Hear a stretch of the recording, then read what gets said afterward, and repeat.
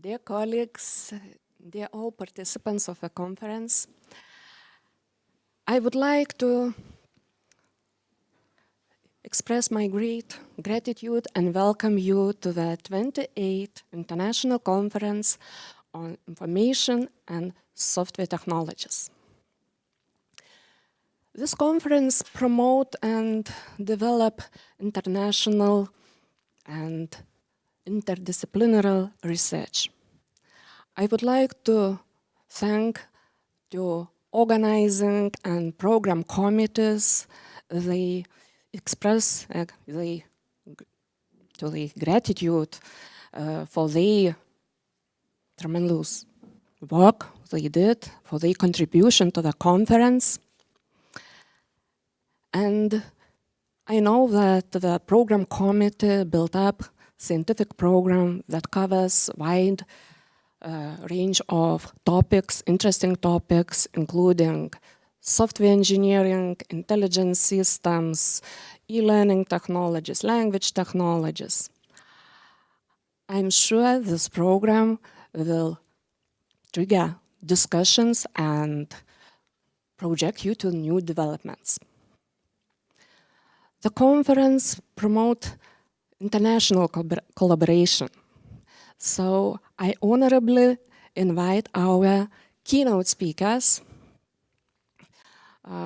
Today we have Assistant Professor Andrew Neves from the University of Aveiro and Professor Filippo Sanfilippo from the University of Agda. I would like to express particular gratitude to our all international participants. I wish you to make new relationships, to have time for discussions, to think and talk about maybe new projects, and of course, new fields of interest. So thank you for coming here, for being with us, and I wish you to enjoy this conference. Remember, the autumn is the time or the season of harvest, so get big gain. Thank you very much.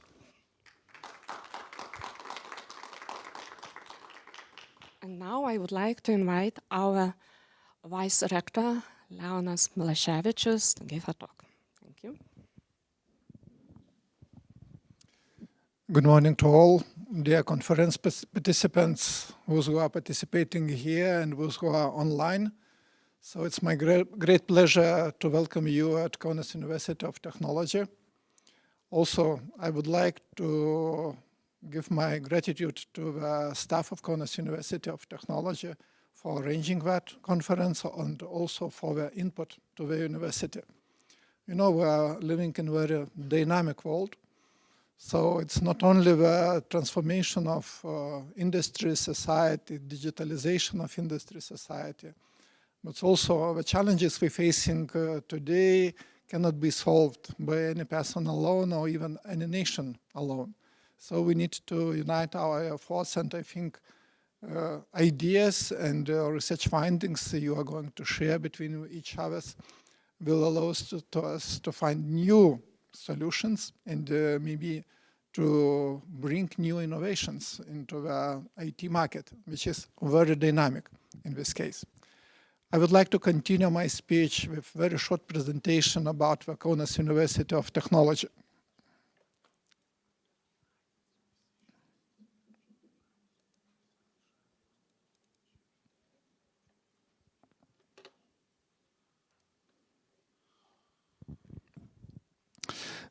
So, first of all, for those who are participating here face-to-face, just a few words about Lithuania. We are in the North Europe region, and Kaunas is the head of Lithuania.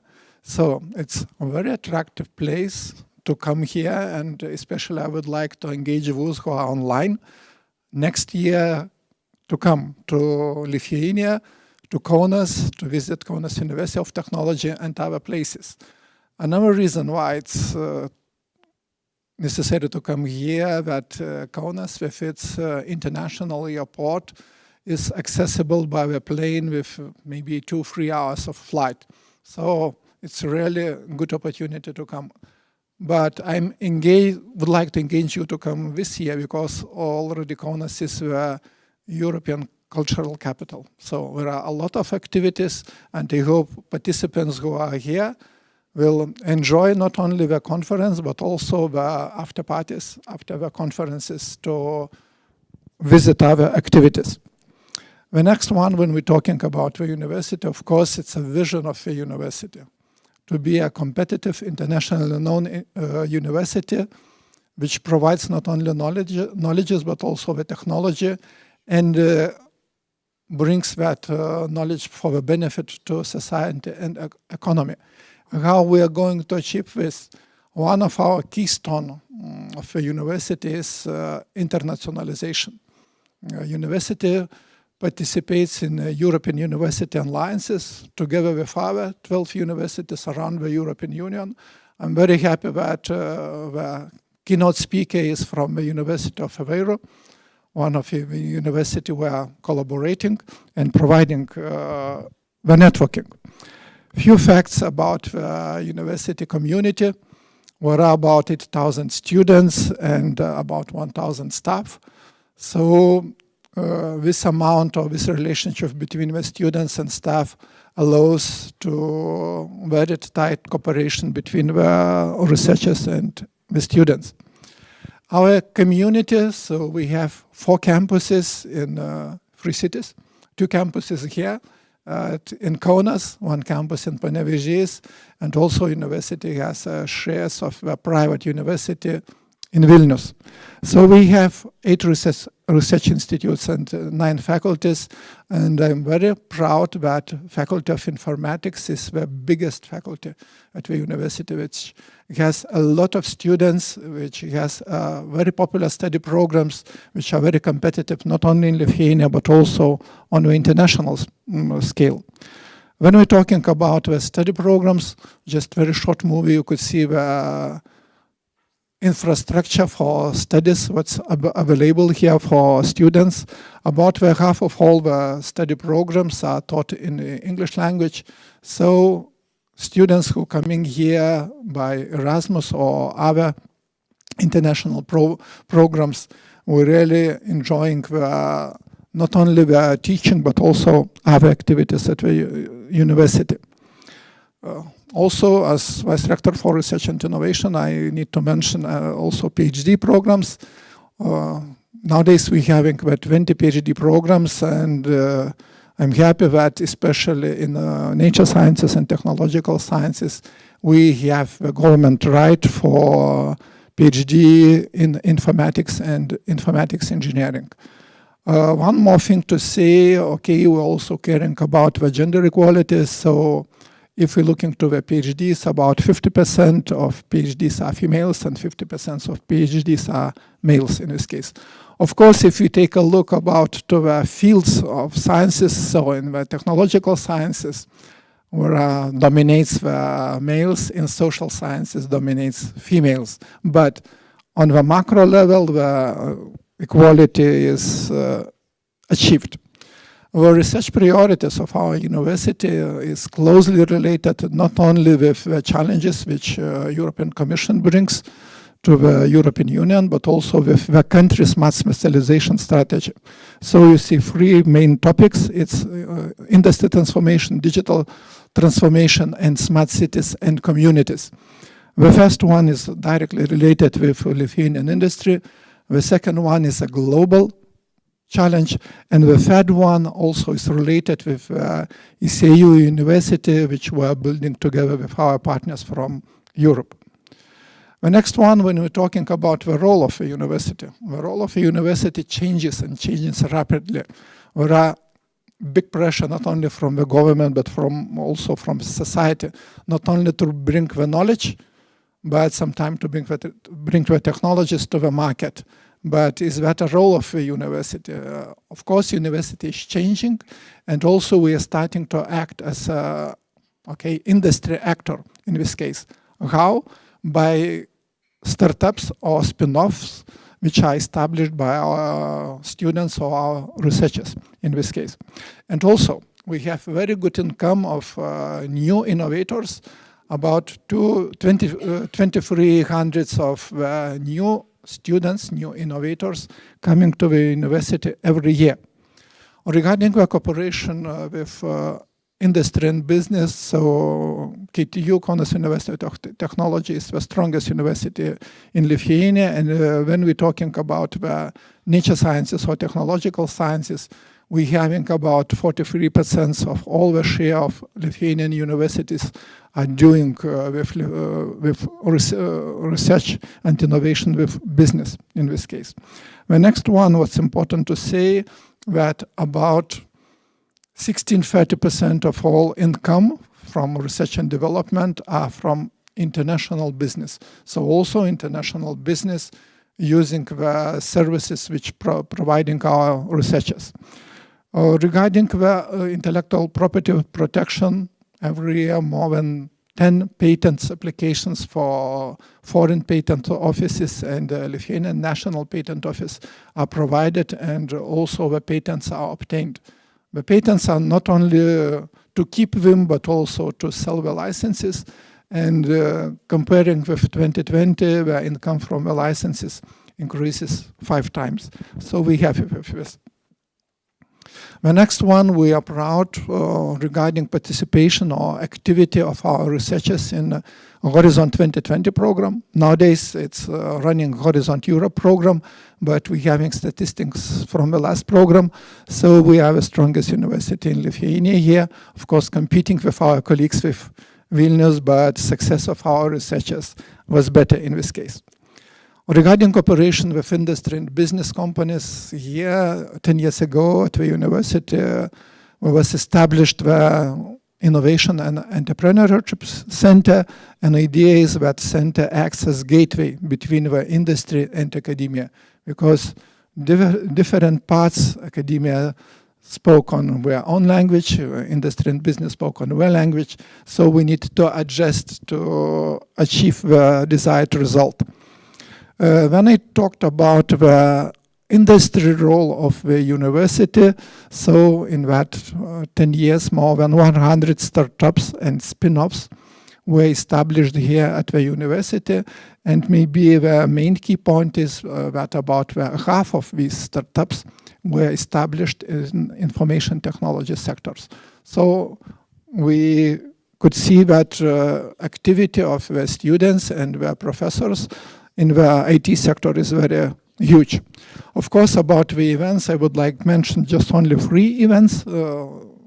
Meanwhile, between other conferences, research conferences, we're providing the first one is Innovation Fair, that means Technorama, where students, PhD students, were providing the innovative solutions which were gets during their research. The next one, which will be after in the next week, it's KTU Career Days. It's an opportunity for students to find their future employees. It's the biggest event in Lithuania.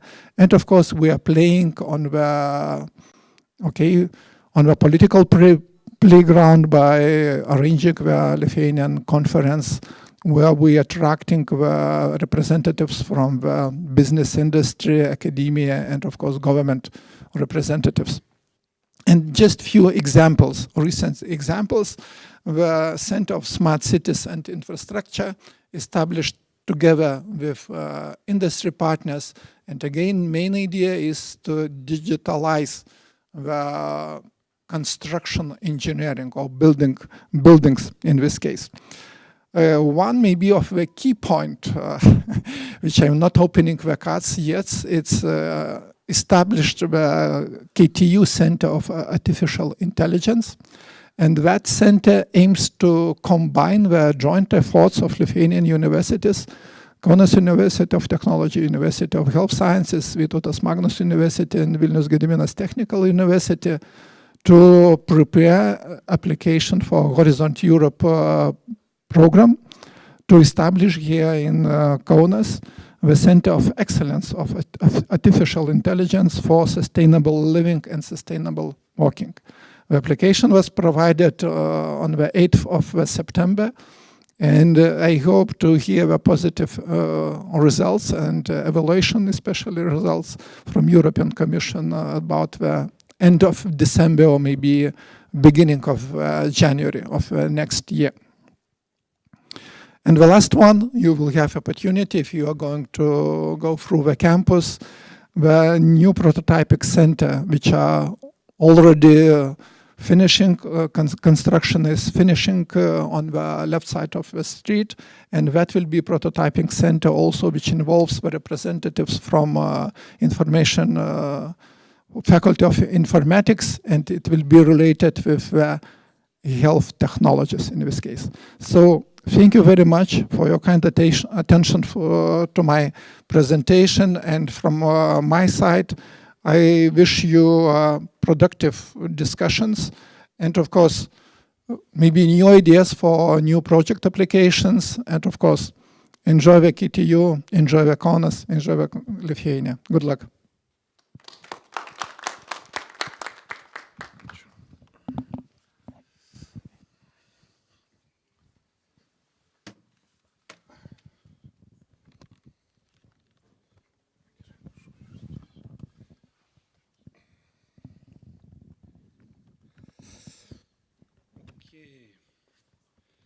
So, good morning, everyone, and we're lucky to be in such a beautiful location with so many beautiful places close by, and I hope that is not the main reason you are here, yeah, and on-site participants as well as online colleagues.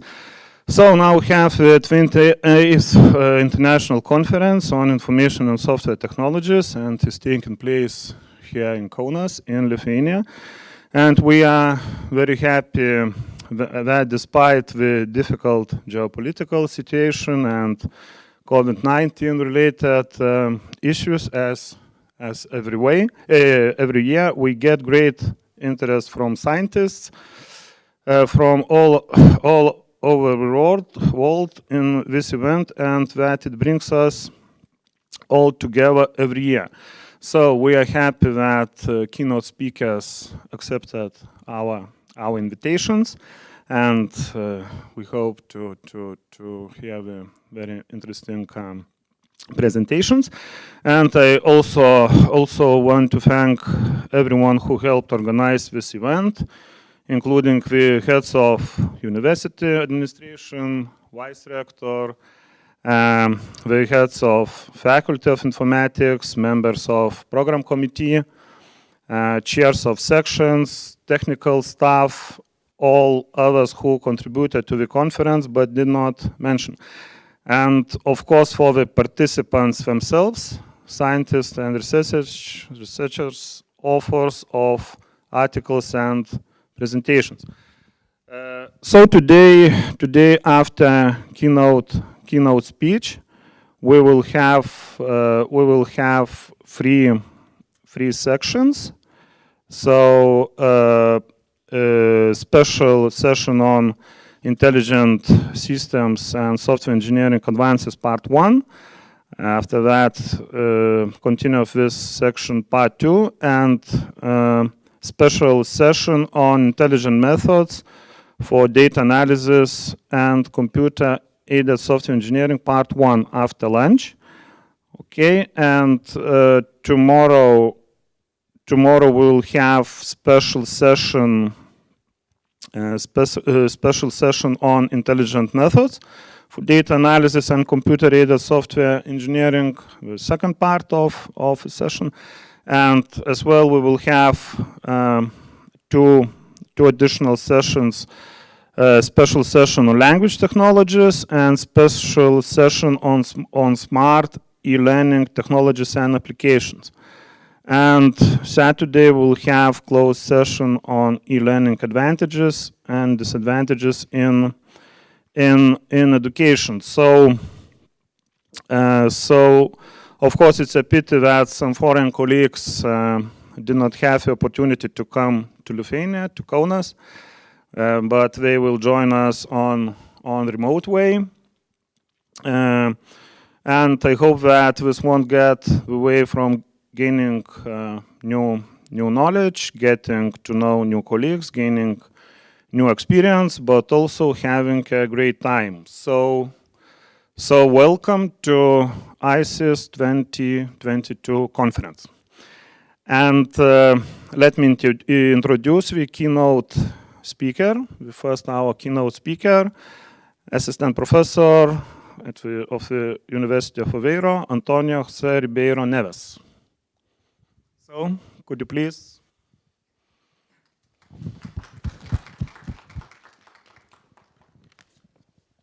So the floor is yours. Thank you very much for the presentation.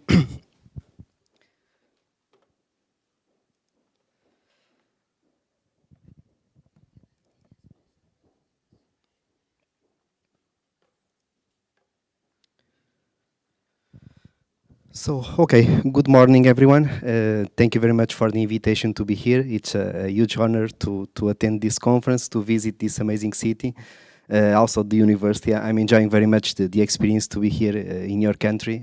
I was very welcome, so thank you very much once again to be here. So I pretend today to bring some awareness about this topic of live logging.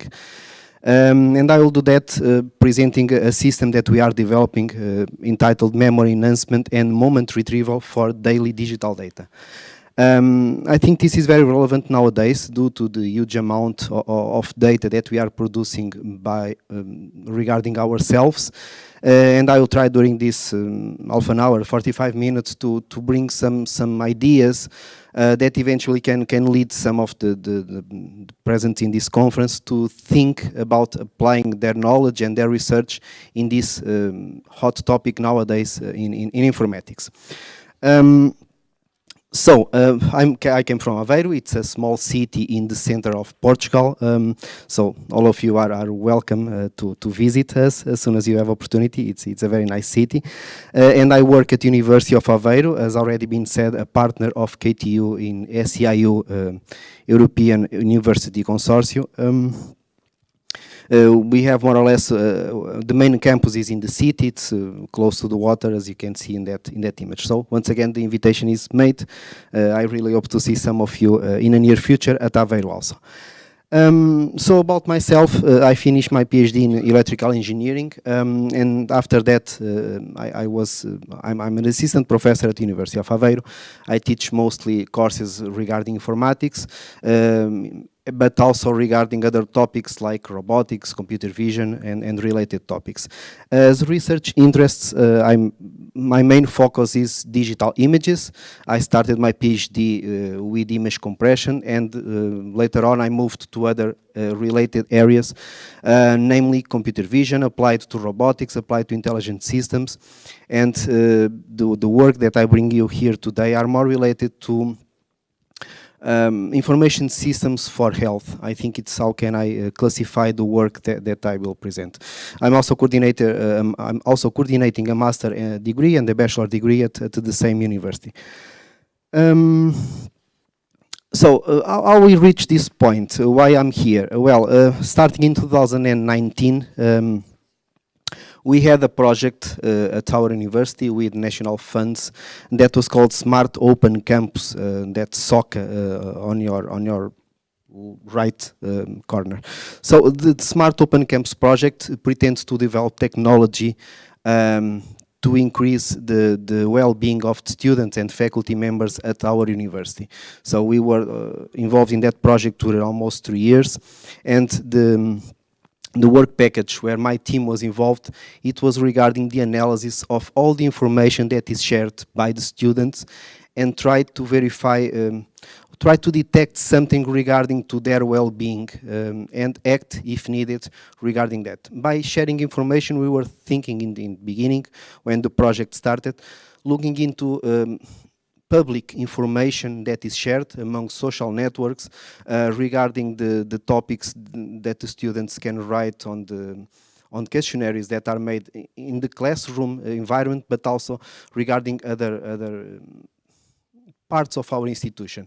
So this leads to the idea that, okay, there are so many available data about someone that I think we can extract useful information from that data. So everything started with that project, and after that point we applied for several conferences, named ImageClef and also LifeLog Search Challenge.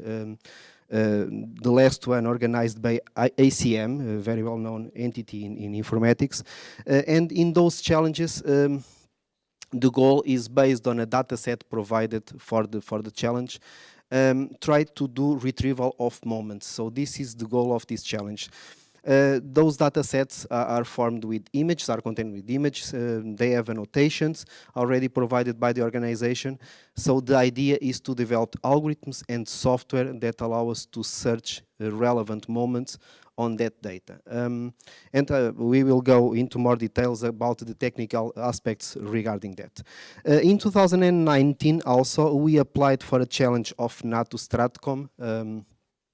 And in that challenge, NAT was searching for solutions that could allow us to detect if information that is shared on social networks are somehow malicious. So it contains content that could lead people to engage in not very healthy activities, and we won that challenge. Those two boys that are on that pictures are our PhD students at this moment. And we won that prize because, and how we did that, we looked into the information shared on social networks in a multimodal way. So we looked into those posts in a perspective of looking into the images, for example, identifying their semantic content, analyzing, for example, if those images have been altered somehow after being acquired, and we also looked into the text that is usually shared with those images. So combining all this information and made somehow a semantic analysis, we are able to identify if what is the intent of a specific message.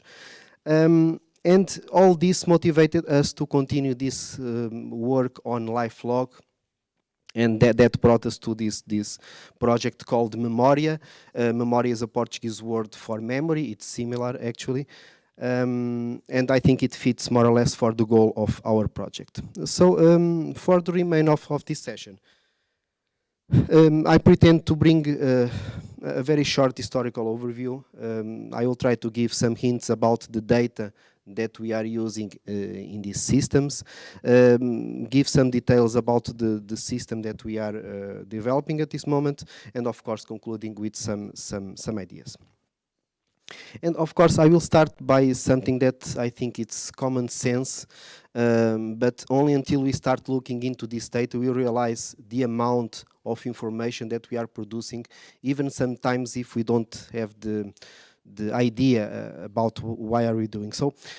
Technology advancements allow us the development of very small sensors that, as you know, can be incorporated in all daily devices.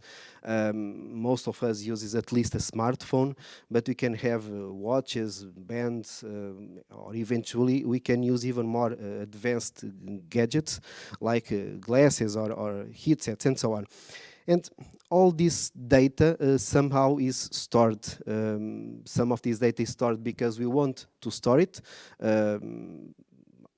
For example, on my watch, in the end of the day, I can download it to my phone or to the cloud, actually, and that information is there. I use my phone or I use a digital camera to register the moments that I like most. Can be just landscapes, can be a selfie where because I want to remember that I was in a specific place, or a selfie because I was with friends or family, and so on. So all this digital data usually are stored somewhere. And it's in a huge amount. So we have so many data regarding our daily lives, and the question is, how can we extract relevant information from that data? Because that data are just zeros and ones in different forms that are stored somewhere. But sometimes it's even for us nowadays, it's hard to search for the moments that you would like to remember. I know that I were in that city, but I'm not sure about what were the relevant places that I visited.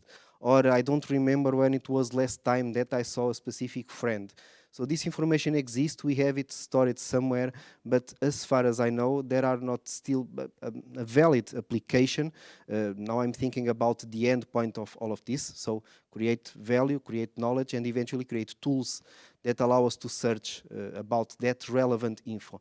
So as far as we know, I think there are still a long path to go to reach that level of technology. So this is the goal of our work.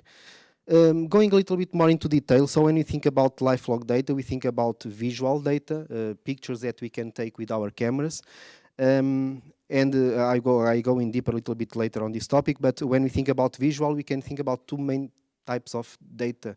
One is the one that I acquired with my phone, with my camera, so I point to I focus my photography for the target that I want to register, but there is also a new trend, not so new as that, as you will see, a new trend of using what we called a self-view of the world, what is usually through the concept of body cams.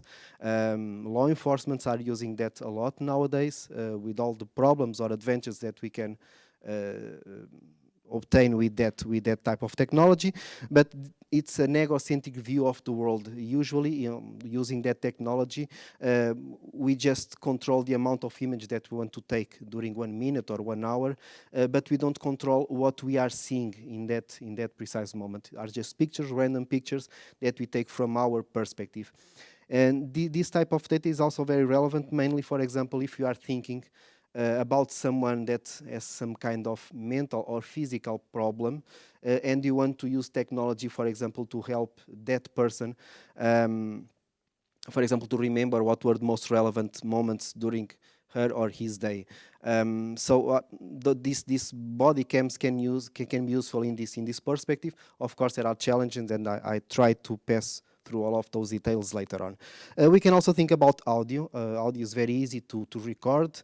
Usually we need less data to store that information, and is also very relevant because it allows us to acquire very important information about the environment. I can record speech, I can record sounds of the environment, I can record the music that I'm listening, and with all of that information I can extract relevant data.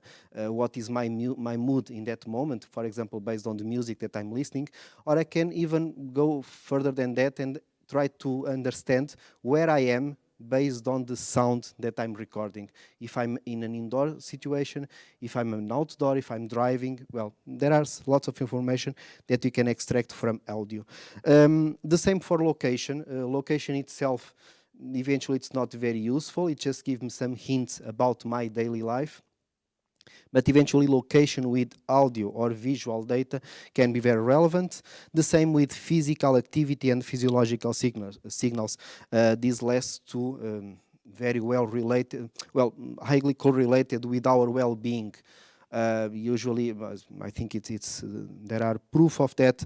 So, as best is our physical activity. Usually, it reflects on our health, and we have all of that on top of our fingers because we use digital devices like mobile phones or watches, and all this information is widely available. What we do with this data? Most of the times we store it and let's try to see if using this and other research work, we can at some point in the future have tools that will enable us to search among all this information.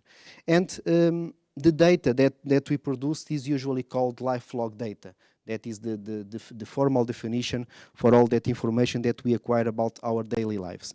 And the definition for the searching and the management process is usually called lifelogging. And if you take, I take this word cloud from the web, but it was prepared looking into articles, not only scientific ones, that are related with this topic of lifelogging. And there are several words that I think talk by themselves. We think about wearable, we think about vision, we think about computing, profiling, big data, advertisement, social media, information, webcams, and so on. So I think all those words reflect very well the meaning and the concept of lifelogging. And I think based on this information, that is how I started this talk. I think most of us that are in this room and that are listening and seeing us remotely, for sure are doing research on topics that can be very relevant to this lifelong technology. Because this is a very multidisciplinary field, because it goes from the signal processing in beginning until high performance computing, for example. So all and everything that is in between, it's very relevant for this topic. Okay. Okay, when we think about life log, we usually associate with memory, because in the end of the day, I would like to remember everything that I lived, or at least the most relevant moments. And life logging actually is similar to how our memory works, because with our senses we acquire the information around us. Our brain usually process that information and creates somehow the memories in our brain. And unfortunately, or fortunately, I think we can see this from two different perspectives. Globally, we are somehow living longer, at least according to the most recent data. So it's expected that there are people older, even more people older in the near future. The not so good part regarding that, the organizations responsible for health expecting also that there will be more people with somehow memory impairments in the future, and there are a huge necessity to work on this topic of trying to help us to keep our memories.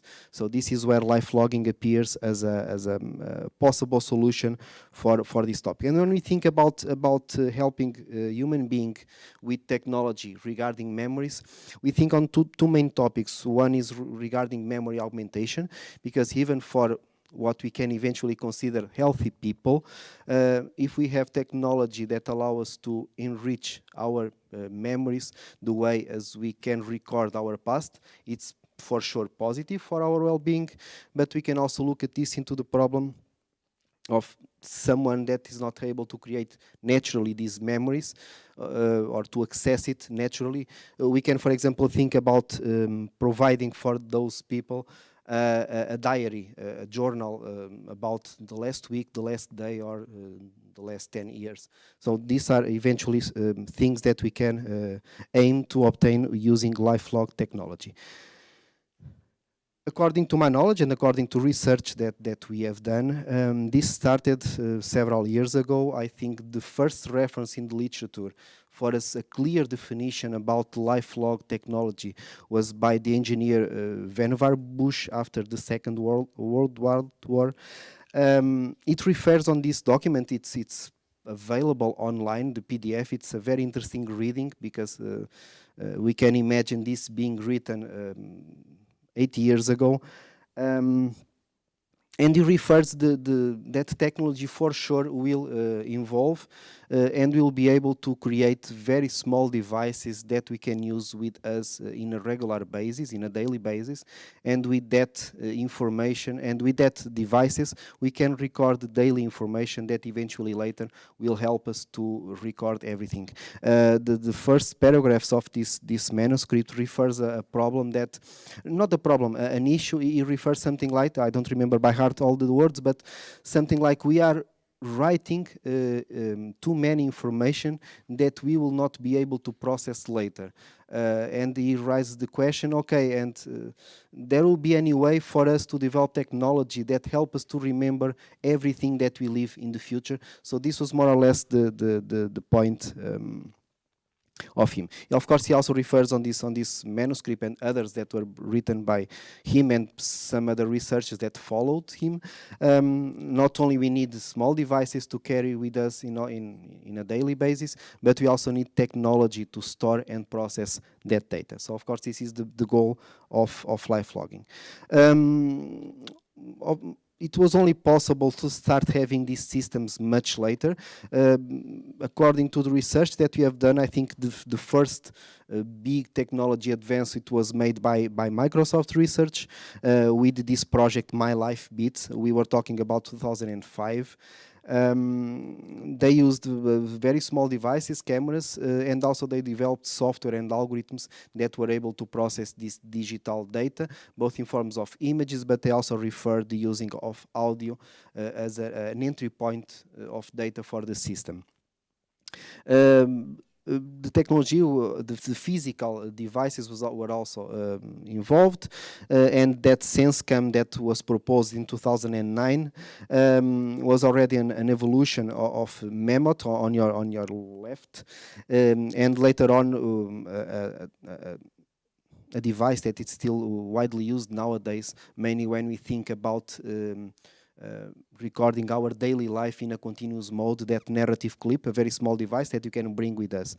And of course, as you can see, all this data brings huge problems, considerable problems in terms of developing software, algorithms, and systems that are able to process all this data. So this more than motivates the topic of LifeLog. If we look into more details regarding the data, so I think I already said some of the things that I thought for this block, but when we think about visual lifelogs, they are, according to the literature, they are the most relevant for us to recover what is called autobiographical memories. There are a quite interesting literature about these autobiographical memories. There are two main types of autobiographical memories, what is called the episodic ones and what is called the semantic ones. For example, the semantic ones is, I remember in the future, I hope that I visited Kaunas and I will for sure have remember about KTU and being here. So that is somehow semantic. So I will remember in the future, I hope, once again, that I was here in this city, in this place. But the episodic memories are things that happen in a specific moment. I hope that I can remember in the future that I were with you in this session, and this session happened in this month. So that will be an episode that I will try to remember in the future. And according to the literature, the visual lifelogs are one of the best data for people to remember both the episodic autobiographic memories, but also the semantic ones. Because if somehow I will save a photography of this moment, when I look into it, I will remember that I was at this conference and that eventually I was with some of you. At least if I don't remember your names, I will have somehow a hint about the faces that were with me in this moment. And of course I will remember, or at least the system will tell me that this happens in Kaunas, Lithuania, so it will give me also this memory. How can I acquire visual lifelogs? Of course, smartphones, digital cameras. As I said before, these egocentric image systems are also widely used nowadays. And in terms of applications regarding visual lifelogs, I just wrote a couple of sentences here to create somehow awareness about this topic. But improve autobiographical memories. There are several works in the psychology field and several experiments that have been doing and shows objectively that people can start recovering their process of gaining memory or access their memories naturally after being exposed to relevant events on their lives. And here I think the word that I would like to think, at least for my project, is the concept of relevant. Because the question is, even if I recorded my day with 2 pictures in every minute, the question is, in the end of the day, what are the relevant moments that eventually I should receive if I want to improve my capability of generate memories. And this is a problem that we are working on, we and of course several other people in the world. Well, we can also try to look at this visual data to try to estimate lifestyle traits about the person. If I don't know, if I like to to take lots of pictures of landscapes. I can try to understand if that person likes to travel or likes to visit, to be in contact with nature. Well, just to give some ideas. Identifying everyday activities, eventually relevant in specific applications.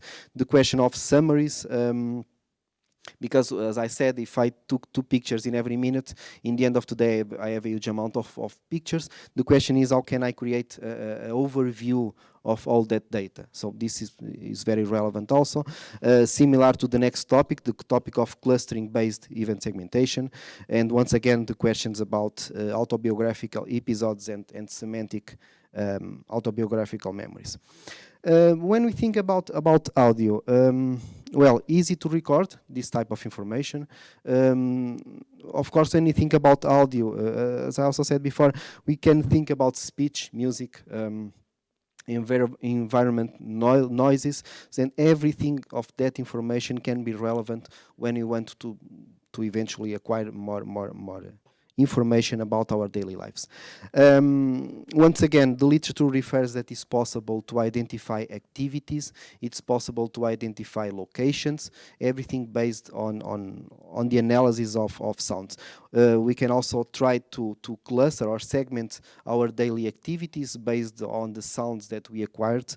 And also there are a couple of references that I found regarding to estimate people that were in a room based on the number of different voices that I'm able to process in a specific audio clip. So all of this is already possible with the technology nowadays, and as I think it's the future of live logging is we think about combining all this available technology into a useful system. So this is the idea of multimodal data, but also using different tools. Location, also information that we acquire even sometimes if we don't know that we are doing it. When I take a picture, if the camera has that possibility, and we are talking about almost all of those devices nowadays, the information about the location where the photography was taken is recorded as metadata together with the visual information on that file. When we are using, for example, the JPEG compression standard, the file itself, it has the EXIF data that contains very relevant information about the camera, about location, and eventually we can include notes on that image if we have the correct software installed and available in that moment. So we can access to location, not only if we think about using GPS devices, like the ones that we have on our phones or on our car, but also we can think about locations in terms of semantic information. Indoor, outdoor, KTU, Kaunas, Lithuania, all of this is information that I can consider as a location, even if I'm not just thinking about GPS coordinates. So location it's a wider concept in this process, rather than the location itself on the world. Usually location it's not used itself on live logging systems. It gives me a hint where I was, but usually it's not very rich in terms of recovering memories or moments. So usually we combine location information with all the other sources of data, like images or even audio. But okay, the literature said that usually using GPS can improve our knowledge about what we have done, and most of the times it helps us to feel better in terms of several aspects of our life. And of course we can relate the activities that eventually we can identify using other sources of data with the location, which is something that eventually is very relevant. And then last, in terms of the most common sources of information, we can think about physical activity and physiological signals. I think both are related in the way as the data is acquired. We are to obtain this data, usually we have a wide amount of sensors that we can integrate with our wearable devices. So I can, for example, nowadays measure if I'm running, if I'm cycling, how many kilometers I did. I can go further and, for example, understand if somehow I just fall. There are the nowadays technology allow me to do that, and that is based, of course, on the availability of all these sensors.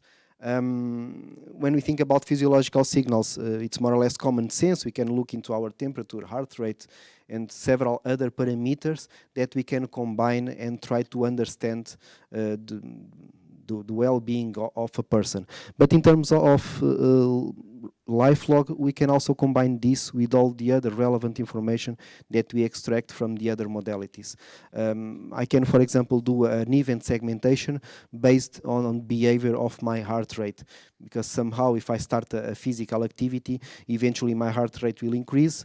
Well, this and other ideas that can be obtained based on this data. In terms of research, there is already nowadays several challenges and data sets regarding this topic. As far as I know, the first one was proposed by ACM in 2004, and it was repeated a couple of years later on.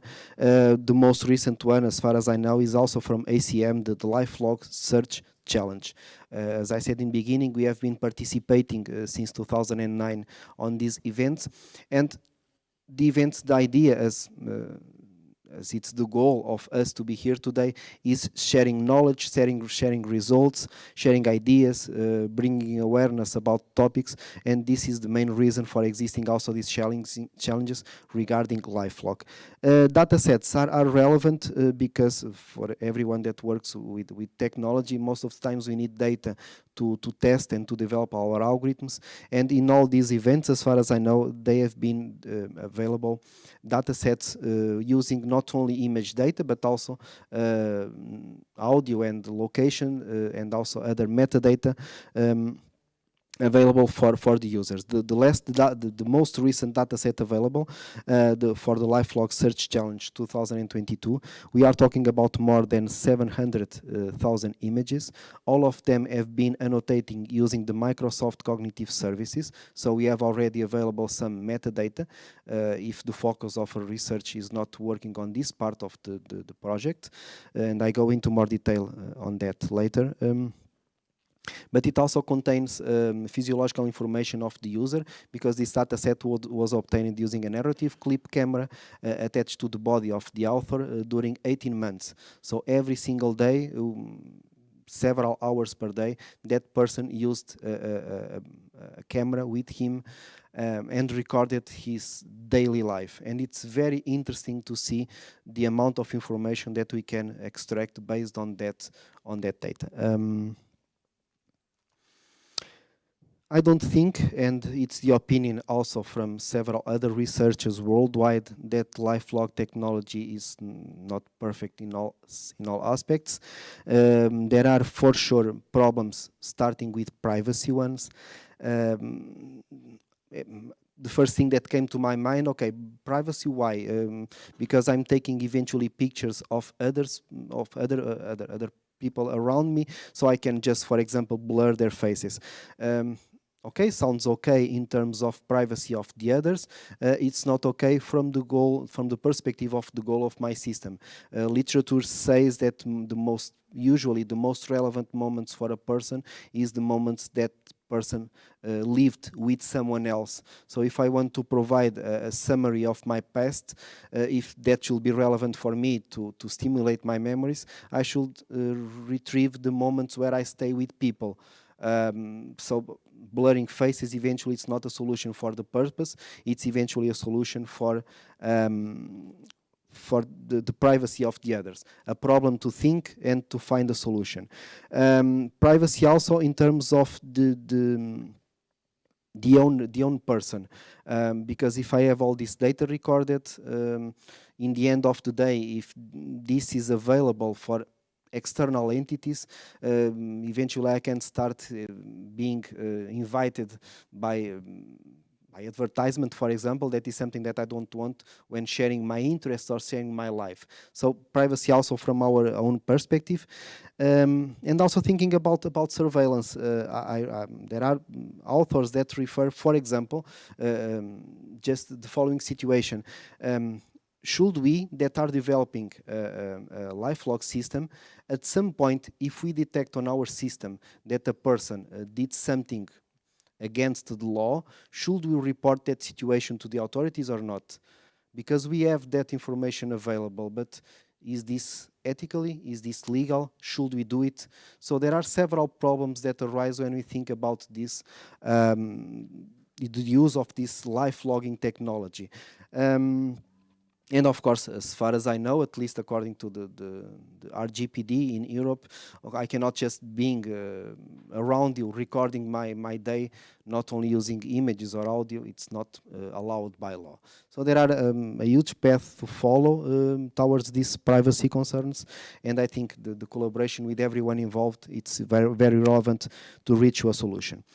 But also in terms of the outcome from these life logging systems, because there are also literature that refers that eventually we have to pay attention to the data that we are gathering through these LifeLog systems. One of it regarding to our perception of reality. LifeLog data will only be able to record specific moments of our day, not be able to record everything that happens. So eventually, if I'm looking into my system and try to remember moments, I'm eventually or being biased by something that the system recorded, but eventually for me it's not the most relevant thing.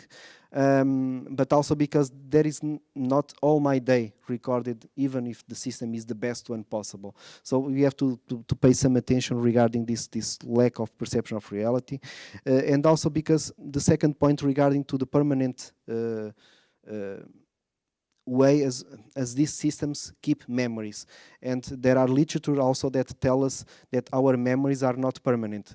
Somehow we are dealing with our past, we are trying to forget some things, or even if you don't try, it's naturally that we forgot things, and this is something that is moving on. With all these systems, we are keeping all the memories, even eventually the ones that somehow the human being naturally will be able to solve and to move on after that point. So there are things regarding this permanent availability of memories that we should also take into consideration.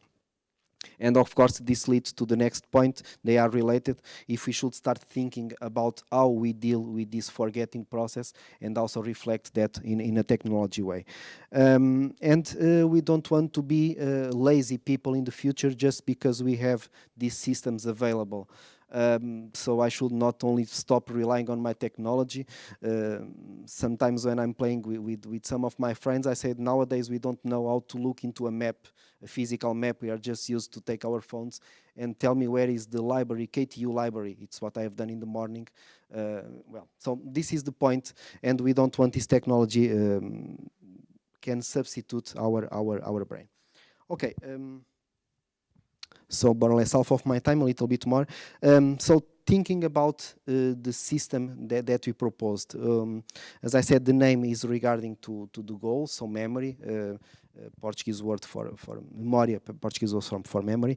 And our focus is to develop a system. So the ultimate goal of this project is a piece of software. That software that can be used by everyone that wants to somehow organize their daily data and access it later, or eventually the second goal is not only access that data by request, but also received automatically some cues about memories.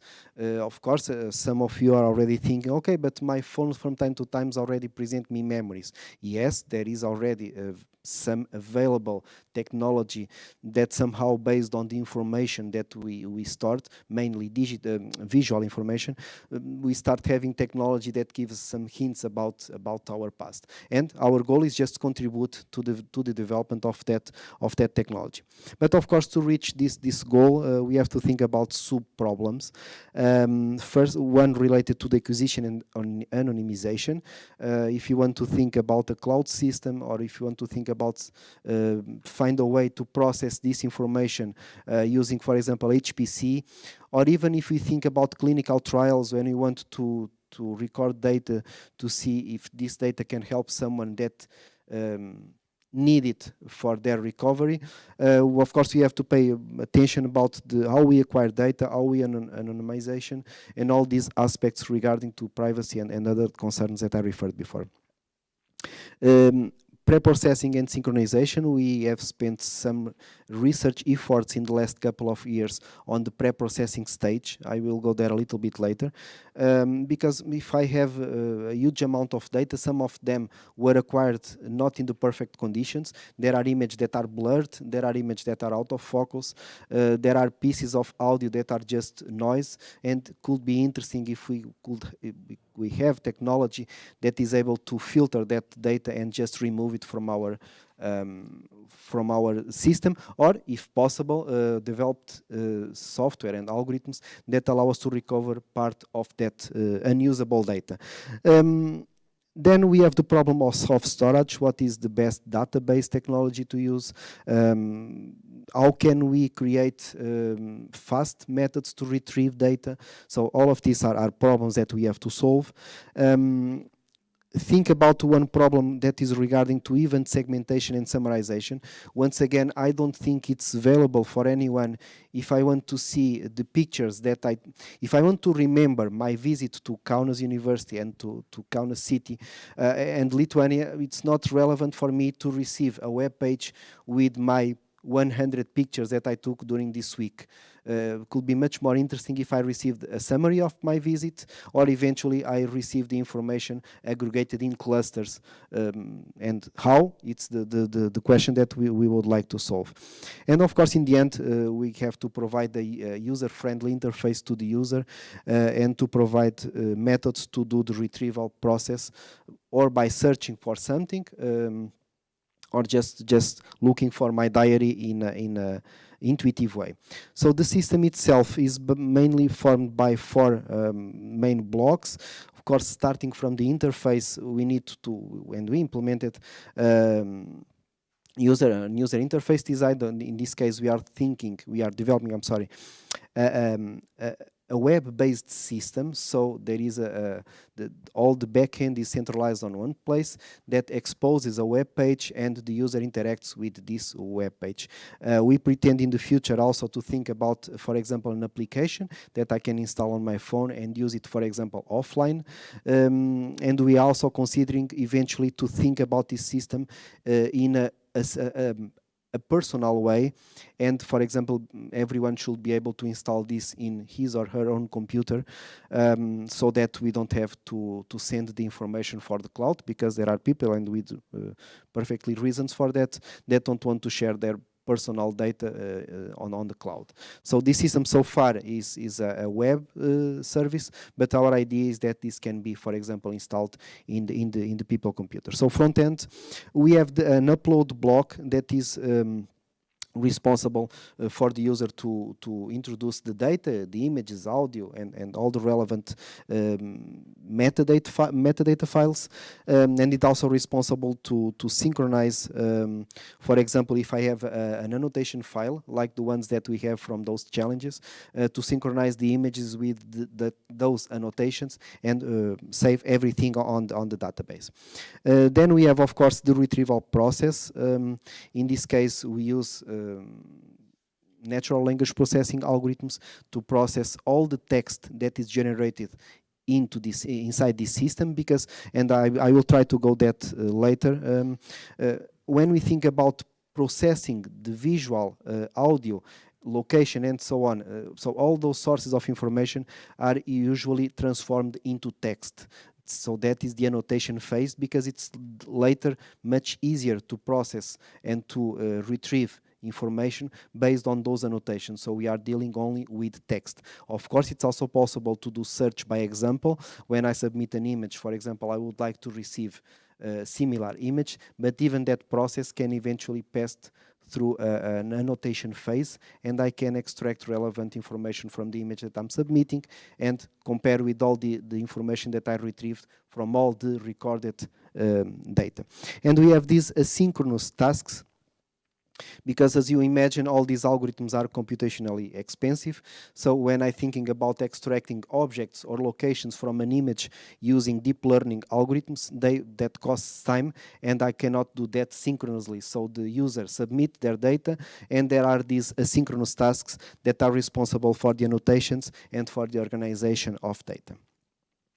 Regarding preprocessing, we have been developing several algorithms that try to use what we called blind image quality assessment.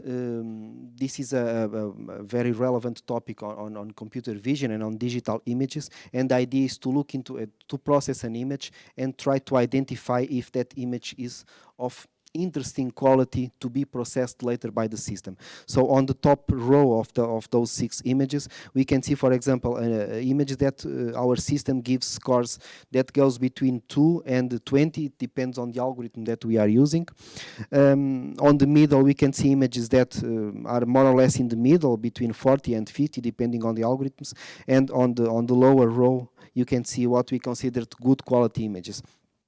Since these algorithms are related to blind image quality, we are not interpreting the content, we are just looking into doing a pixel-based analysis, and in this case both algorithms have been developed thinking about using deep learning technology. So images that have been annotated through several people, that there are also data sets to train these models.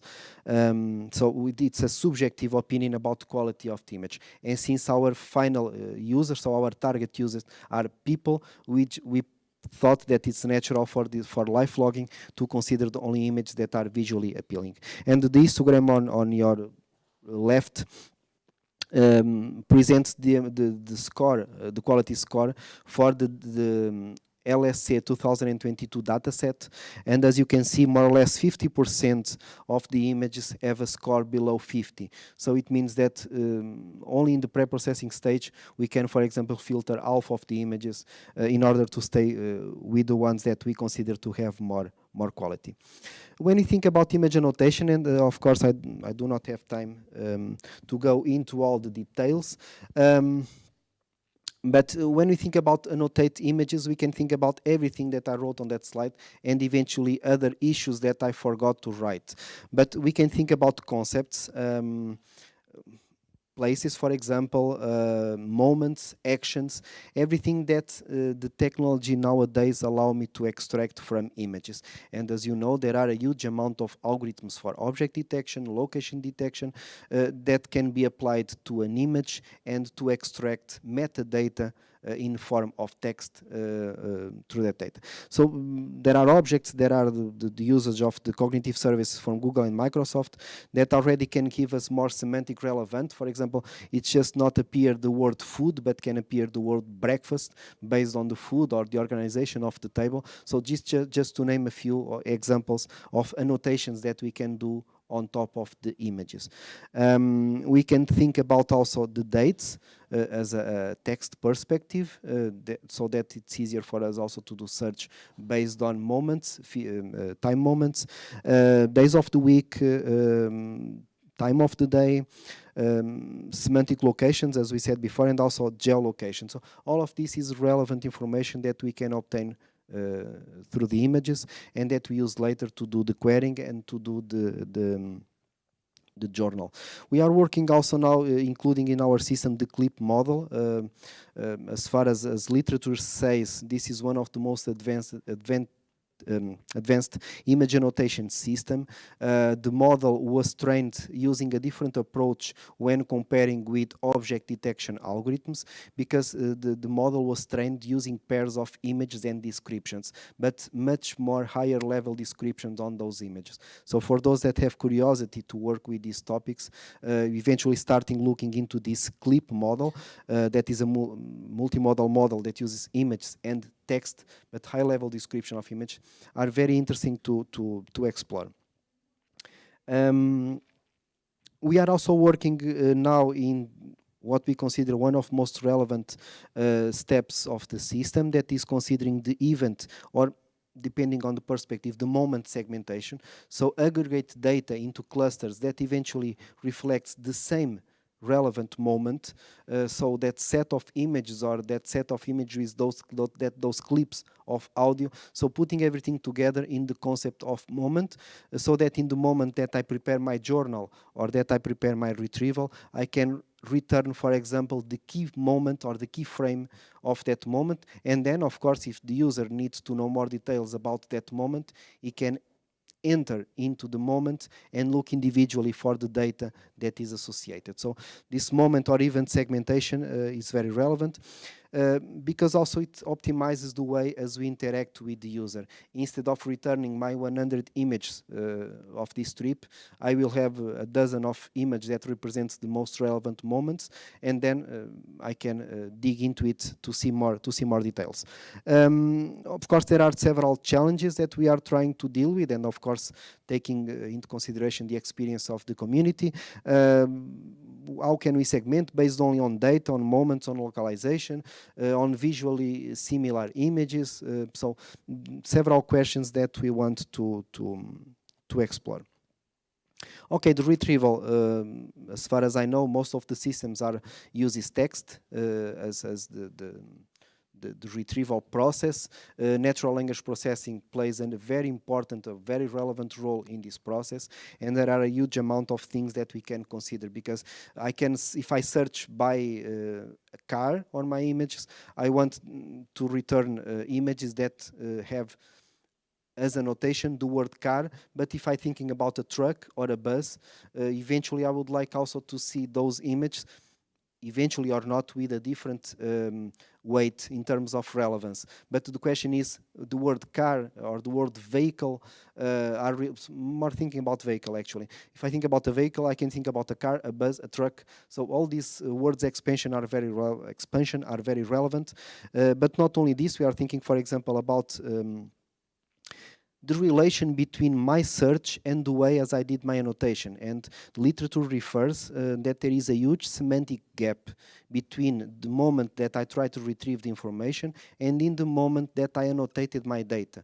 Because the annotation is limited on the words that are being used by the models that I used. So if I'm using the COCO dataset, I have 100 labels, and the image that I obtain after using a model that was trained with that dataset always have those 100 words at most. The question is, when I'm doing a search, I don't have to remember by heart what are the 100 words that my system knows. So this semantic gap is a very relevant research line, and we also are interested in working on that. And also what the concept of incremental retrieval, because sometimes I start even from ourselves, we remember that, okay, I went to Kaunas, but then start thinking about Kaunas, I try to remember specific moments about this experience.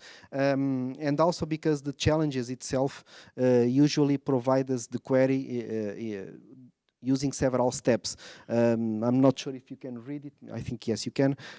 So we start receiving the query in parts. So I see Steve, I see a person, then I see a person on a wall of portraits, and so on and so on. And we have time, specific time in seconds to start refining our search. So developing a search system like this one for live logging, eventually this concept of incremental search is relevant.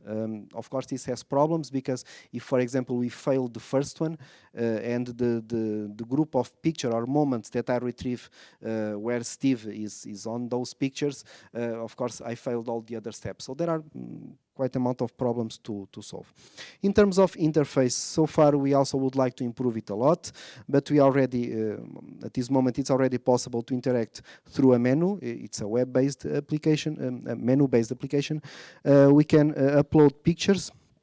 We can upload metadata, and by metadata in this moment we are thinking about not only text data, but for example physiological signals or audio. We considered so far the concept of metadata because the focus, according to all the literature, are the visual live logs. So we can upload the image, so we can see the state of those asynchronous blocks, and we can see if the images are already processed or not. So all of that is available on this interface to the user in terms of submission of new data. We have a retrieval menu where we can at this moment we have to write the query separated by topics, so moments, actions, days, parts of the day and so on are introduced separately, but we have at this moment research working on the use of free text searching methods, so that we can improve this process also. Just a very short example for you to have an idea of the challenges where we have been participating. For example, if the question was to find a red car besides a white house on a cloudy day, and this is already difficult by itself, but then if we include other details like what happens before or what happened after this moment, leads for us to develop systems not only take into consideration the moment itself based on the annotations that we have, but also thinking about a temporal sequence of activities, so moments that happens after or before something else happen or will happen in the future. Okay, and the outcome should be this image that you see with that green square. And of course, searching this image on a 700K data set, it's quite complex, but this is the truly goal of this LifeLog system. We participated for the first time in this ACM LSC challenge. Our results were not still comparable with the best research teams on the world on this topic, but it was considered by the organization that we were the best newcomer based on the work that we presented and on the results that we have obtained. So just to finish, I think at this point it's clear, at least I would like to bring awareness for everyone that was listening me, presentially or remotely. I think LifeLog can for sure somehow improve the quality of life. Of course, you have to pay attention to all those drawbacks of this technology, but it's something that we should work on, both in terms of memory augmentation and also in terms of digital memory. So these two topics are related. I think we can use this technology to help us somehow to remember our past, or to help people that really needs technology to help them remember. But well, there are a huge path to follow, and I really wish that we can give also our contribution to this topic. And the ultimate goal is that we realized, and these 20 years of research showed us that it's possible to get contextual information from that raw data. Images, audio, locations that are just numbers can be processed to create us more high-level information that you can use in these systems. And we think that it eventually can understand the daily life of a person, not only about moments, experience, behaviors, and so on. Of course, we have a huge amount of work in front of us, and I just brought here what are really the work that we are developing at this moment. So please, everyone that is listening us, feel free to contact if you can think that you are doing research that can be incorporated in this project. Of course, we are totally open to new collaborations, and we are working on using off-clip in order to improve the annotations on our images. We are working on algorithms for moment segmentation, as I said before. We are also exploring the most recent technologies on databases and searching engines, Neo4j, Elasticsearch, that they gave proofs that for this big data problem they can provide very interesting results, but there are for sure others that we still don't know and that will appear in the future that can be integrated into our application. The part of free text search, it's very relevant. It's very limited to search now only by keywords. We pretend to have a more natural interaction that can later on can eventually go towards the VR interaction. It's something that we are thinking also, but we are still not working on that at this moment. And for example, thinking about speech search, because sometimes it's more natural for us to speech rather than write, at least depending on specific scenarios of interaction and also for specific scenarios for some people. Okay, the work on that problem of the semantic gap and on the latent semantic analysis, the difference between the words that we have on our system and the words that eventually we are using to refer the same moment or the same concept.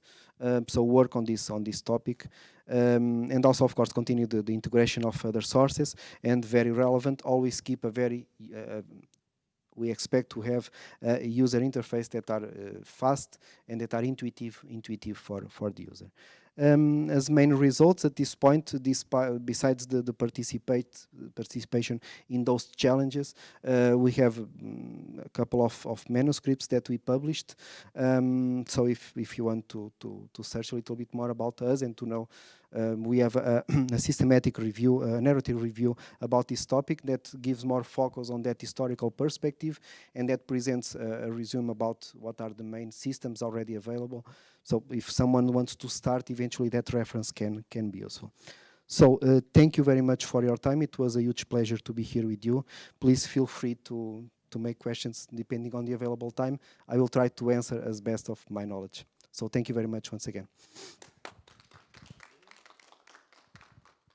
Thank you very much for presentation. Do we have the questions from on-site participants? Yes, we have one, at least one. So Thank you. So you said about the important role of NLP because everything is transformed into the text. So is this technology already developed for other languages, not only English? Here I'm talking not about only image processing, but also the speech and all other channels that come into. Or do we need then to have like the separate language-specific tools to process speech and translate everything into English? How it works? Well, I think the answer is your second suggestion as far as is our knowledge, because since all these models have been trained using annotations in English, and I don't think in the near future we will have available models that will be trained on our natural or our native languages, I think the solution will pass by the translation phase. And I think the contribution of people that worked on that NLP work regarding the process of the native languages, I think they are very relevant to complement this process. Okay, thank you. And one more question about live logging systems. Is it possible even to evaluate them objectively or only subjectively? How do you evaluate? Let's say the system provided some figures from the day because it thought it is important, right? But how to know exactly, is it important in general or is it important for the specific person? Well, it's of course all the questions are very relevant. This one is of course the same. Together with the colleagues from our psychology department, we have been working on assessment of these tools. And as far as I know, there are other authors that are also working in the same. What they did usually, they ask a person to use these digital devices and record their daily activities, and together they ask that people to write a diary about what are the most relevant moments of her or his day. And then in the end, the people is asked to use this technology to revive those moments, and then it's objectively compared with the notes that I took about what are the most relevant moments of my day. So there are research work on that topic also, and that is why then we can refine our algorithms, mainly when we are thinking about the diary version, because the retrieval by request does not apply to your question. I'm searching for something specific. But when we think about the diary version, where the system should automatically suggest suggest relevant moments.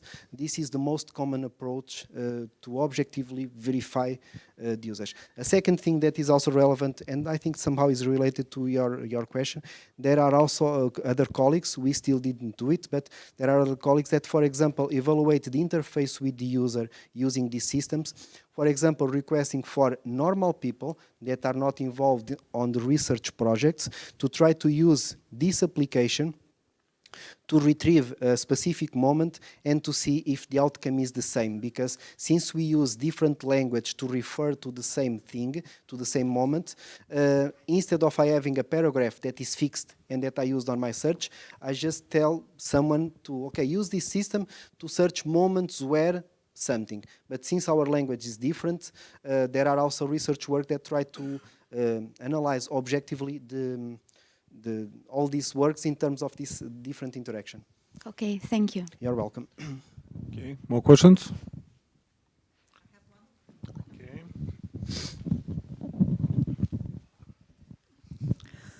Very good talk, Antonia. I quite enjoyed. I just want Thank you very much. to tackle a tiny bit for the tool which you developed, Memoria, how you deal with privacy there. So who owns the data, how it is, and how you really can access and evaluate it. To assess this system, well, my answer, it will have two parts. One, when we participate in all these challenges, we have to sign agreements that allow us to use that data for research purposes, and the data has to be stored locally on our computers. And of course, we respect that as best as we can. And then during the challenge, all these data sets so far have been anonymized, for example, blurring the faces. I know, because it was said in the LSC 2022, that the data set for the next year will not have that blurring process, because all the research tells us that the most relevant moments are usually when we passed with other people. So, but okay, it will start with this agreement that the data that we are using. When we think about those experiences that I just refer, we request for the person that is acquiring the data, the consentment for us to take that digital information and once again store it locally and access only for the research team. Thank you. Thank you, Antonio. Very, very interesting presentation. Thank And I have a lot of questions, but let's talk about, look a little bit far, not about the research, but about application of such system. As I understand, the system collect data from the special device. Okay. Yes? I will not say only special device. I think we can use this system. Different Yes, devices. yes. So how can I rely on the data? And if I want to restore my memories, but can I rely this memories will be really my memories? Because anybody can take my phone, anybody can take this camera, anybody can take. So what about this? Maybe you have some thoughts. Well, I think that is part of one of those threats that I presented before, because, but that it's a very hard question, and I'm not sure if I have a direct answer to give you now. Because it's not only a matter of privacy, because it's already a problem when if I lost my data at this moment, if I lost my hard drive where I have all my photos, eventually I'm sharing with the world moments that I want to be private, that are from my own memories. So I think it's more or less the same problem that we have with our daily data that we are producing, because when we subscribe an account for an external company, we always have those quite amount lines of text that we have to read, where it's written, in some cases more clear than the others, where the data is stored, who has access to that data. And I think a system like this has to follow the same procedures. It should be clear where the data is stored. Imagine if this in the end can eventually become a product, I imagine that the person should be able to download it, to install it, and should be clear for that person where the data is stored and what and how the data, for example, is processed, if we will use or not online services, if yes, what are those services where that data will be processed, and so all those details, for sure, they have to be clearly exposed to the potential user. But in the end of the day, the problem of stolen data is the same that we already have nowadays with other applications, because we trust on the application, and it's also we ourselves should also be careful in the way as we use those applications. I'm not sure if we have a different approach here. Okay, and how do you think, maybe you thought about usage of such system in study process? Maybe students can use such system in the lectures, but what do you think about the usage for I'm not such sure purposes? if I will answer your questions directly, but I will try to answer it indirectly. When we were involved in that SOCA project, Smart Open Campus, we tried to go further, and we tried to see if in the moment that we install more hardware and software in our classrooms, if that can eventually help in the teaching and learning procedures.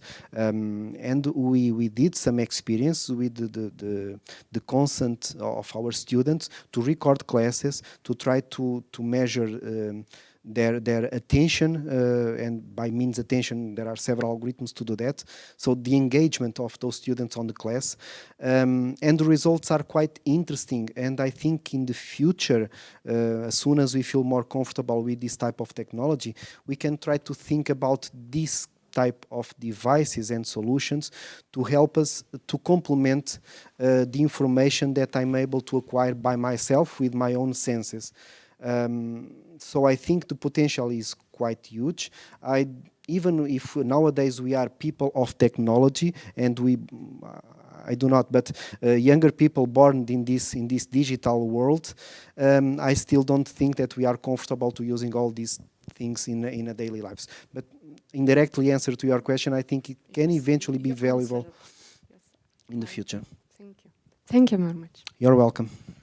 Okay, and we have one question from remote users. So from Ramūnas Kubiliūnas, and the question is, what is the more important to make good memories, to make enough quality pictures or good data for at least several pictures? Literature refers, and we also confirmed on our studies, that it's not related to the amount of pictures, but related to the semantic information that we can extract for that or those images. Because if the scene where that picture was taken is sufficiently rich, it's enough one picture. What is proved is the opposite. It's not very relevant for a person in terms of retrieving memories to be flooded with a huge amount of pictures with different context and different contents. Okay, thank you. And You're I welcome. have one more question. So, okay, regarding your system with Memoria, yeah. So, what is the biggest challenge in order to improve the functionality kind of features in the future? You listed the nowadays work, you listed the few kind of future works in the one of the last slides, but what is the most biggest challenge? If I have to choose a couple, I will say big data. It's a huge amount of data that we generate with all those annotations algorithms. And the second one is the semantic gap between the way as I search for things and the way as I annotated my data. Okay, thank you. More questions? Okay, so thank you very much for... You're welcome. Very much. Thank you. And now we'll have a coffee break, and according our schedule, we will continue continue our conference after half an hour, so it's 11:30, and we will start the session software engineering and special session on intelligent system and software engineering advances, part 1, and we should move to different room. Yes, so this room is located nearby the registration. Yeah, so thank you and see you soon.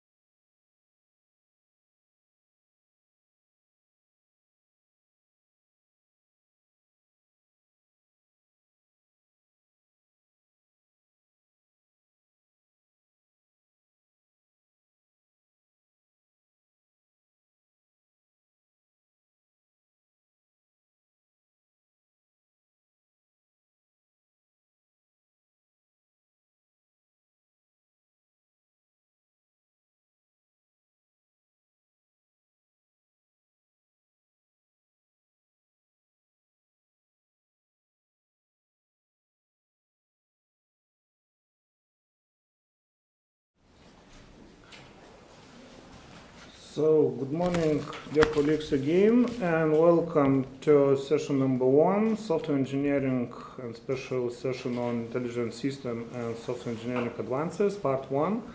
And my colleague Martin Wozniak, for unforeseen reasons, asked me to chair the first part of this section, and he will join us on the second part. So, okay, I would like to invite the first presenter. So, Arnas Nakrušis, the floor is yours.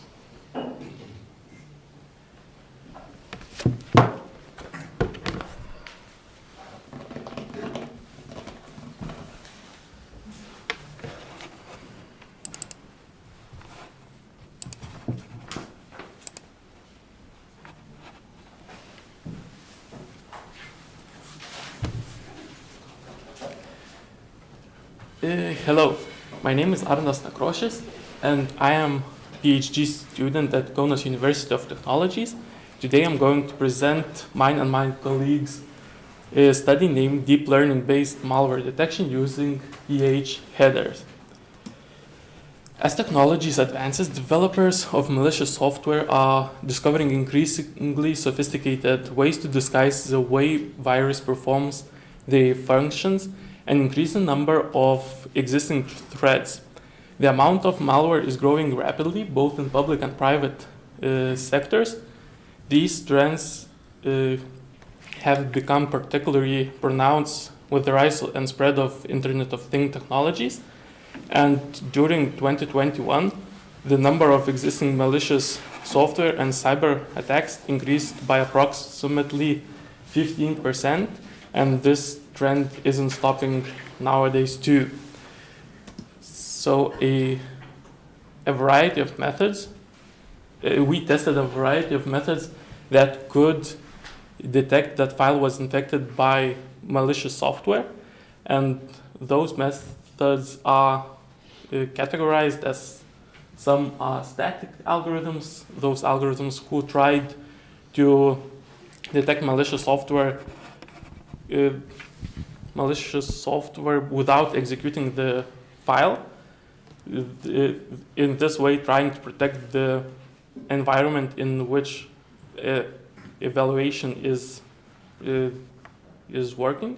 Another type of algorithms are dynamic algorithms. Those algorithms execute files in virtual environments and monitor their operations to detect unwanted processes. However, in nowadays, it is very popular to try use artificial intelligence for detecting infected files with different type of unwanted programs.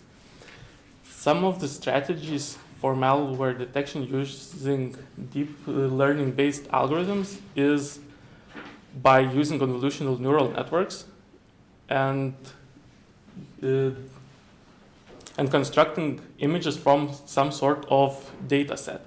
For example, it's very popular to use binary file structure, which is then converted into 8-bit length vectors and then combined into one grayscale image.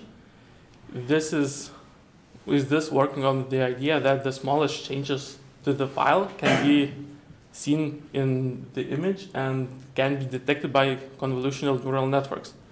However, using such a strategy requires a long series of data and a lot of pre-processing. So another strategy is using numeric data strings. Those strings can be composed into data sets using information from file signatures, hash, or nowadays very prominent PA headers. So PA headers is a format of file format that is used for executables, object codes, dynamic libraries, and others used in 32-bit and 64-bit version of Windows operating systems. The PA format is a data structure that encapsulates the information necessary for the Windows OS loader to manage the wrapped executable code. And this format contains a large amount of data about this file. For example, there are sections, there are text sections which holds the programming code of the file. There are data sections that holds, for example, imported functions and others. So during our study, we analyzed other literature that analyze PA headers and which parts of it is most important for detecting malware. And we proposed the data PA header characteristics like those we can see in this table. So our data structure contains PA header flags. For example, it has signature, it has debug, and others. Also, another big part of this data set is a usage of imported libraries. In total, data structure contains 486 different attributes that will be used to detect a malicious file. Then we collected a data set consisting of malicious and benign files. The fact that file was infected is detected using VirusTotal API. This tool scans selected files using about 60 different antivirus tools and returns the type of malware each program detected and how many different tools flagged this file as infected. So after we get this information about each file we collected, then we separated them into two big parts, malicious files and benign. Malicious file is considered this file that was flagged by at least one of antivirus tool.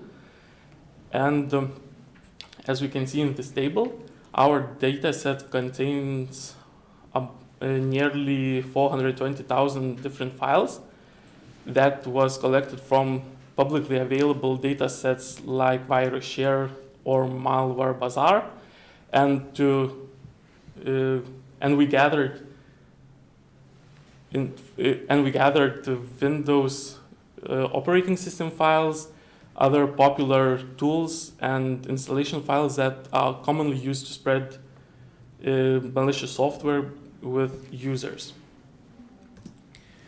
In this graph, we can see that our implementation can detect 8 types of different malicious software like virus, worms, backdoors, and others.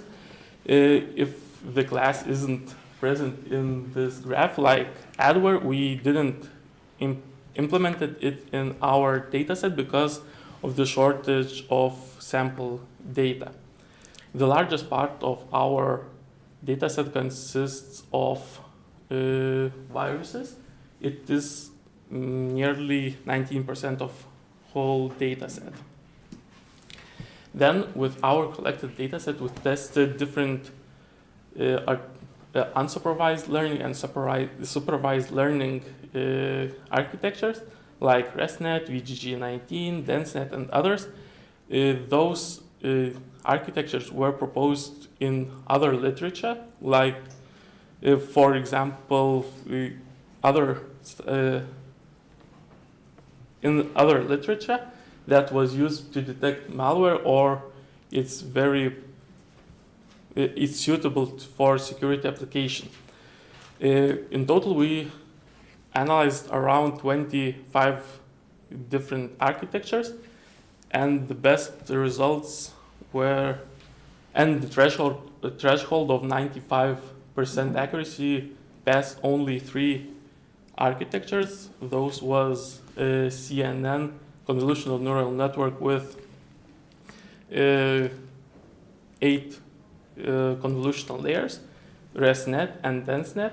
And from this table, we can see how those architectures performed using the best hyperparameters for them, and the best results were reached using ResNet. However, our proposed architecture, which uses dense layers, achieved even better results. So with this architecture, which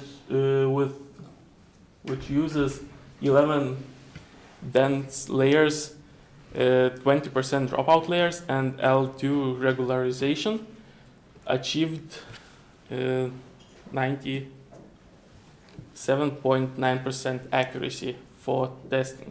In this slide, we can see confusion matrix, which shows that the neural network is more prone to assign a malicious file header to the PA header.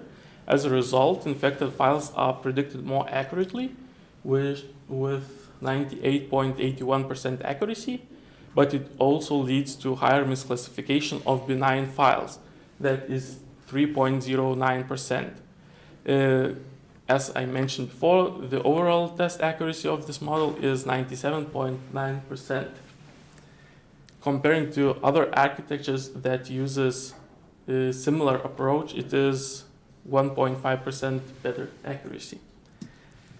And in conclusion, this study analyzed different neural network architectures and machine learning algorithms for identifying malicious files. The analysis of neural networks were performed using the dataset of 400,000 files, while selected properties were extracted from the headers of PA files. The proposed dataset of PA header properties consists of 486 elements. The large number of files allowed to test the examined neural network architectures in a wide range of cases, which was usually missing in other studies. Our proposed structure consists, as you already saw, from dense and dropout layers and L2 regularization, which helps to reduce overfitting of the model and reaches 97.9% accuracy. And our proposed architecture recognizes malware with at least the same accuracy as other solutions, using considerably smaller number of attributes, which can help to implement it in real-time systems. So, thank you. Okay, thank you. Do we have questions from side? Okay.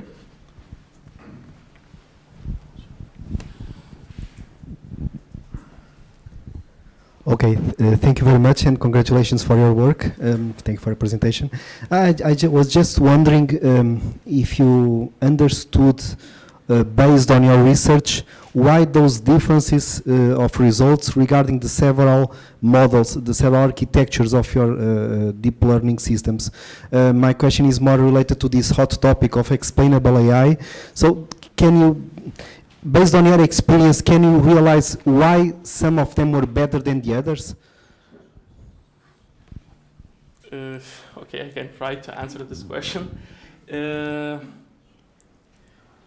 Some of the architectures are not as applicable in this type of task. For example, they just convolutional neural networks. For example, they use the images of data. However, in our case, we try to select a model that could be applicable in real-time systems, and to pre-process data that could be then used for convolutional neural networks takes long time, and comparing by using dense, for example, architectures uses a longer time and needs a lot of pre-processing that requires a lot of hardware for this task. So because of that, we chose the dense layer-based architecture. Okay, thank you. Thank you. More questions? My question is about the results interpretation. So if I remember correctly, you said that the data set that you used was biased towards one class. So it was like 90% of class instances and only 10% of other class instances, right? Not really. Can you remind that? Okay, in this we can see that true malicious file detects by 98.81%. Yes, that I understood, but what is the statistics in the data set? Data set. Yes. Okay, data set, yes. So our data sets consist of 47% of malicious files and 53% of benign files. Okay, So it's pretty more balanced. So it's balanced, so Yes. it's much above the baseline. Thank Yes. you. Thank you. More questions?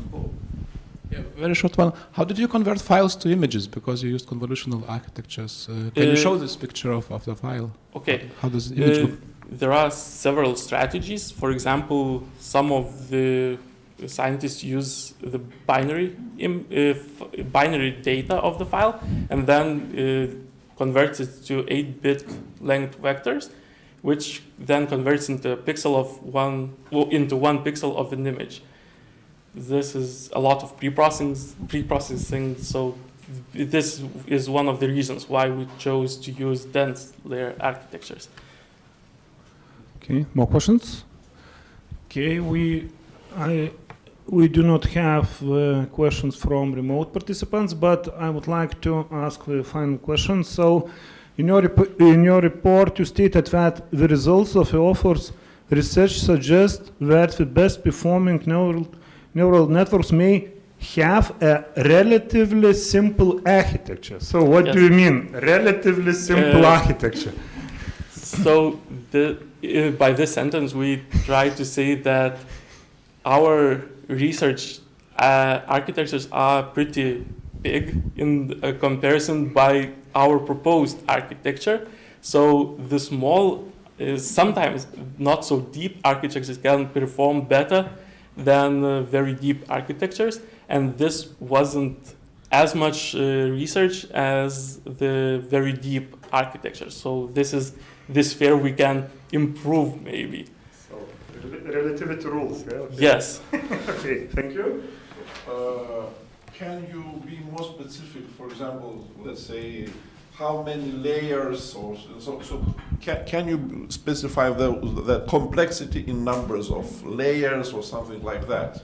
Okay, so for example, our proposed architecture consists of 12 dense layers and some of dropout layers. So this is not very big architecture, but also isn't very small architecture. It's somewhere in the middle. However, for example, ResNet and others use a larger amount of layers, some 40, for example. Those are very deep neural network architectures. So, for example, we can research architecture that consists of 6 dense layers. Maybe those can achieve even better results, but there are some doubts about it. Okay, thank you. Thank you very much.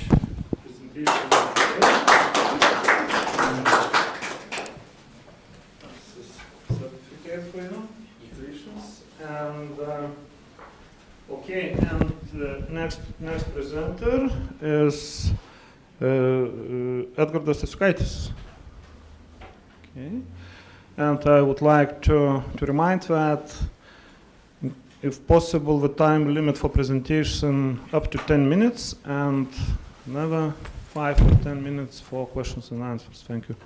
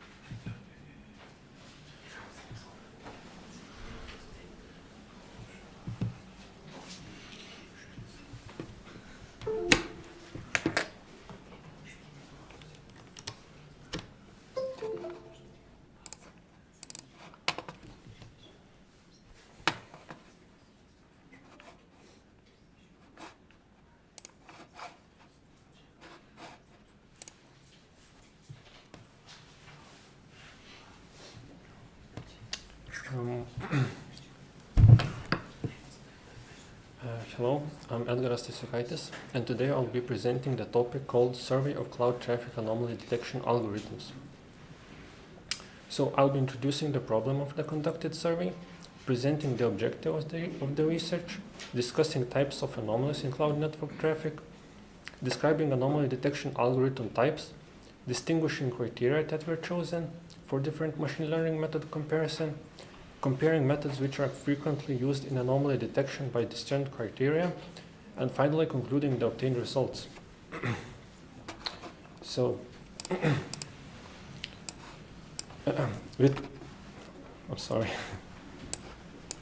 With the recent developments of Internet of Things and proliferation of cloud storage and cloud computing led to rising demand for computer network resources, the increasing number of devices being connected to the internet, and the variety of network services demand a constant development of advanced methods and tools to satisfy the requirements. Currently, most of the mentioned problems in computer networks are spotted by detecting traffic anomalies with the assistance of various anomaly detection algorithms. And the objective of the conducted survey is to assist internet providers and network administrators in selecting most suitable means for traffic monitoring and anomaly detection that are relevant to the application scope and the problems they are meant to solve. To begin with, an anomaly is something that is not expected.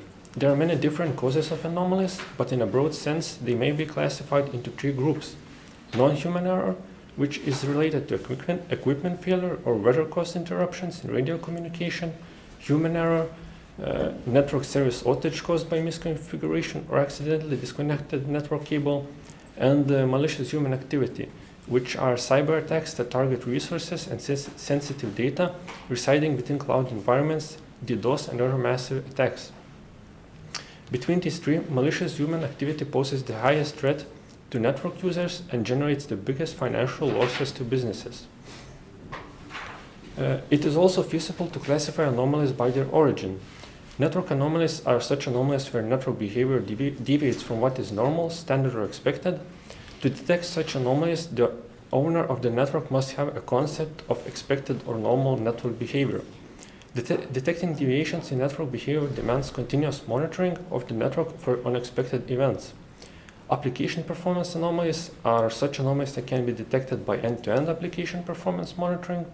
Monitoring systems observe application functions and collect data of occurring problems, also tracking the supporting infrastructure and app dependencies. And web application security anomalies, which include any other abnormal or suspicious behavior of web applications that might impact the security of the system. And for the anomaly detection algorithms, usually machine learning algorithms are utilized in anomaly detection cases since they are capable of providing high anomaly prediction accuracies, especially if the provided data has low noise and data imbalance. Because of that, two well-known machine learning approaches, supervised and unsupervised learning, were selected due to their widespread use for anomaly detection.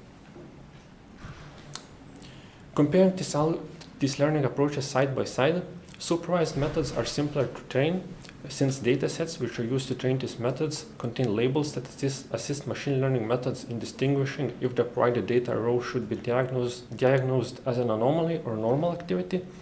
Supervised methods are also more accurate compared to unsupervised ones due to having labeled data, which aids the prediction. Even though the supervised methods have their advantages, there are also some major drawbacks that should be looked into. Firstly, they require a dataset with rows labeled beforehand, whereas the data labeling can be achieved using manual labeling or traditional anomaly detection methods, which use fixed rules or threshold values to determine whether an anomaly occurred or not. Secondly, they lack the ability to detect unprecedented anomalies in the provided dataset. Since only two classes of labels for the identification of data entries are possible, normal or abnormal. On the other hand, unsupervised methods are able to distinguish the diverse outlying data points as anomalies, and because of that, unprecedented anomaly detection is viable. And contrary to the unsupervised learning algorithms, unsupervised methods do not need data labeling and can be trained based on raw inputs that were collected for the dataset. As for unsupervised method disadvantages, they arise from the fact that such methods must discover the relations in training data and determine the anomalies by themselves just by inspecting for any deviation of available data points. Also, validation of results often requires human intervention because data classification that would help to pinpoint the anomalies is not available.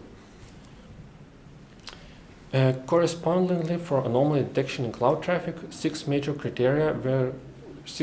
algorithm criteria were chosen. The listed criteria were selected according to their importance in machine learning methods, whereas individual criteria points might affect the evaluation of algorithms differently. One of the most important criteria is training approach, which is used for training of the model. Since some types of methods are prone to specific tasks, it is essential the selected approach to methods training is effective for the task at hand. Training time is just as important since various machine learning methods learn parameters of provided datasets at different rates, which sometimes leads to the high possibility that the model will require multiple iterations of tuning and training with diverse parameters to improve its accuracy. The following criteria of preferred area of application and unprecedented anomaly discovery reflect the strengths and weaknesses of corresponding algorithms and are based on their performance in specific tasks of anomaly detection. Dataset that is used to train the machine learning method has a tremendous influence on algorithms' ability to accurately predict anomalies, as lots of employed datasets involve noise or highly imbalanced data which distorts forecasts of the trained model. Vanishing and exploding gradient problem issues only occur in neural networks, but are critical in reducing the risk of this problem since it greatly affects the overall efficiency of mentioned methods. All this algorithm comparison criteria will be taken into account while comparing various machine learning methods which are used for network anomaly detection.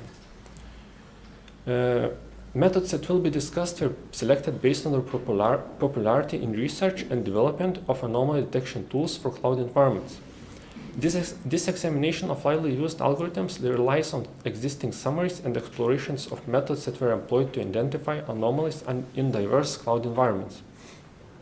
Nearly all of the examined methods for anomaly detection are based on supervised machine learning due to supervised algorithms being an established practice for anomaly detection and having the tendency of outperforming the unsupervised ones in tasks of classification and categorization.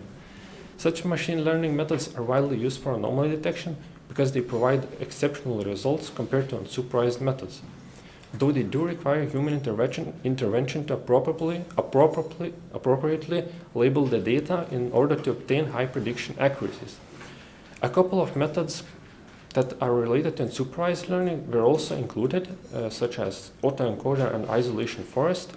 Even though these methods do not attain the same high accuracy as supervised ones, they still provide sufficient efficiency in identifying anomalies. Another factor that should be considered is training time, which is the time that is needed for a method to learn parameters of the dataset. Importance of training duration is especially apparent for supervised methods because the actual models tend to quickly become obsolete and thus require fast retaining on constantly changing anomalies. For instance, convolutional neural networks can be trained more rapidly than recurrent neural networks and long short-term memory neural networks and are able to achieve excellent prediction accuracy. In addition, CNNs are also faster than support vector machines, since support vector machines training time depends on the size of dataset and the parameters that were specified during training. While dimensionality of the data as time complexity of the decision tree training time depends heavily on dimensionality of the data, as time complexity of decision tree is proportional to the product of data dimensionality and size of the training dataset.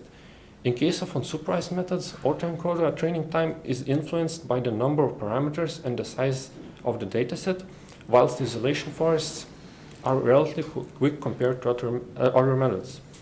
When reviewing method application areas, the supervised methods such as CNN, LSTM, and decision trees were found to be frequently applied in intrusion detection and performance monitoring, as these methods attain good accuracies in those fields of application. RNN, naive bias, and autoencoder are commonly employed for intrusion detection in cloud environments. Isolation forests tend to be applied in performance monitoring, while SVMs act in wide range of application fields being used for intrusion detection, performance monitoring, and root cause analysis. SVMs perform exceptionally well for classification tasks when their training time is short. As it was already mentioned, supervised algorithms do achieve good prediction accuracy in properly labeled datasets, but in some circumstances, unsupervised methods perform even better. Unsupervised algorithms of machine learning like autoencoders and isolation forests can detect unprecedented anomalies, hence increasing their effectiveness in highly variable data. Unsupervised methods are productive. Joining supervised and unsupervised algorithms with other machine learning methods can further improve prediction accuracy. For instance, if autoencoders training and feature extraction is combined with isolation forest anomaly detection, it is possible to obtain prediction models that yield high accuracies even on unlabeled datasets. Using autoencoder can improve the results of isolation forest in cases when isolation forest alone is not capable of attaining the desired efficiency. Datasets that were employed in machine learning algorithms can have diverse impacts on different methods of machine learning. In supervised methods, the impact is essentially based on data labeling, because improperly labeled entries will affect all of supervised methods more or less the same, while large amount of data noise influence both supervised and unsupervised algorithms. Both of these algorithms are compared by their capability of dealing with various sizes of data or training parameters. Their results are diversified. Methods like CNN, LSTEM, and autoencoder and isolation forest attain satisfactory prediction accuracies with large datasets, since these algorithms require lots of data to learn its features. Contrastingly, in case of RNN, SVM, and decision tree, the method accuracies are highly dependent on the size of dataset or parameter tuning. RNNs suffer from long sequences and long-term dependencies that have their performance deteriorated. SVMs perform better on small datasets because with larger data sizes, they have the tendency of becoming extremely complex. Decision trees are only valid option if it is possible to reduce the complexity of tree by pruning it without any accuracy loss in the testing dataset. Lastly, naive bias, in contrast with the other methods, operates well enough on small and large datasets and can predict anomalies with high accuracy. Vanishing and exploding gradient problems are only relevant to neural networks, such as CNN and RNN. Because of the gradient problem, these methods fail to recall information during extensive training time. Even though these problems are common in neural networks, they can be resolved by using saturated activation function, gradient clipping, or weight regularization. On the other hand, long short-term memory neural network is a deep neural network, but copes well with the mentioned issues and reduces the impact on accuracy of model predictions by using the unique gradient structure that provides direct access to the activations of forget gate. As for the rest of anomaly detection methods, they do not suffer from gradient issues since they do not involve activation functions in the learning process. And to conclude the results, it is feasible to assign analyzed methods to broad types of anomalies. CNN, LSTM, SVM, decision tree, and isolation forest algorithms can be appointed to the application performance anomalies area, whilst also being viable in web application security in conjunction with RNN, naive bias, and autoencoder algorithms. Above-mentioned methods can also be grouped into a wide area of network anomalies, considering that they are extensively employed for diverse anomaly detection tasks. From the perspective of machine learning algorithms, it can be pointed out that some methods are more fit to certain areas like intrusion detection, performance monitoring, and root cause analysis. For instance, unsupervised algorithms such as autoencoder and isolation forests are well suited in scenarios where detection of unfamiliar anomalies is required. It also should be noted that from the examined algorithms of machine learning that belong to supervised section, naive bias seems to be quickest for model training due to having the lowest time complexity. As for the unsupervised algorithms, isolation forest can be given an edge against autoencoder due to the latter's training time being heavily impacted by selected parameters and the size of the dataset.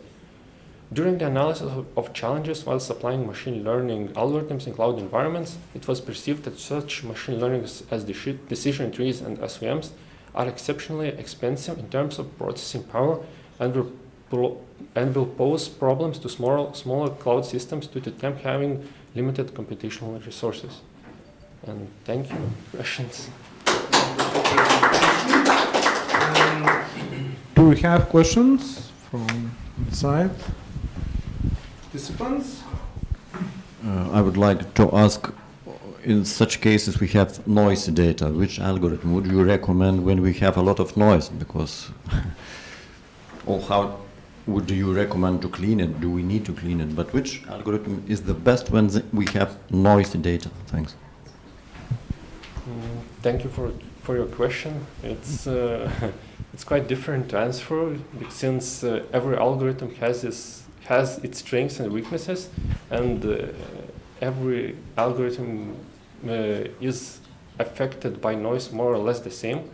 But it is possible to reduce noise by probably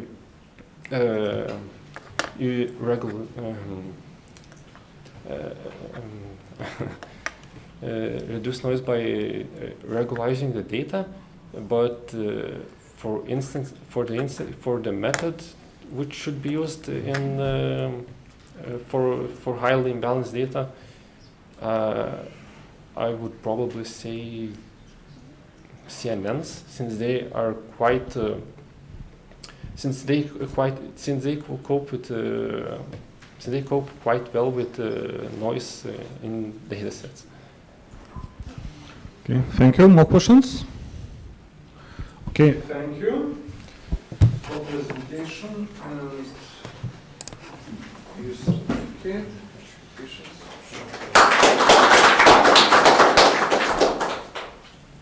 Okay, and next our presenter should be Kęstutis Daugėla.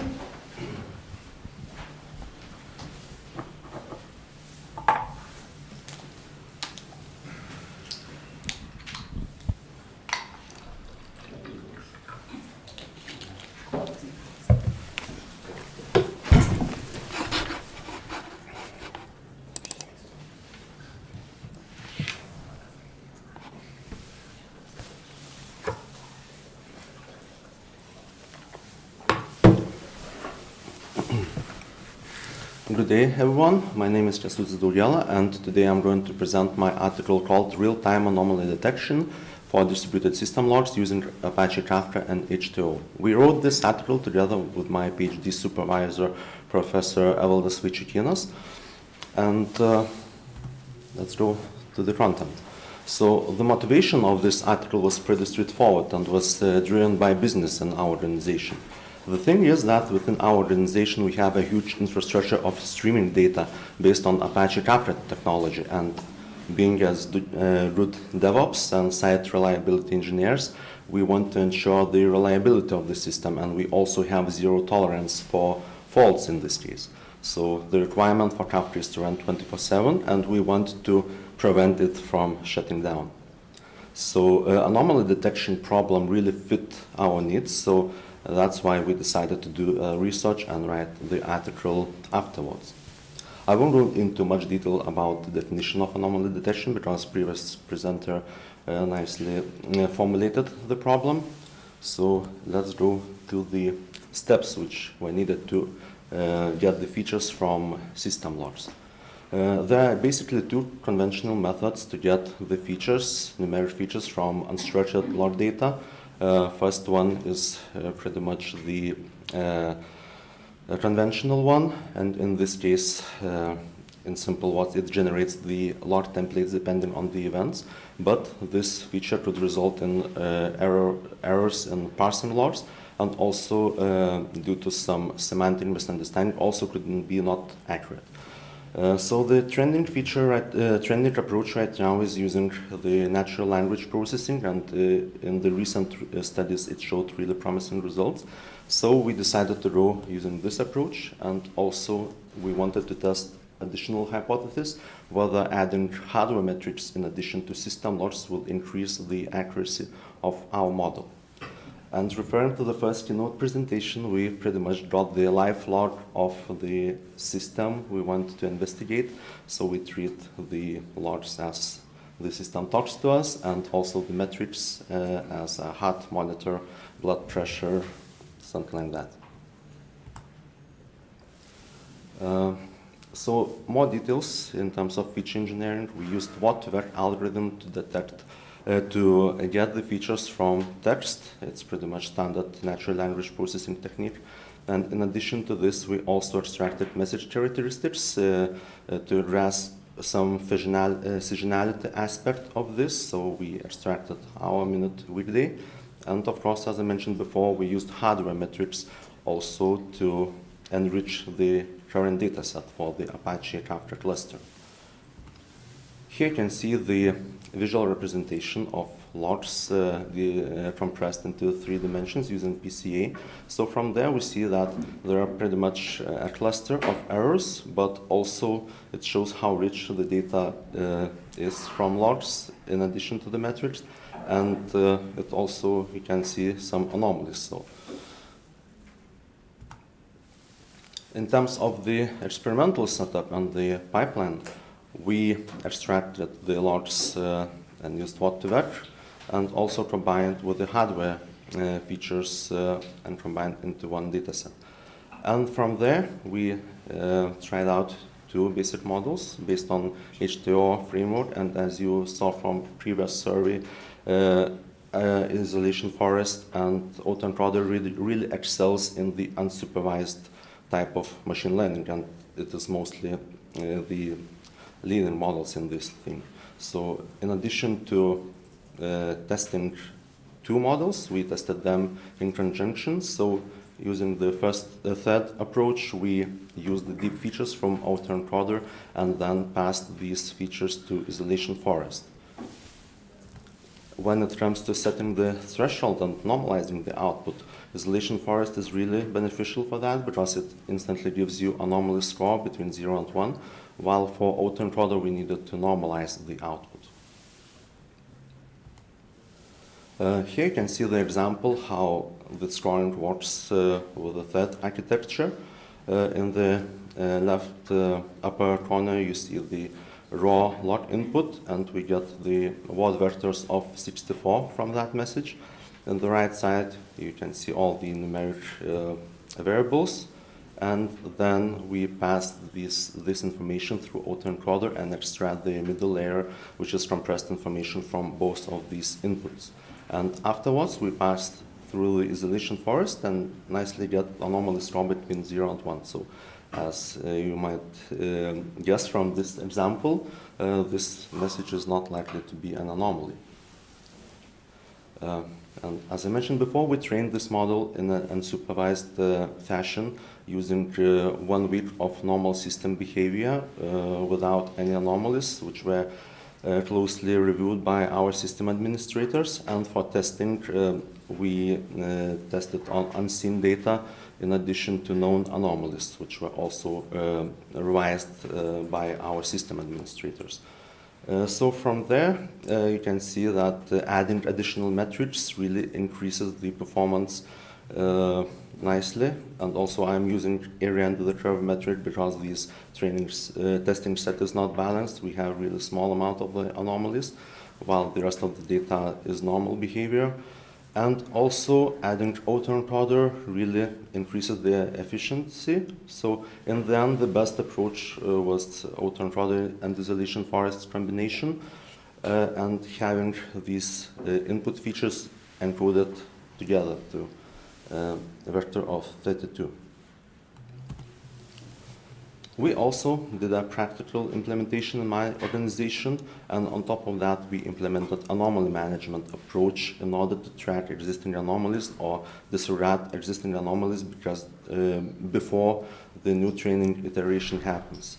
This really fits nicely in our DevOps way of working, and also we provided more efficient support for business because for each log entry, we associate business metadata such as topic name, and then we can identify the business domain where the problem is. We also get a bunch of label data as a side effect because each anomaly needed to be carefully revised by our DevOps, and thus we can say that this is odd or this is normal system behavior. Talking more about business value, just a brief overview of our infrastructure. We have 18 Kafka topics. We have nearly 1,050 50 Kafka topics, 18 Kafka brokers, and over 100 terabytes of data with the retention. So Kafka is not storing any historical data. So we managed to identify non-authorized activity within the cluster, or at least people who are trying to access data without the permissions. We also identified and reported some bugs to our previous vendor, and also identified not optimized applications. Also, we implemented automated alerts, so in this case, nobody needs to watch the dashboard closely. You get the notifications automatically, and as I mentioned before, anomaly management system is on top of that. So this really helped the proactive support and also learning in terms of Kafka nuances and edge cases. And of course, we implemented this approach in production with limited scope. Thus, I'm suggesting architecture which is able to process the data in a real-time fashion. So from there, you see a bunch of technology names, but since Kafka is not only built for extracting anomalies, its primary purpose is to serve as transmission mechanism. You can easily use Kafka Connect in order to onboard any data to Kafka, and then using the Kafka Streams application, score data in real time. And thus, H2O framework was selected because it's Java-based as well as Kafka, and you can easily export the model and import in Kafka Streams application. And in the end, it's just a matter of taste, how we want the anomalies to be presented. You can sync to database or apply the application on Kafka Streams directly. So to conclude my presentation, I want to emphasize what good of a selection of a model autoencoder and isolation forest combination is, at least for our real-world business use case. And these insights from the anomaly detection model really help us to enhance the cluster configuration, fix minor errors or misbehaving applications before even some clients notice. The proposed robust data pipeline can be scaled vertically and horizontally. So in this case, it can deal with any amount of data. And all the identified anomalies can be used for learning and building the model on top of that, even the supervised one afterwards. So I will probably stop here. If you have any questions, please ask. If you prefer to do not real-time or batch mode, you can contact me via email or LinkedIn. And thank you for your attention. Do we have questions from on-site auditorium?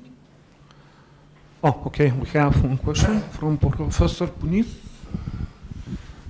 Thank you very much for interesting presentation. Well, could you better prove your third conclusion that you are meeting real-time requirements? So, do you have any watchdog or parameter to monitor and to know if you are meeting real-time environments, or sometimes you are going a little bit far beyond of them, but not so far? Yeah. That's a good question, and in our case it's a bit theoretical, but I can elaborate on that. So as I mentioned before, it's implemented in really reduced scope, so we used batch loads to score the data, but this proposed architecture is robust in order to meet any requirement. For example, even LinkedIn uses Kafka for a variety of reasons, and you can see the amount of data the Kafka passes. So technically, it is able to pass any amount of data. It's depending on the scalability. And why is Kafka better than other approach for storing the data? Then it could be scaled both horizontally and vertically, meaning you can increase the resource for the node, or you can just distribute it through multiple machines. So I may not answer your question directly, but These are my thoughts. Okay.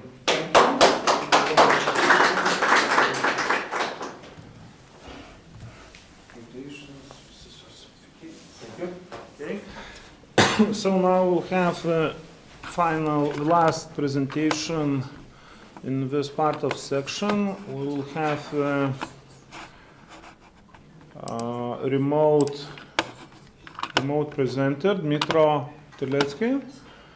So, can you hear us? Yes, hello. Yes, so could you please start? The floor is yours. Time limit 10 minutes for presentation and 5 for questions answer session, okay? Okay.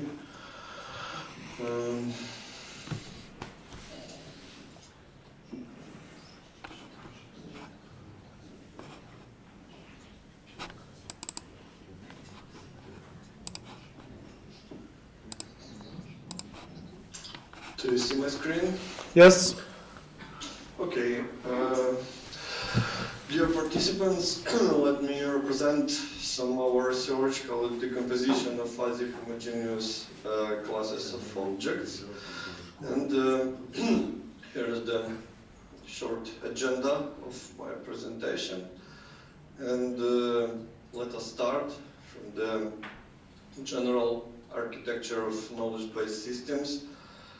And our research was focused on extraction in gene, especially the new approaches to how to extract new knowledge from object-oriented knowledge structures. So we analyzed the main extraction approaches and propose new one and algorithm which implements it for fuzzy object-oriented structures, especially classes. So our main goals were to develop the approach, knowledge extraction approach, and the corresponding algorithm which can implement these ideas.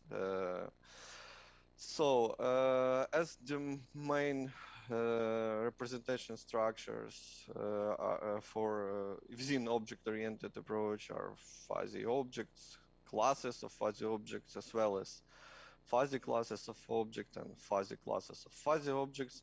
We was working with the fuzzy classes, and all approach was based on this this kind of representational structures. So here we can see the simple class hierarchy where a few classes are inheriting another ones, and it allows us to extract some information from this. And first of all, we can use the relations between different classes, and we can say that class B specialize this class A, the same for class C, and vice versa. We can say that class A is more general concept than class B, as well as class B more general for class C, and we can extract such kind of facts from here. And also it allows us to conclude that, for example, if class A has if you have some property py and some method fj definite within the class A, then it means that each object of class B will have such properties, and the same we can conclude for class C, and so on. And also there are another way how we can extract new knowledge from this hierarchy. We can compute the theoretical differences between different classes. It means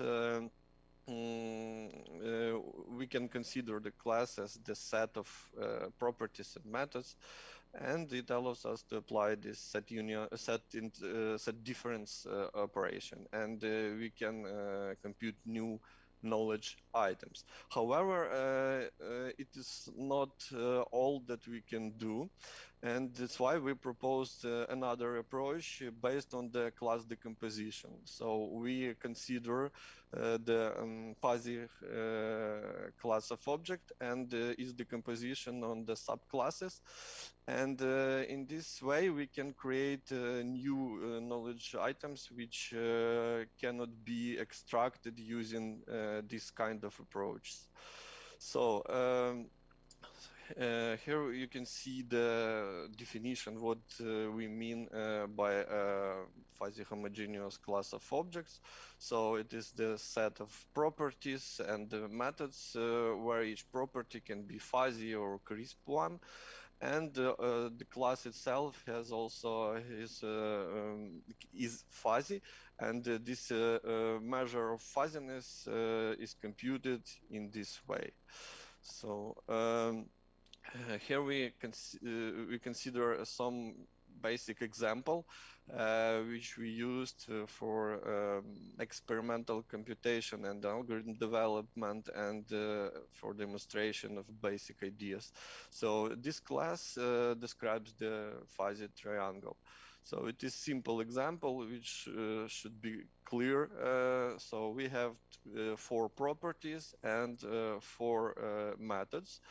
And we can consider this class as the set of properties and methods, and we can create new classes by splitting it on subclasses.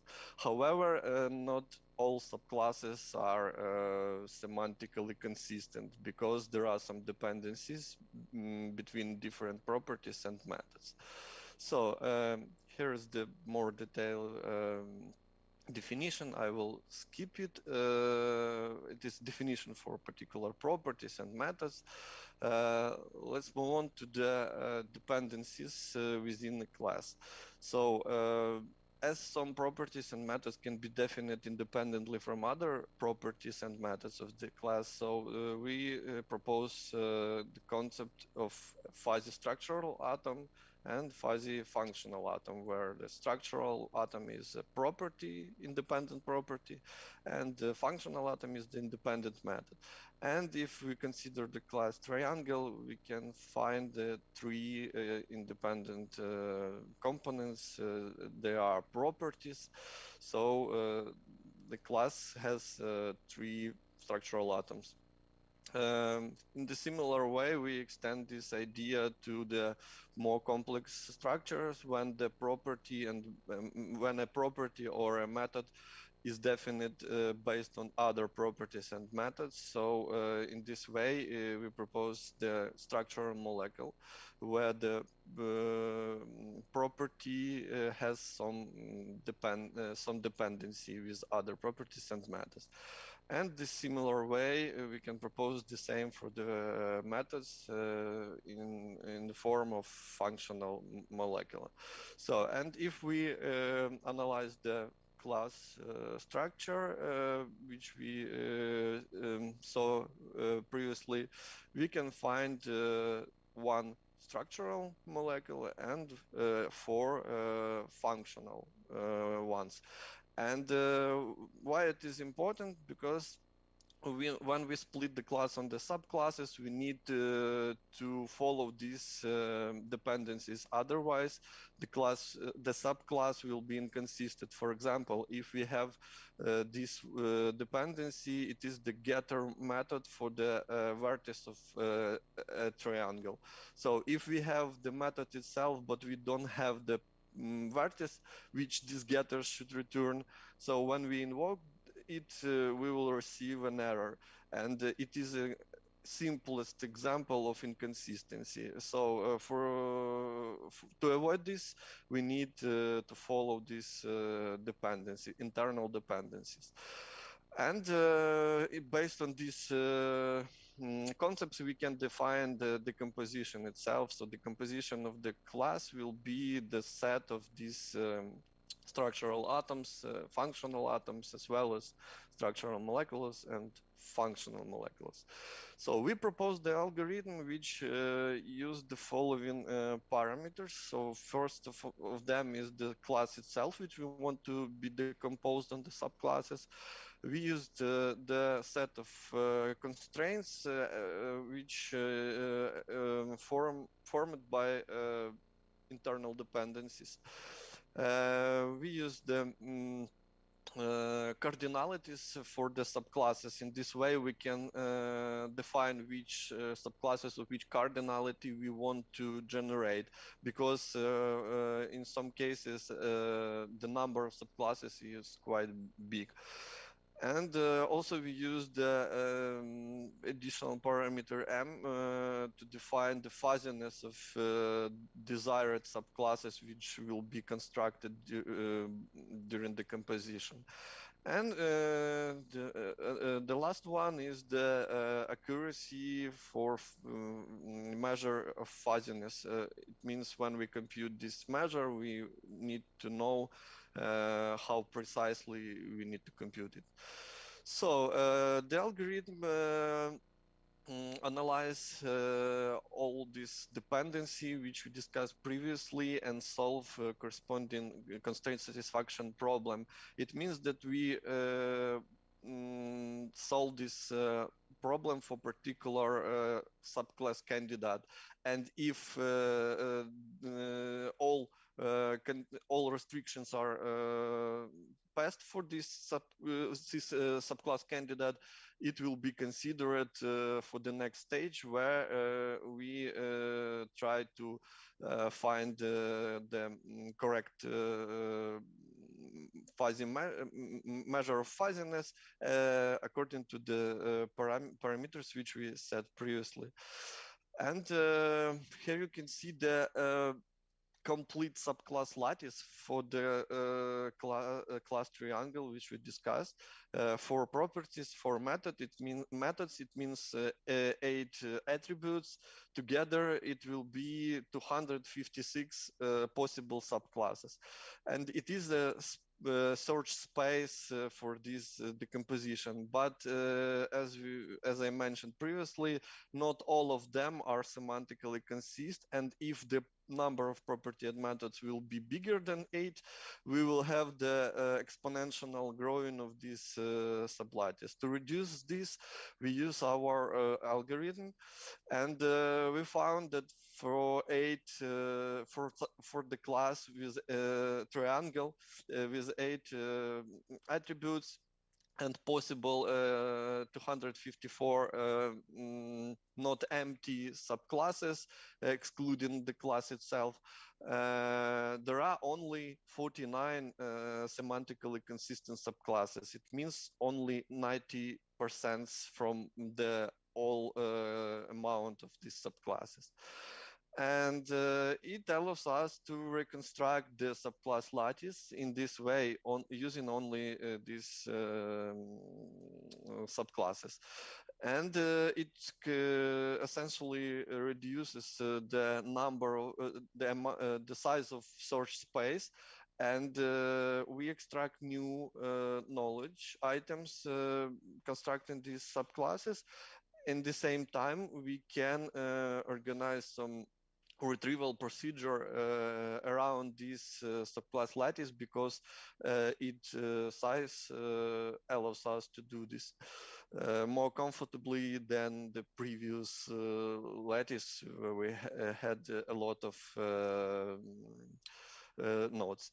So the main results, we proposed the decomposition approach for knowledge extraction. We we developed and implemented the algorithm for decomposition, and it allows us to reduce the search space and extract new knowledge items, if more precisely, new fuzzy classes of objects which are not obvious or hidden previously, and we cannot extract them using the common approaches to the knowledge extraction which we mentioned above. So, and finally, it allows us to extend a little bit the architecture of knowledge-based system, and we can use the extraction engine not only to extract new knowledge items from some domain sources. We can use it to analyze the available knowledge items in the knowledge base. For example, in our case, it were fuzzy classes, and we can decompose them to extract new subclasses which are semantically consistent. And it allows us to change a little bit the retrieval procedure. So we can save all these subclasses in the knowledge base, or don't do this and decompose each time to find those subclasses which we need if we know the cardinality, maybe some other parameters which we want to be present in constructed subclasses. So, and here is some reference list where you can find some our previous results related to this research. So that's it. Thank you for your attention. If you have any questions, please welcome. Okay, thank you very much for presentation. Do we have questions? Okay, we have one question. So if I understood correctly, it's for rule-based systems and restructuring their knowledge base. Is it correct? Could you repeat, please? So, because where is the application of this decomposition? Is it for the expert system which have this knowledge base and you want to restructure it and find some new facts or something? You can use this approach for any object, at least object-oriented knowledge-based system, where you have the classes as the one of the main knowledge representation structures. In this way, you can analyze the available knowledge base and extract new subclasses as new items. For example, when we considered the triangle class, we constructed some unclear, some not obvious geometrical figures or primitives which were stored inside the class, and in this way we can find new information, new knowledge items. It can be applied for different domains. So currently we are working on the construction knowledge-based system focused on the Ukrainian language morphology. So it also can be applied to another domains. What about programming languages? If you take it to the object-oriented programming domain, could it be used to refactor the code? Could you repeat more? In object-oriented programming, you have also classes, you have also properties, and you also have functions. Could you apply this decomposition to refactor the code? The code base, I mean, programmers do that once in a while when they have two large classes, they want to split them. Yes, it is a good idea.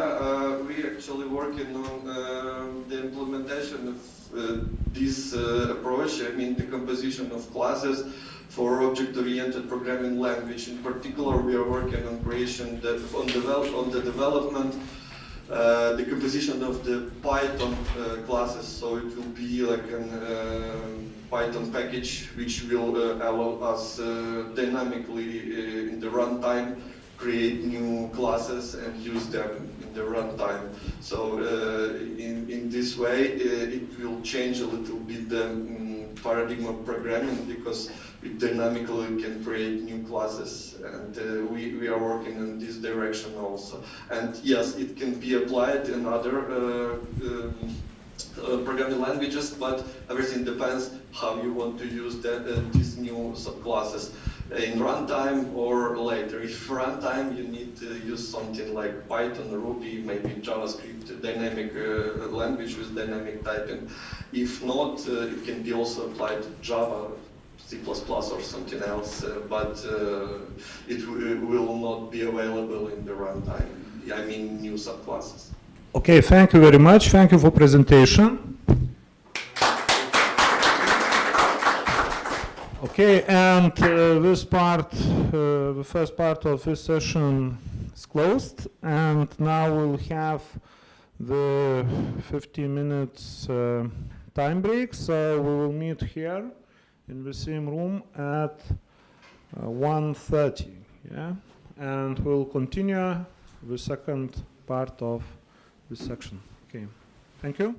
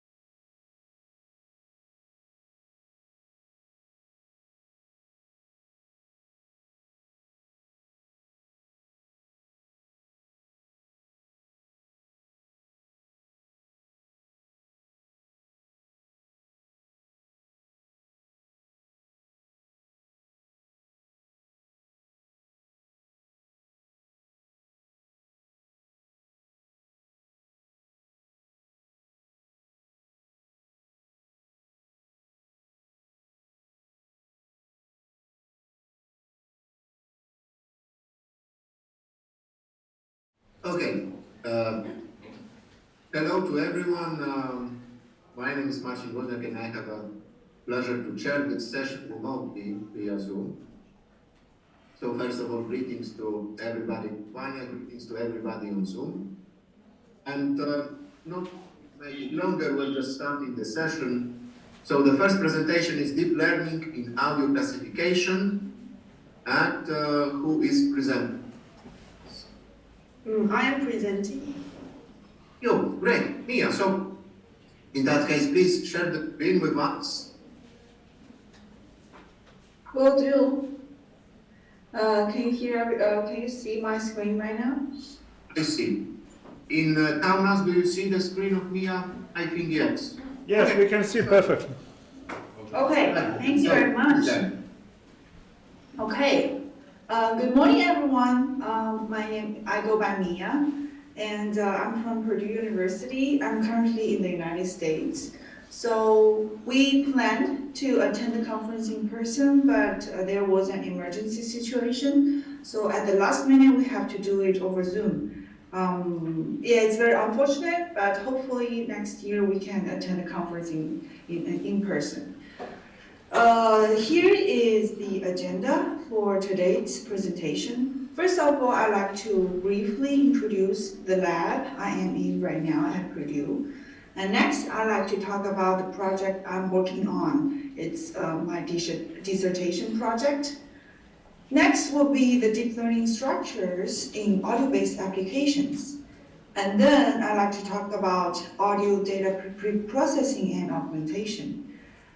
Last but not least, the audio-based applications using deep learning. The M2M lab at Purdue University. So we do a lot of counter UAV projects and also a lot of IoT projects. We also do a lot of robotics and autonomous driving projects and more. So I am more related to the first two projects here. Here I'm going to talk about the current project I am working on right now. And this paper I'm presenting today is the, I would say, the foundation of the project of my dissertation project. So the problem nowadays is we have more access to the UAVs, and it's getting smaller, and everyone can actually buy a small UAV in the grocery store, in the supermarket. So, but with the increased accessibility to these UAVs, it also increased the potential threat, because people may use it with malicious intentions, and UAVs may carry explosives or weapons. So this problem has been rising in recent years. And you can see there are many drone attacks, and it's actually headlines for news of the drone attacks. Famous one was, it was in 2015. A drone actually landed in front of the White House in the United States. So do we have any solutions? Yes, we have possible solutions. There are different approaches here for drone detection and classification. The first one, I would say for now, the most popular is visual, the computer vision method. And we also have radar, radio frequency, and sound. So each method has its own pros and cons. For example, for visual, the computer vision technologies is great. It's being used pretty much everywhere. But unfortunately, if it's during the evening or the weather condition is really bad, for example, if there's heavy rain, the computer vision may not work very well. And as for the sound, we may experiencing some difficulty when there are strong background noise. So these are possible solutions with their own advantages and disadvantages. So why do I choose sound? First of all, during the recent years, the literature review I have read has proved it's a very cost-effective solution. For example, in my research, I only use my laptop to collect the audio data, which turned out to be really high quality. And also, it has proven the audio method for UAV detection and classification provided good results. And we can say that the drone sound of each drone is very different because of its different model they use, the size of the drone, and the material of the drone. So it caused the sound of each drone to be different. So we can use that point because the sound of the drone can be its fingerprint, like audio fingerprint. It's unique for each one of them. And the audio-based system can work both in nights and days. Also in extreme weathers, it will not be affected. So that's why I choose sound as the approach to drone detection and classification. So the purpose of my recent study, there are twofold. The first one is I like to build a large-scale UAV audio dataset for UAV detection and classification. The reason I want to do this dataset is because there isn't much publicly available dataset for us to use. Most of the research so far collected their own data, but usually it's like in a small sized UAV data set. So I needed more, and I think once I have it done, I will make it available to the public so other people can use. And I also want to develop a machine learning based classifier using the collected data. I want to train several classifiers to see which machine learning model works the best by using the data set I collected. And the recent process I would like to share with you guys. So this is actually about 2 months ago, we flew 10 different drones from hand drones to class 1 drones. Actually, we had another update in the recent, I would say 2 weeks. The number of drones we flew has gone up to 16. I'm very pleased about it. So in the 10 drones classification project, we collected about 1,043 audio files. Each lasts 5 seconds. So as you can see, this is a breakdown of different manufacturers and models we flight, and the results showing the accuracy. The average accuracy is nearly 98%, and the test loss is 0.049. So for now, I'm really glad. I'm very happy about the result, but of course there are rooms to improve. In this slide, you can see this is the structure of the CNN classifier I have built. So I have 2 convolutional layers and 2 dense layers. So when the number of classes is increasing, of course, the complexity of the machine learning models will also be increased. Next, I'd like to talk about the audio classification system and applications. Here is a figure showing how a machine learning structure for audio usually works. As you can see, the initial input of the system is the audio file. It can be the raw files of the audio data sample, or it can be the features as well. And then the first step is to pre-process the audio data, where the noise will be taken care of, and we may also do some noise cancellation or normalization here. And the next step is to apply a windowing technique to the pre-processed audio data. And the most popular one is sliding window, and it helps to analyze and study the whole length of the audio sample.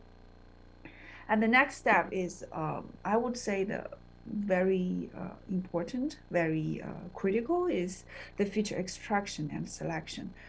Because the features are usually the input to feed the machine learning model for training. And we don't usually feed the whole audio file to the system. So which feature to use and how we extract it is very critical to, it will affect the accuracy, the training accuracy later. So this step, yeah, I would say is very important. And the last one is the classifier will make a prediction to the system. So this is the overall machine learning structure for audio applications. And here is a demonstration of different deep learning models that can be used for audio-based applications. Because DNN has proven to produce significant performance and ability to process large amount of data. It also has been a popular technique to be used in audio-based research and applications. As here we have deep neural networks. This is one I applied. We actually, yeah, the next one, a convolutional neural network, to be more specific, is the model I chose to use. And we also have current neural networks. So the recurrent neural networks usually is very good to process the sequential data. So this should be very good with audio data. So I actually am going to try it in the next step of my research. I like to compare different models. So recurrent neural network will be one of them. The next one is generative adversarial network. This one is very popular when you want to augment your data. So when you don't have enough data, you want to kind of generate more. GAN is the most popular one to use to do data augmentation. And the next one would be variational autoencoders. This is also very popular in audio-based applications and systems. And next is I like to briefly talk about data preprocessing and augmentation techniques. So the process are different. We have feature standardization, feature distribution, and logarithmic scaling, and low-pass filtering, and speech dereverbation. So it depends on what kind of applications you're using, because for audios, there are different topics or different areas. So for example, we have sound classification and the one I'm doing right now. We also have music genre classification and a music scene or sound, audio scene classification. So it depends on the applications you're using. We usually choose different data pre-processing techniques. And here is the data augmentation techniques. As I mentioned, we need more data in audio perspective. So, but what we can do if we don't have enough? So I like to start actually with the one in the right-hand side. As I just mentioned, the generative adversarial network is very popular in data augmentation. So we can actually generate synthetic data from scratch. So we don't even need anything. So we can generate completely new data from scratch using the GAN network. The other kind is to generate new training data based on the existing one. For example, if I have, for say, 100 audio data, but I want like 500. So I can actually using this technique, such as pitch shifting, time stretching, and adding nodes to the data I have, and to increase the size of the data set I have. So data augmentation is a practical solution for those who do not have enough data. And next session is audio-based applications using deep learning. So there are different topics under audio-based application. The first one I included here is automatic speech recognition. And the possible deep learning models here are policy gradient-based reinforcement learning, and sequential to sequential model, and deep reinforcement learning. So these are the projects that used these deep learning models with good results. And the next one is about speech enhancement, and the long-short term based reinforcement learning is a very popular one, and also the deep reinforcement learning. And the results showed very promising numbers. And the next one is music generation. And as you can see, long short-term based deep reinforcement learning is also a very popular one. And also the deep Q learning has proven to produce good results. The next one is sound classification, as I think my project fit into under this category. So we have the bird sound classification and environmental sound and music general classification. Under this category, I would say CNN is the most popular models to use, and it has proven to provide very good results. And these are the selected references. Yeah, this reached the end of my presentation. Thank you very much. Thank you. So we have questions. Yeah, Mia has given a slide. Question and answer. So. Oh, do we have questions on site? Yes, we have a question. A question on site. Great. So Albus, please manage from the. Yes, okay. Okay. Hello. Hi. Hello. Hi. I have one question about convolution architecture you are using. I saw in those layers they are 1D, so that's suppose that you aren't using the spectrograms as most of the CNNs in the sound classification they use. Oh, you were saying, asking the question about my structure? Yes, yes. If you show that architecture, oh, yes. Over here? So you have okay. 1D convolution, which implies that you don't use the spectrograms. Is it correct? Oh, so I should have included. I am using MFCC as the feature extraction, okay. And MFCC, this feature is actually based on spectrogram. That's a very good question. Yes, so I'm actually extracted the features before it feeds into the machine learning model, which is the CNN, and the features I am choosing is based on spectrogram. Yes. Okay, so you can kind of compress the spectrogram into MFCC, which gives you a flat. Yes, correct. Thank you. Yes, correct. Very good question. Thank you. Okay, thank you. More questions from on-site participants? Martin, we do not have more questions. Okay. So thank you again for the presentation.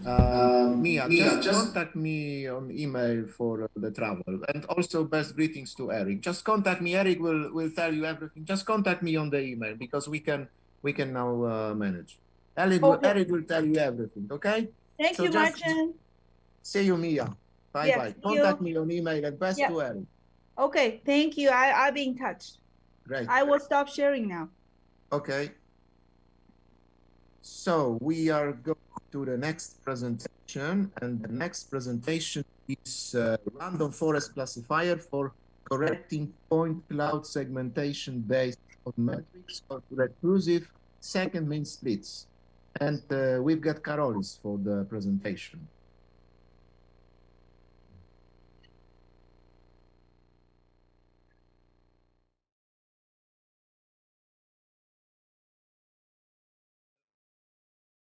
Screen in a moment.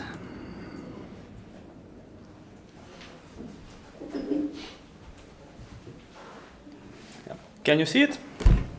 Yes, I see. Perfect. So the floor or that screen is yours. We are doing the session. Okay.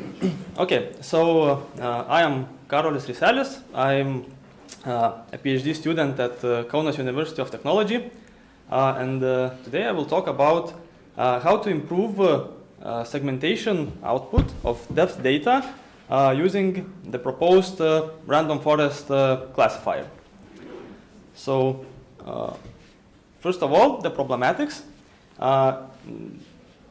Deep learning solutions for segmentation and other tasks usually need large data sets, which was also mentioned on the previous presentation.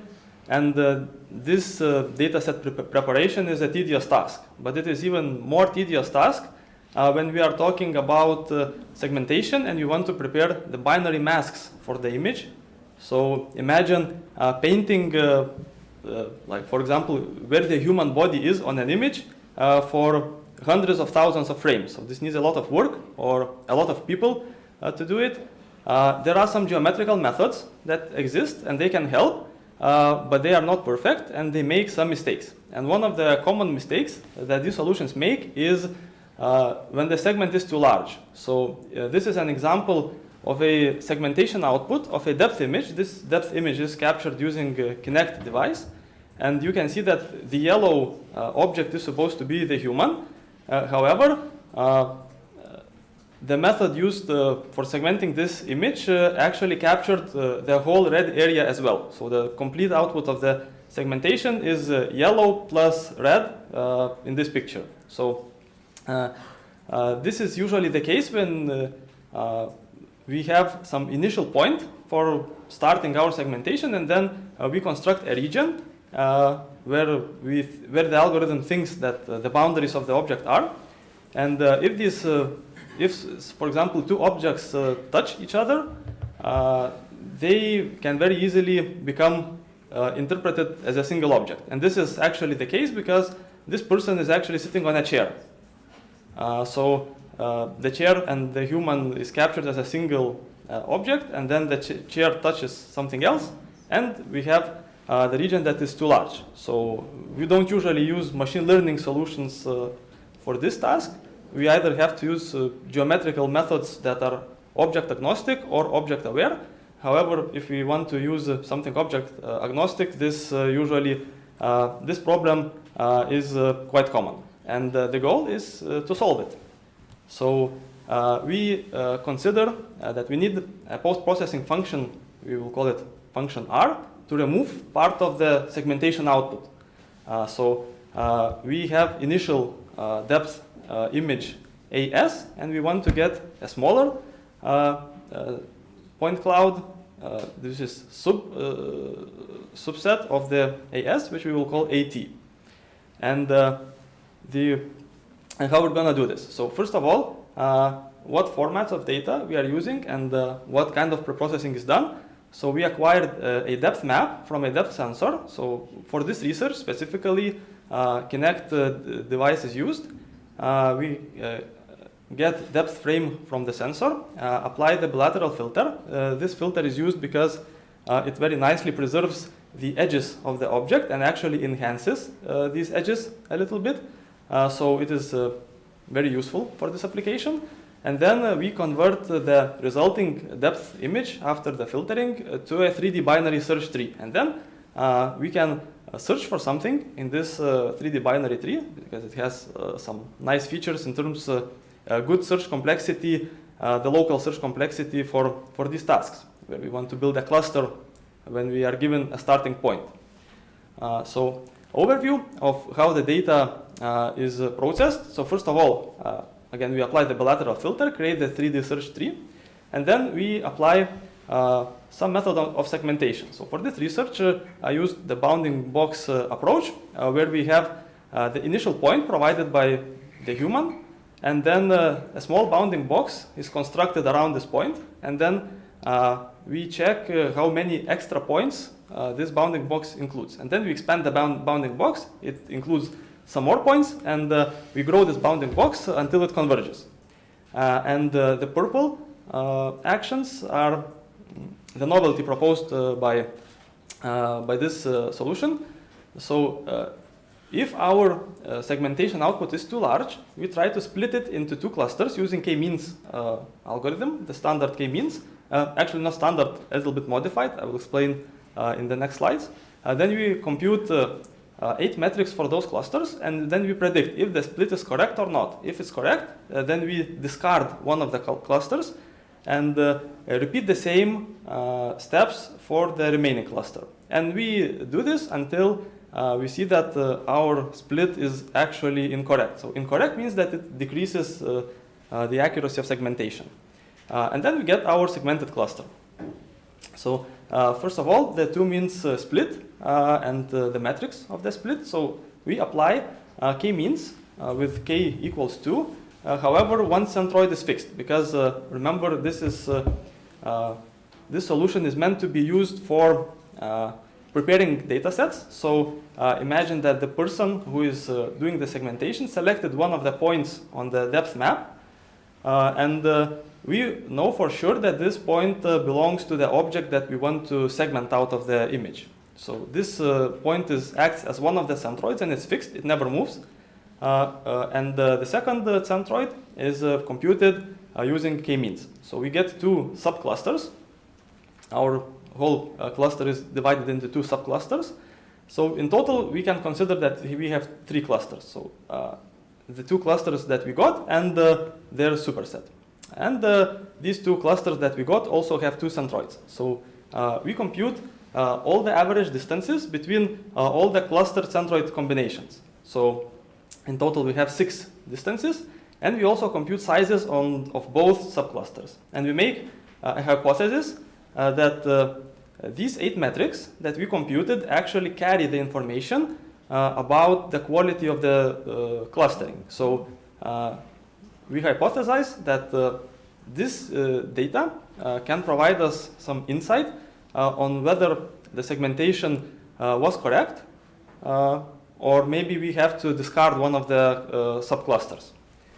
So next, of course, we need the rules to decide whether our segmentation output was good or not. So for this, a random forest classifier is built. It decides if the split improved segmentation accuracy or not. So we train this random forest using those 8 metrics as the input. So those 8 metrics are the input for our classifier. And a data set of 22,000 hand annotated frames with ground truth masks were constructed. And we used geometrical solution to segment the image, then try to apply one step of this split. And then we evaluate whether the split made the segmentation more accurate or less accurate based on our ground truth mask. And in this way, we generate our training data set for the random forest classifier. So we have 22,000 frames, which we split several times. So the total amount of data was about 60,000 splits. And they are annotated if they improved the quality of segmentation or not. So we measure the quality using one of the standard metrics, like, for example, mean intersection over union, to evaluate whether it improved or not. And then we train this random forest. We split our data into train and test sets. So the training set in this case was 80% and the test set was 20%. And the classifier achieved 95% classification accuracy on the test set. And also it was experimented that experimentally found that 9 tree estimators was the best hyperparameter for this random forest model, because more tree estimators do not actually increase accuracy. However, it adds some runtime, and using less tree estimators reduces the classification accuracy. First drawback of this, of course, is a little bit slower runtime. So the baseline algorithm runs in 17 milliseconds. This version runs in 55 milliseconds. So it's a little bit slower because it adds some computation time. Now we have 2 parts of our data set where we evaluate the segmentation output. So the first data set is the data set where this under-segmentation problem was not very common. And we can see that the accuracies achieved on the 6 categories of data are quite similar. So it means that we had a quite good segmentation accuracy, and our splits did not make it worse. And the second data set is actually where we had a lot of problems with this under-segmentation.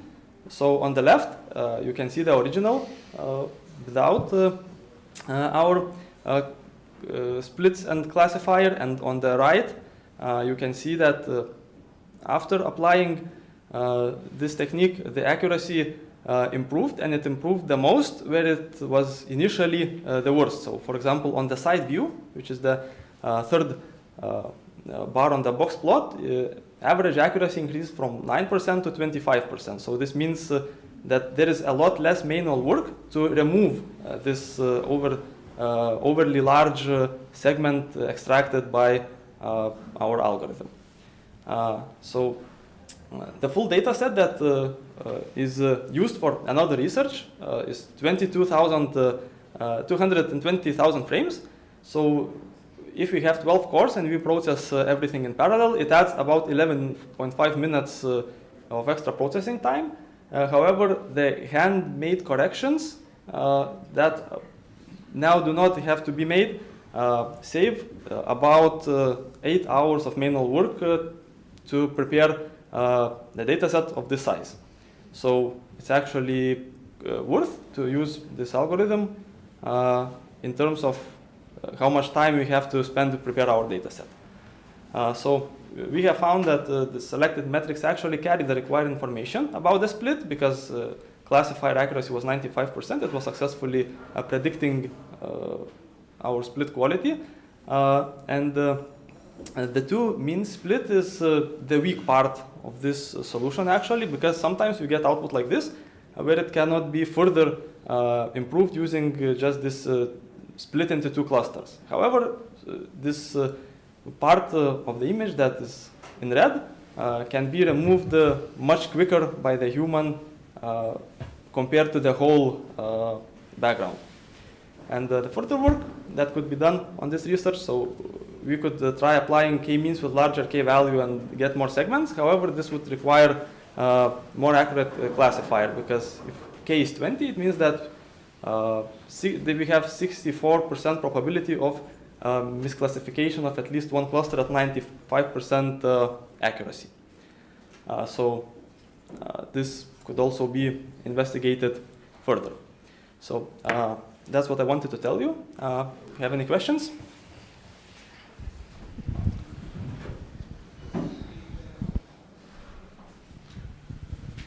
Okay, thank you very much for presentation. Do we have questions from side? From downside. Okay, we do not have questions here, Martin.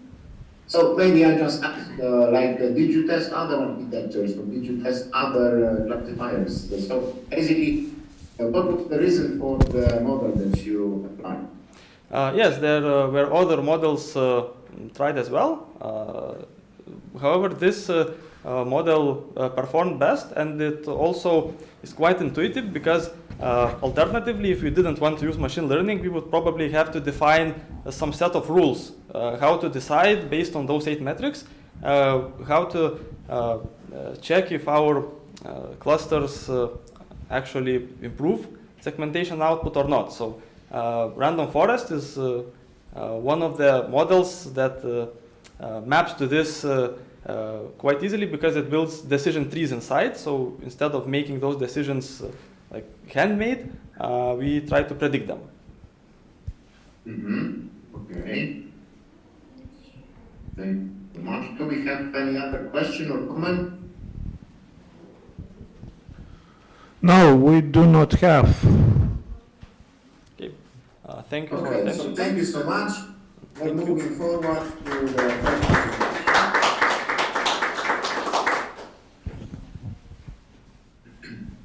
and the third presentation for today is research of cryptocurrencies function of instant payments in the tourism sector, risk, options, and solutions.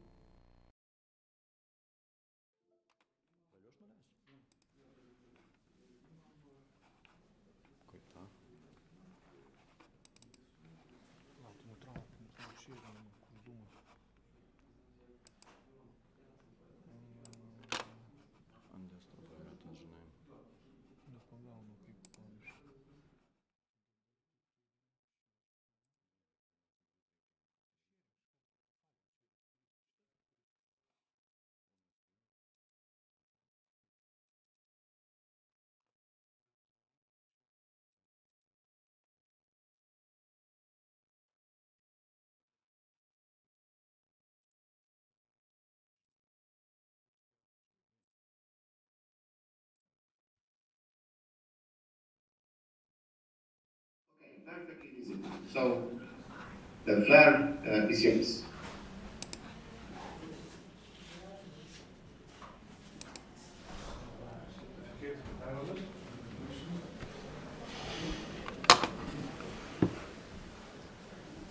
So my name is Saulius Masteika. I'm from Vilnius University, Kaunas faculty, and I'm a chair of Financial Technology Study Program, Master Degree Study Program. Maybe therefore I'm going to present research related to cryptocurrencies and solutions of instant payment without... Just a moment, technical problems. Just share.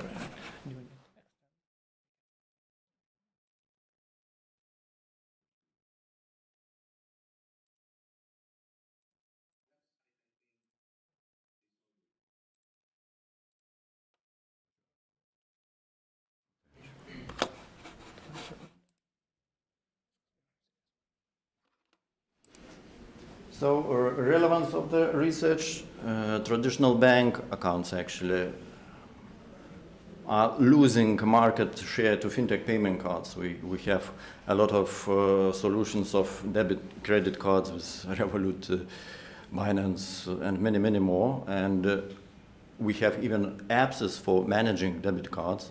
And why we choose different providers of payment systems, because maybe of lower fees, better exchange rates, faster transactions, and of course maybe even some debit cards have an access to cryptocurrency. So therefore we need to go into this direction and answer the question, or first of all maybe ask, is physical payment cards are no longer necessary, maybe because we have already Google Pay, Apple Pay, and connection to virtual cards, and consumers get used to paying just by phone, connecting accounts to virtual cards. So in such a case, what is left if we are talking about cryptocurrencies and current solutions? Intermediary is left, a bank, a fintech company, an exchange. And if we are considering about decentralized payments and instant payment, we need to talk about crypto and maybe to try to solve this issue. Because crypto, is it a money? It's a question. In some jurisdictions, it's also, there are no answers. And current use cases of crypto already for 12 years, let's say, it is as investment instrument, asset class, it's already done. And we have, I should say, for at least 7 years or even longer, online payments or e-commerce. The biggest retailers of our regions are already giving an opportunity to pay with cryptos, but it is related to e-commerce. And if we are talking about physical places and places where services are done, there are some solutions where Bitcoin is also integrated in point-of-sale devices. But the main disadvantage is that a customer and a merchant must open an account with the same provider or the same crypto exchange. So if we are talking about non-custodial wallets, and usually a bigger amount of cryptos are kept not in centralized exchanges, not centralized banks, so we are talking about hardware wallets or software, just not without any kind of verification. We need to find another solution how to pay in physical places and how to encourage the businesses to do that. So our task was to build a prototype that would allow to accept Bitcoin from non-custodial wallets. So why Bitcoin payments are still not popular at physical locations? First of all, as I was mentioning, you need to open an account as a customer and as a merchant with the same provider. It's not comfortable when you are going, let's say, in tourism to one hotel and you need another kind of wallet. It's not working. And if we skip that, then transaction confirmation speed is the problem. Bitcoin, one verification is needed at least 10 minutes time frame. So usually it takes even 20 or 30 minutes. So no way for transactions when you need to, let's say, buy smaller things. But even in hotels, there is a problem. Another issue, a refund of payments. If you pay with Bitcoin, let's say, and you need to get refunds because you change your mind, you are leaving earlier from your hotel, should I pay in Bitcoins, how to organize it? Because there is no centralized entity and your wallet is not somehow registered with verification, and it's a problem. We need to solve that. I'm not talking also about crypto price volatility. They are interconnected. Refunds and exchange rates and volatility time frame is really important. So these issues must be solved. So why Bitcoin payments are still not popular? Maybe also because of fintech companies offering debit cards linked to crypto. So why do I need crypto when I can just pay with a debit card that is connected with? So maybe there is no market for such prototype so another issue is different interpretation among regulators if crypto is money or commodity.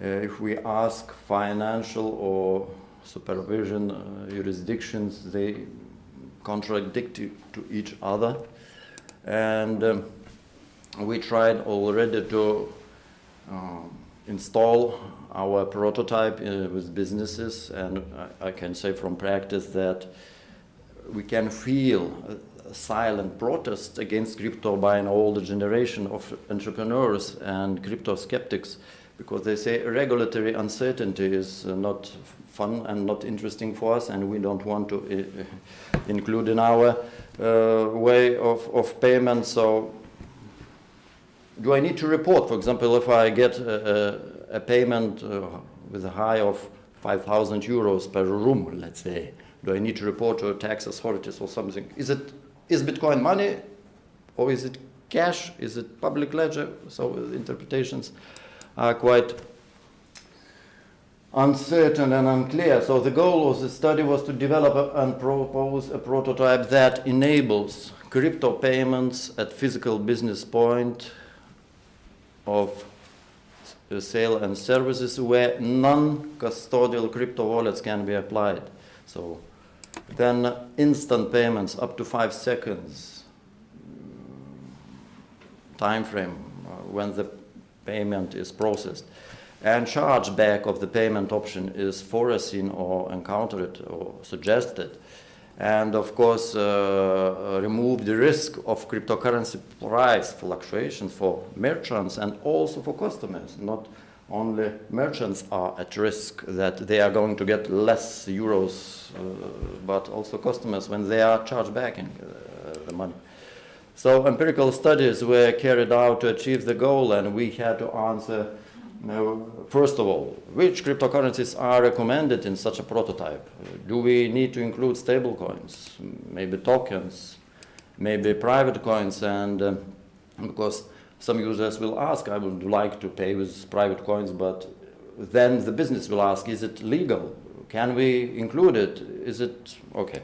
Another question is, can second layer technology solve the instant payment problem?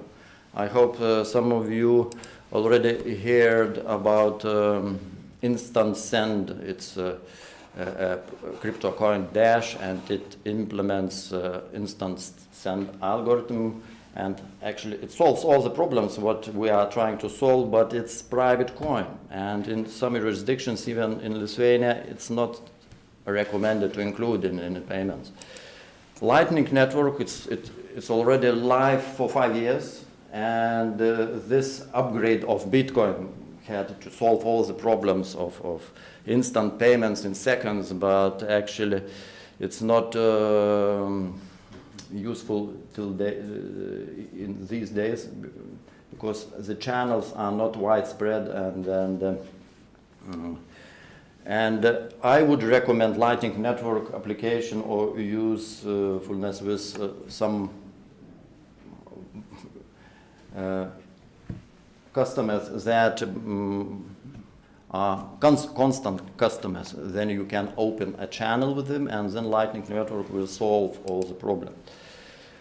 Another problem that we had to find the answers about double spending risks. All of us maybe know when there are confirmations, we need at least one confirmation. It is even better to have 3 confirmations of Bitcoin miners in order to accept the payments. But we are trying to suggest a prototype without zero confirmation, without any kind of confirmation, so 0 confirmation. So is a big risk of double spending. So we had to analyze the 51% attack, then there are attacks like a race attack, and replaced by fee mechanisms that is involved in wallets. Can we apply it, or a customer, a user can apply it and double spend or even a bit to cheat with paying? So we had to find other answers, which even Finet attack, how much does it cost? Is it difficult to run? Is it, for example, in hotel business, as actual, maybe it's the amount needed to run such attack, it's so big that it's not so risky to take 0 confirmation transactions. Because when we even pay with our debit or credit cards, businesses and banks get problems with fraudulent cards and stolen cards and stuff like that. So another question that we had to also to answer, how to ensure that merchants and customers do not suffer losses due to crypto price fluctuations. Maybe it's quite easy right now to exchange directly to fiat currencies, but with chargebacks we were trying which kind of crypto coins should we include. And then when we go to the businesses, the second question, the first one always is, can we transact it or exchange it directly to euros? Another question is, is bookkeeping simple? We don't want to see any kind of bitcoins in our books, and can you manage and how to do that? Of course, in this case, we need a bit intermediary. So concept of all-in-one point-of-sale solution of our prototype.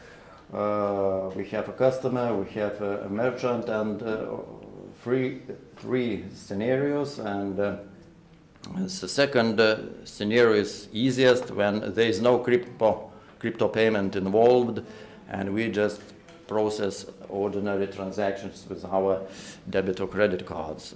Then we have first scenario when we do apply cryptos, but there is no direct conversion or exchange into some fiat money into euros, dollars, and etc. So it goes directly cryptocurrencies to merchants' crypto wallet.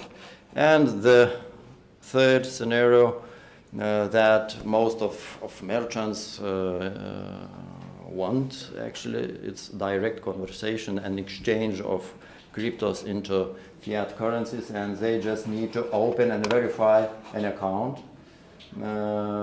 This fintech company, crypto exchange company, let's say, and then it gets easier. And if we are going a bit deeper in microprocesses of this payment system, I need to mention what we decided, that chargebacks should be organized in stable coins. Why? Because when a customer notifies the merchant that I would like to refund some money, or I cancel my reservation, or whatever reasons, there is problem when the letter was gotten, when the merchant read it, when the exchange was done. So it's better to even for merchant and customer to pay back for this customer in stable coins. Of course, it's not comfortable.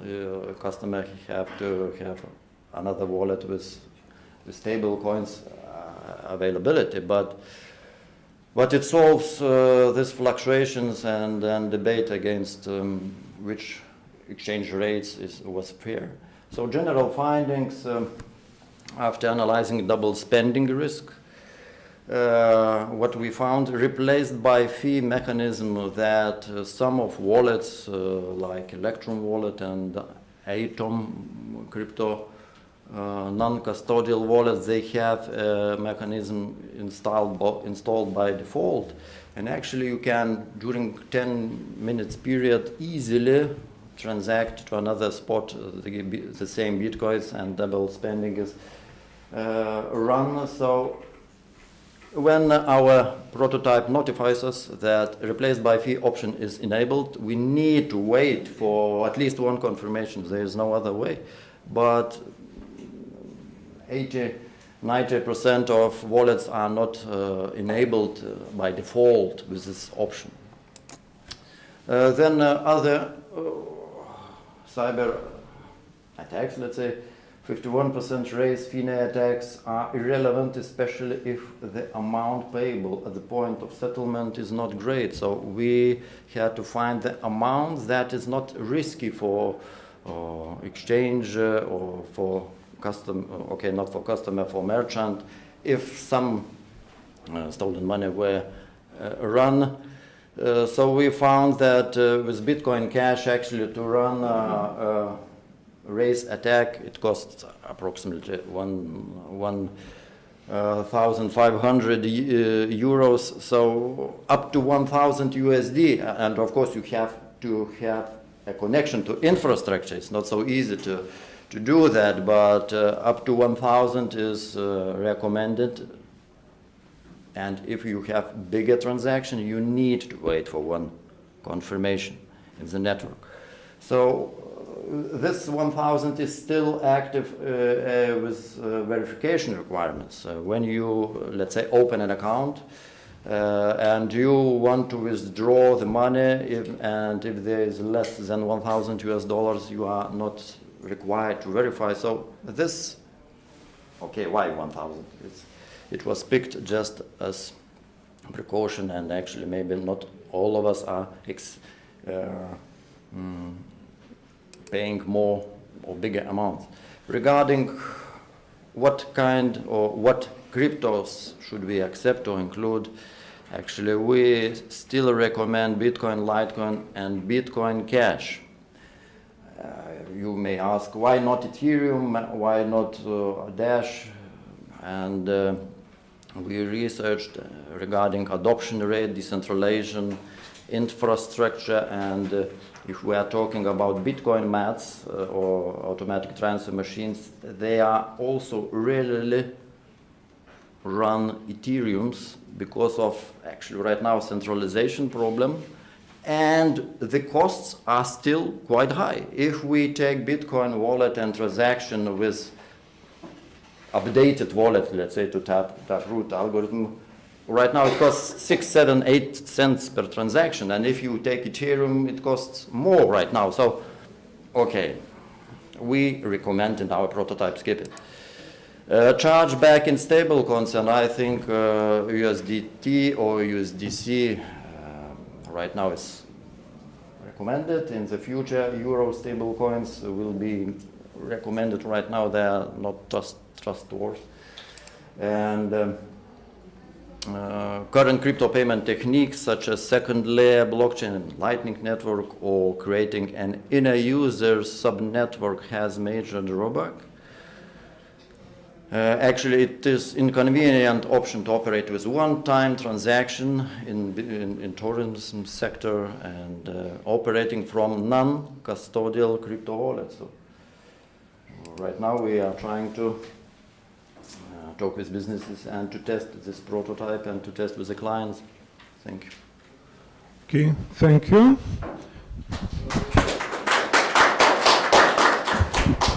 Do we have questions from on-site participants. Oh, okay, we have one question from on-site participants. Could you come here because the... I can try. I'm not sure, and I'm sorry for my question because this is not my research area. Okay. In your third scenario, who will keep the Bitcoin? Because there is that transaction to the traditional currency. So who keep the Bitcoin in the end of the process? Who keep?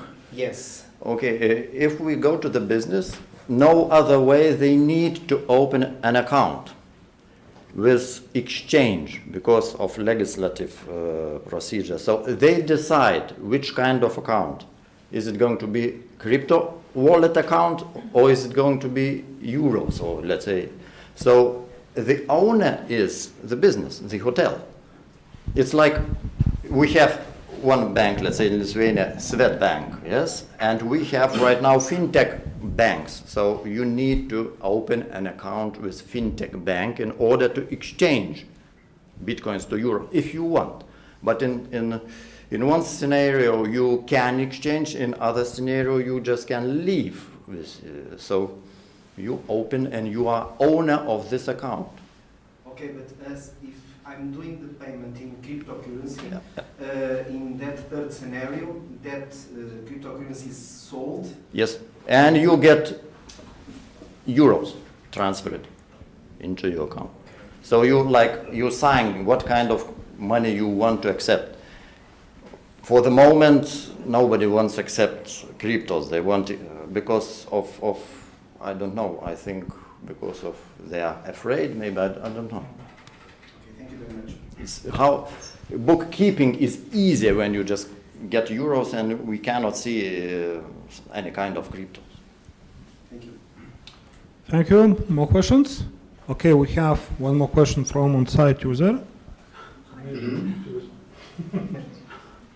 Okay, so thank you for the presentation. It was really interesting, and I'm just curious, have you made some research related with consumers' perception, because it's related with safety, and in general it should be different our as consumers' behavior.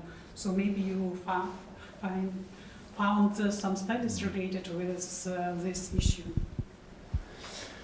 Thank you for the question. Yes, and the project is run by two faculties, economy and business administration, and our Kaunas faculty or Institute of Applied Informatics. So they are doing right now the research of market, let's say, share. Are their users willing to pay with crypto and with non-custodial wallets? So we don't have answers because it's strange to me, but if we are looking around in Lithuania and even in the world, there are a few just places where we can transact in cryptos. So it's new. Yeah. E-commerce is everywhere, but physical, we need to answer this question. The research is it would be good to join. More questions? We have no more questions on site. Okay, thank you very much for the presentation, and we are moving forward. So the last for today is automated system and machine learning application in economic activity, monitoring and nowcasting.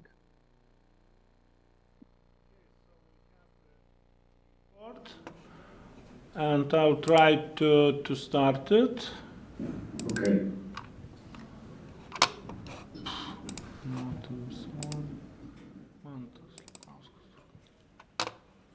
Good day, everyone. I'm Mantas Lukauskas, Kaunas University of Technology, fourth-year PhD student and also data scientist at company Zyro. Today, I would like to present one of our research team projects, automated system and machine learning application in economic activity monitoring and nowcasting. Briefly about the structure of this presentation, background of the research, economic activity and how we can understand it, economic activity monitoring system step by step, results of one economic activity module. Every year, more and more data is collected and used in various purposes. In recent years, it has been observed that the amount of data stored each year is growing faster and faster. Currently, growth is not by a few percent but even by 100%. For example, in 2010, the volume of data, information created, captured, copied, and consumed worldwide was 2 zettabytes, while in 2025, the projected amount of data is 181 zettabytes. This speed of data collection becomes a real challenge to obtain, process, store, and interpret that data. For this reason, automated systems that can collect, transform, analyze, and provide insights are critical to the success of data-driven decision-making. One of the areas where it is imperative to have reliable data and evaluate it properly is economics. Economic assessments are often made using annual data, and at the best, such assessments are made using monthly data. However, such use of data does not always reflect the exact situation, as there are some delays in obtaining and analyzing the data. Moreover, they are not considered in sudden changes. An example of this is the recent COVID pandemic or the war in Ukraine. The immediate impact of these events on the economy is significant in the light of those events and sudden changes in the situation. It is also worth noting that each country's economy and freely available data are different, so the assessment for each country may also be different. This makes it difficult to use automated evaluation solutions developed in other countries and require developing a specific system that allows for the most accurate assessment of the economic change. What is economic activity? Policymakers, financial institutions, investors, businesses, and households make decisions relating to economics in real time. Therefore, they must evaluate the state of economic activity in real time. Based on Eurostat information, economic activity occurs when resources such as capital goods, labor, manufacturing work, or intermediary products are combined to produce specific goods or services. Different economic activity types can be found in agriculture, industry, construction, retail, and trades.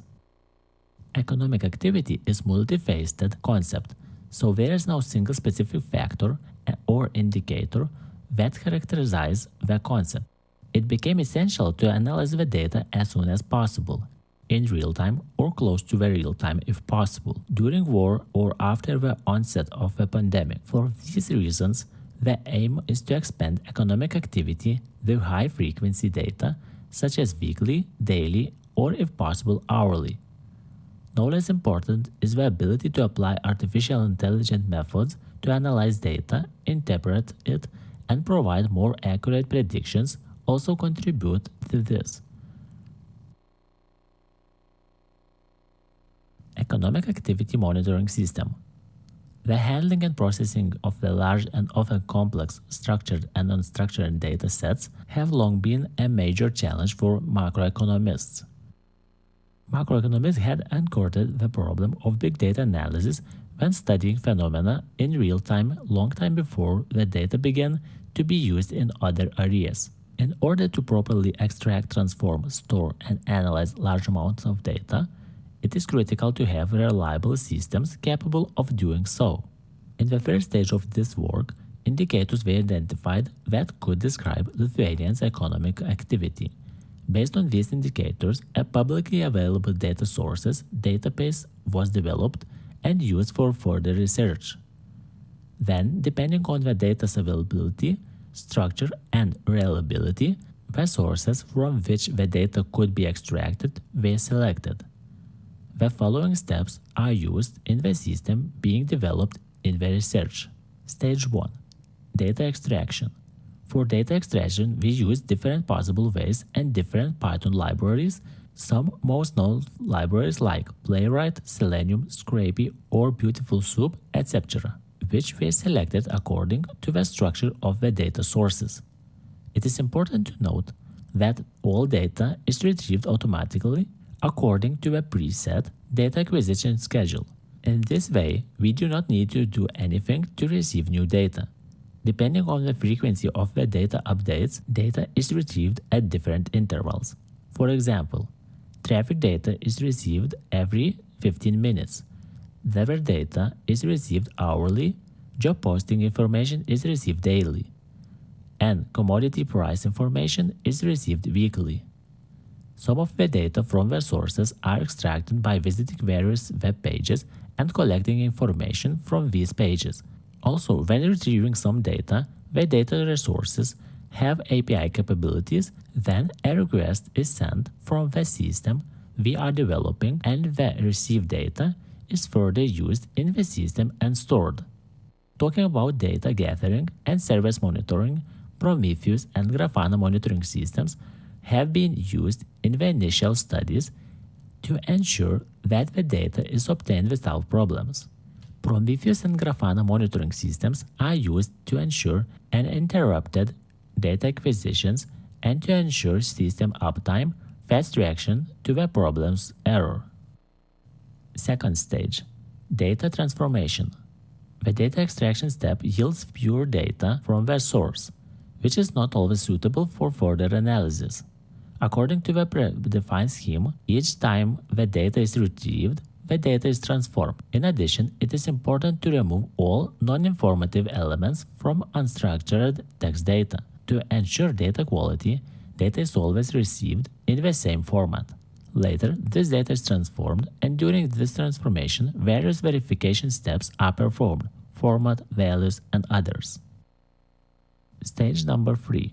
Data storage. All collected data and preprocessed data is stored in database. The models used in the data analysis and visualization process use the collected and processed data. The data is stored in the database that uses a firewall, and the port is open only when connected to Kaunas University of Technology VPN. Also, as mentioned earlier, a database and complete server monitoring system is used, so the server manager is notified in the event of an emergency. Stage 4. Machine learning models training, retraining, and usage. The data stored in the database are then used to train machine learning models. The system uses structured and unstructured data. The machine learning model is used for several purposes. The primary task of this model is to perform the forecast of economic indicators based on available data. Also, for example, having data on the prices of various goods, this module performs clustering of these prices to distinguish the main groups of goods according to the price increases and other factors. Another example of the use of this module is the analysis of text data. Analysis of the text data I will present a little later.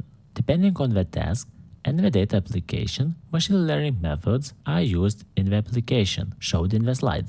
In addition, machine learning module also used to create APIs, to which requests for forecasting methods are directed. Last but not least stage, Stage 5, User Interface. The obtained results are displayed in the user interface. There, the obtained data can be analyzed and interpreted without knowledge of machine learning. There you can see beta of the automated economic activity tracking system. Currently, only authorized users can access the user interface. The dashboard provides information on the latest data updates, the latest and all data in the database, and visualizations of different indicators are used to make economic decisions. Let's quickly go through one machine learning module results. This one module is based on the text information from different Lithuania news sources. The dataset used in this study was collected from two largest news portals in Lithuania. The studied period is 2000 January and this year July. The total number of news articles used in the study is more than 2.5 million. Where you can see visualization of the number of the news articles each week. 4 different transformers architecture models were used to analyze sentiments on the news titles, news intros, and full news articles. There you can see a graphical representation of negative sentiment analysis for the business news category using only news articles titles. Based on the presented results, it can be observed that the negative sentiment increased particularly strongly during the period of economic crisis. A big jump is also observed at the beginning of the COVID-19 pandemic and the beginning of war in Ukraine. These economic shocks can explain these changes in the negative sentiment in the business news. Based on that, negative sentiment can indicate upcoming shocks in the economic activity as well. It can be seen that negative sentiment-based forecasting outperforms one-dimensional forecasting across all metrics. When evaluating customer satisfaction, it is observed that the forecasting of the economic activity indicator is better based on the general index of negative sentiment. In this case, the average absolute percentage error is 1.3% lower. It is only a small part of all results, but you can find all results through the link in the slide. Talking about future researches, we are currently looking for new data, like satellites data, another economical data, and other data, try to optimize our database, create good user interface, and make our system publicly available. Also, I would like to note that this project has received funding from European Regional Development Fund. I would like to thank you for your attention and see you in the next conference.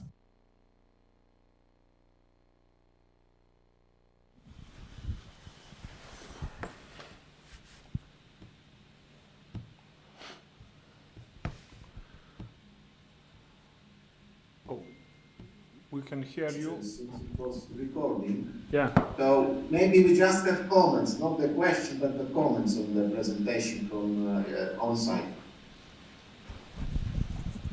Do we have comments? I think that the questions and comments we're able to provide by email.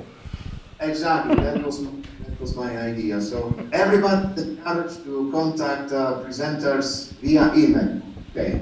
So I think it was the last presentation for Yes. this Yes, it is. Okay, so I'm very happy to be remote with you. Thank you for an invitation. Thank you for meeting as always. Cheers to everybody in Kaunas.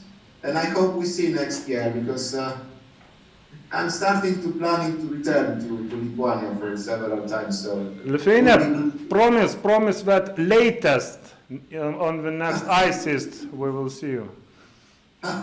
Very good, very good. I will be very happy to meet you guys all inside, and I hope to do it next year. Thank you for the invitation. Okay, thank you very much. Bye. See you. Visagaro. Bye-bye. Bye. Bye. Okay, so thank you very much. And this session is closed. And now we have 20 minutes coffee break. And in this room, after 20 minutes, we will start the session number 3, Business Intelligence for Information and Cloud Software Systems, and special session on intelligent methods for data analysis and computer-aided software engineering. This session will be chaired by me, and see you after 20 minutes. Thank you.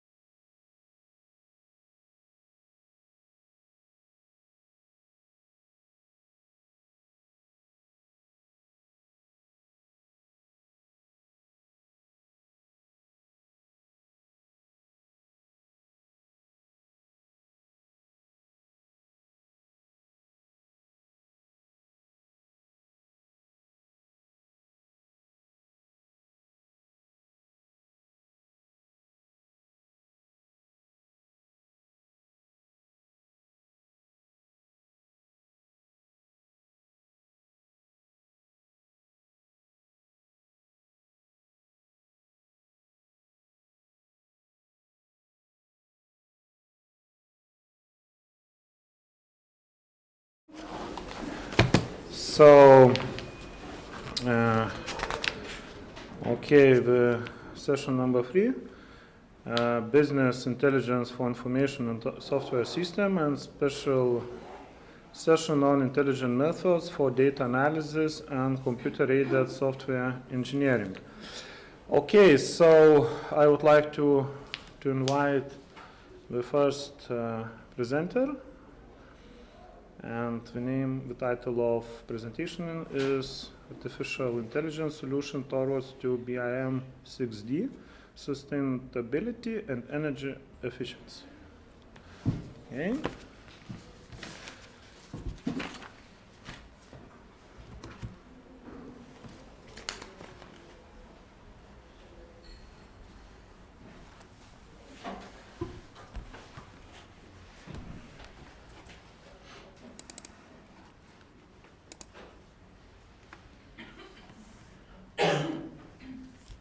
So greetings, I am Justas Kordoka. I am a master's degree student here at Kaunas University of Technology.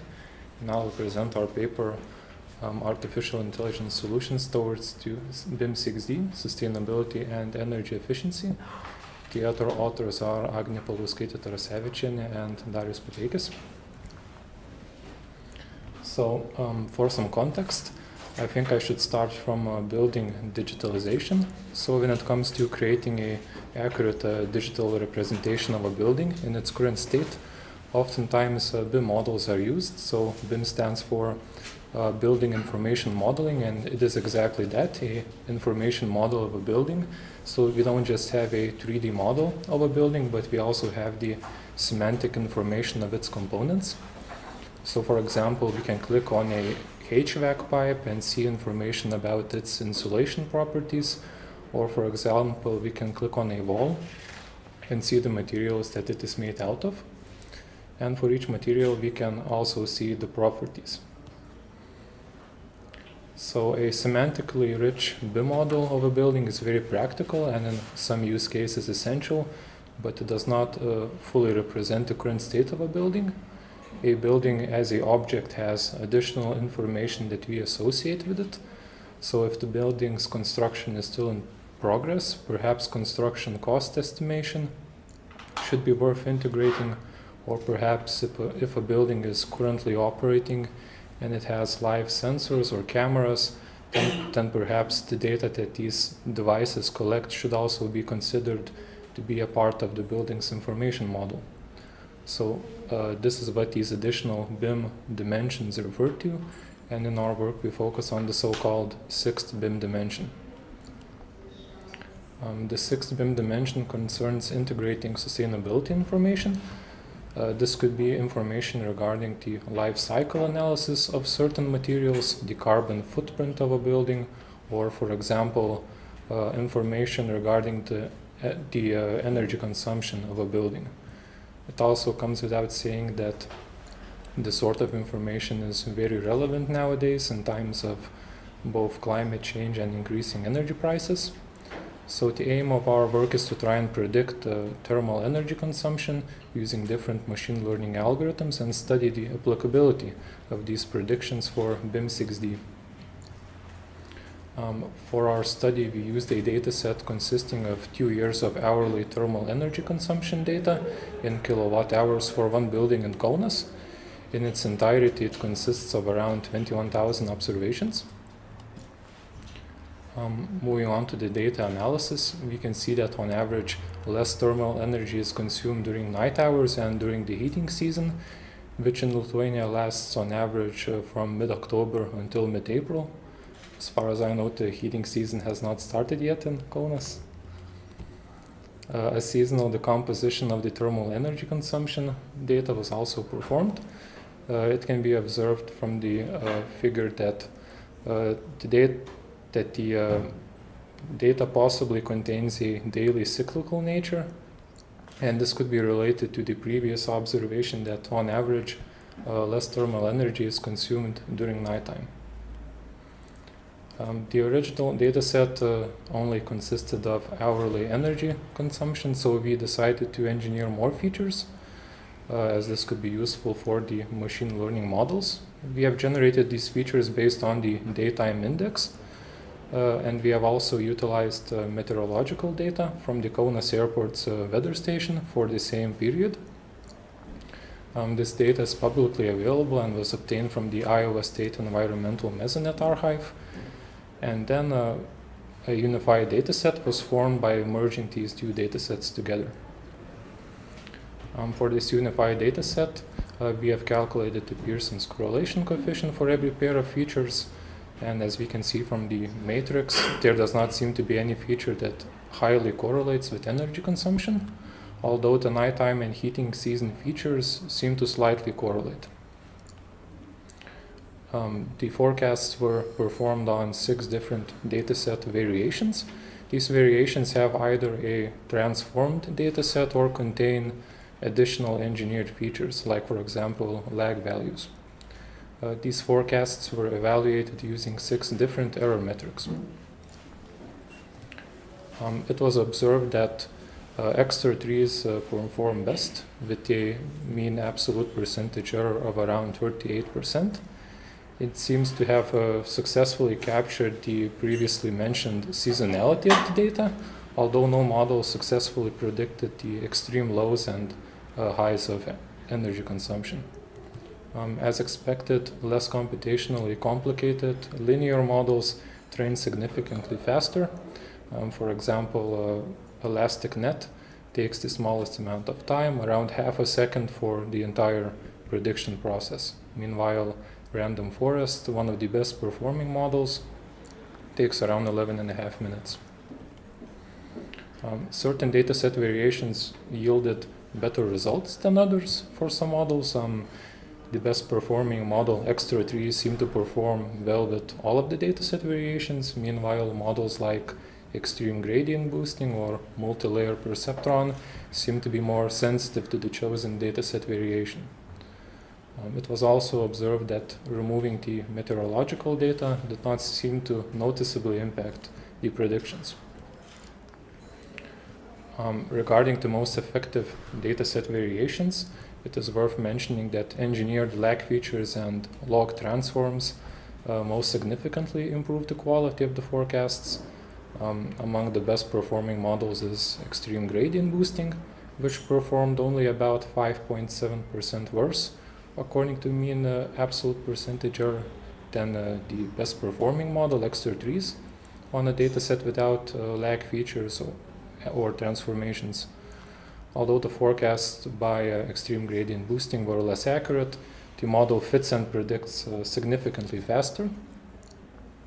When it comes to other metrics, it is worth mentioning that support vector regression seems to outperform extra trees based on mean absolute error. The best is around 2.48 kilowatt hours on a lag transform dataset. In terms of other interesting findings, LASSO, which is a classic linear model, seems to be almost on par with extra trees according to root mean squared error, although extra trees does in the end slightly outperform this model. When it comes to the applicability of these forecasts, we think that they could be utilized for a better understanding of a building's energy model. They can also be utilized for further energy efficiency and sustainability research.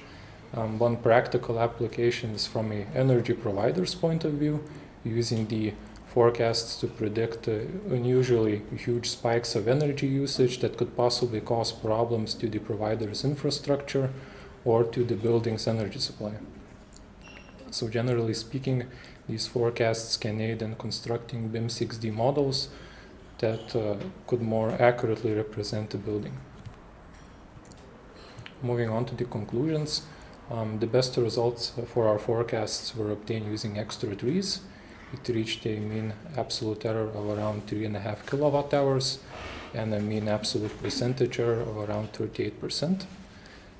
It is also worth mentioning the support vector regression model, which performed better based on the mean absolute error with around 2.63 kilowatt hours, although extra trees seem to perform better in most other cases.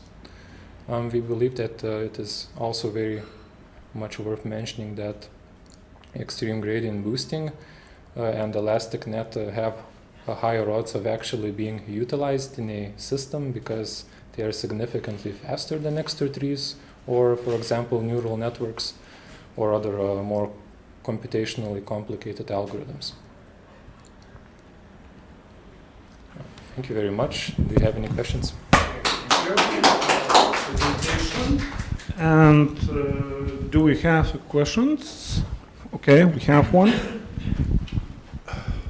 So if you, thank you very much for your interesting presentation. If you could come back to the slide number 12. On the upper graph, there's some kind of oscillations. Did you investigate the convergence? No, I believe we didn't.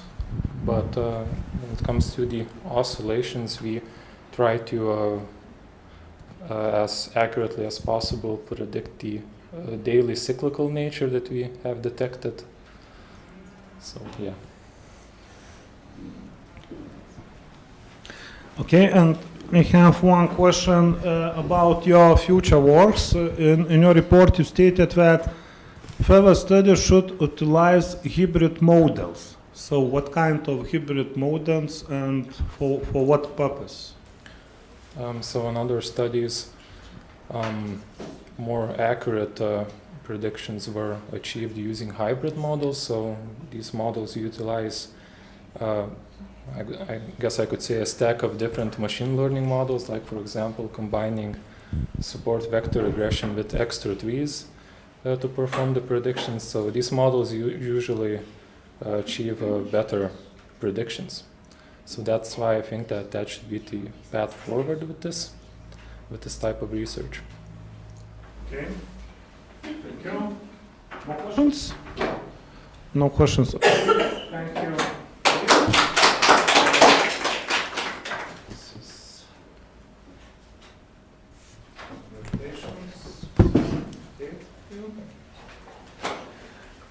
Okay, let's go forward.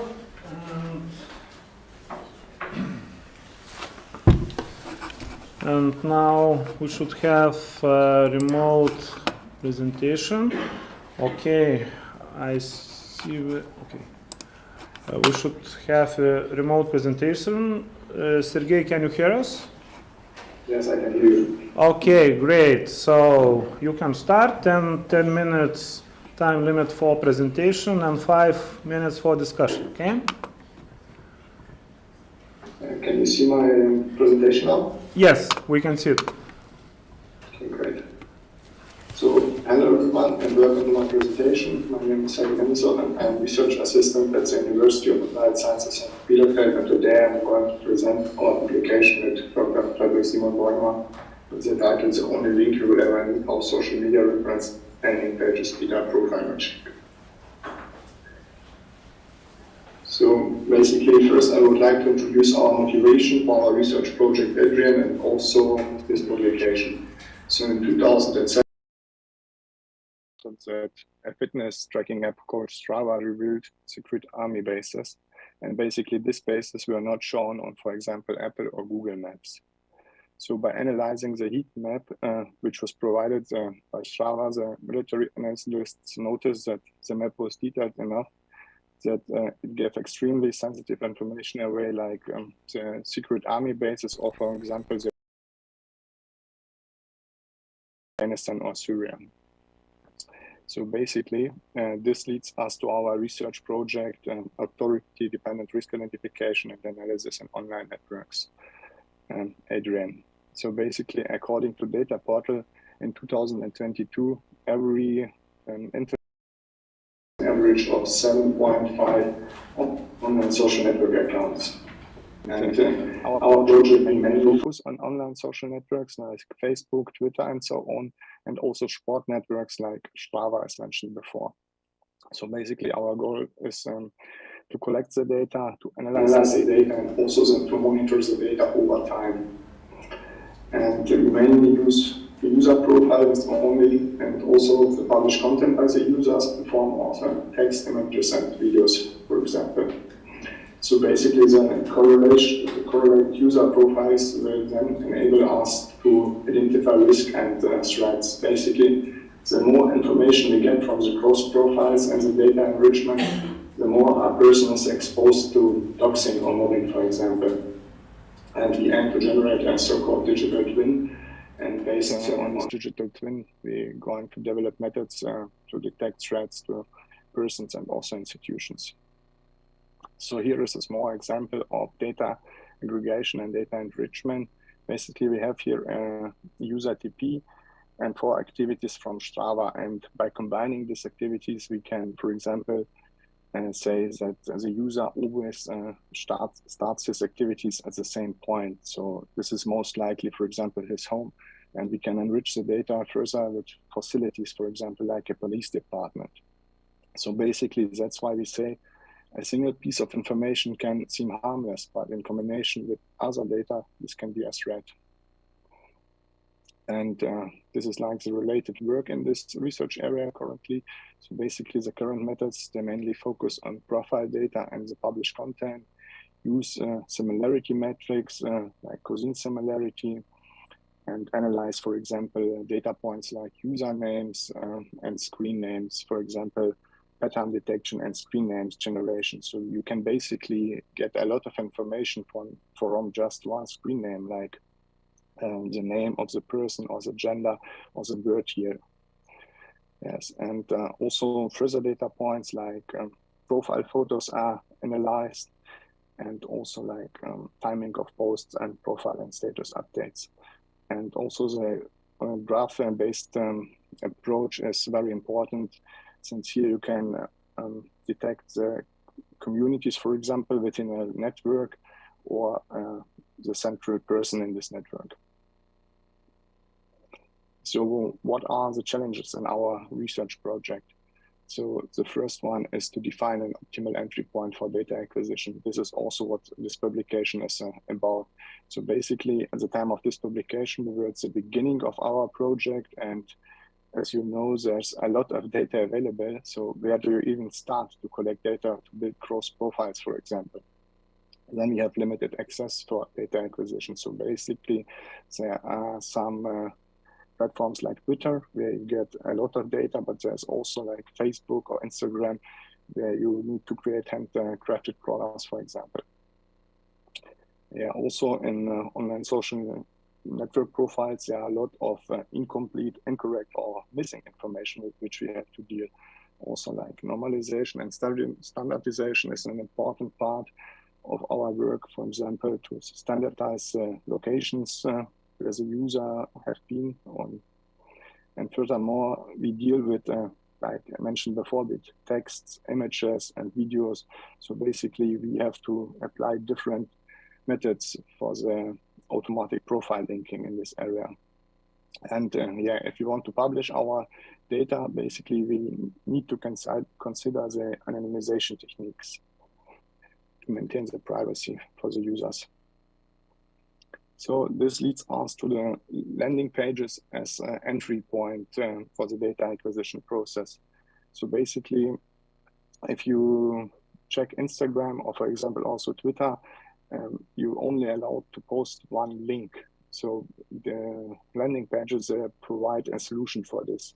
Basically, also so-called a link and view solution.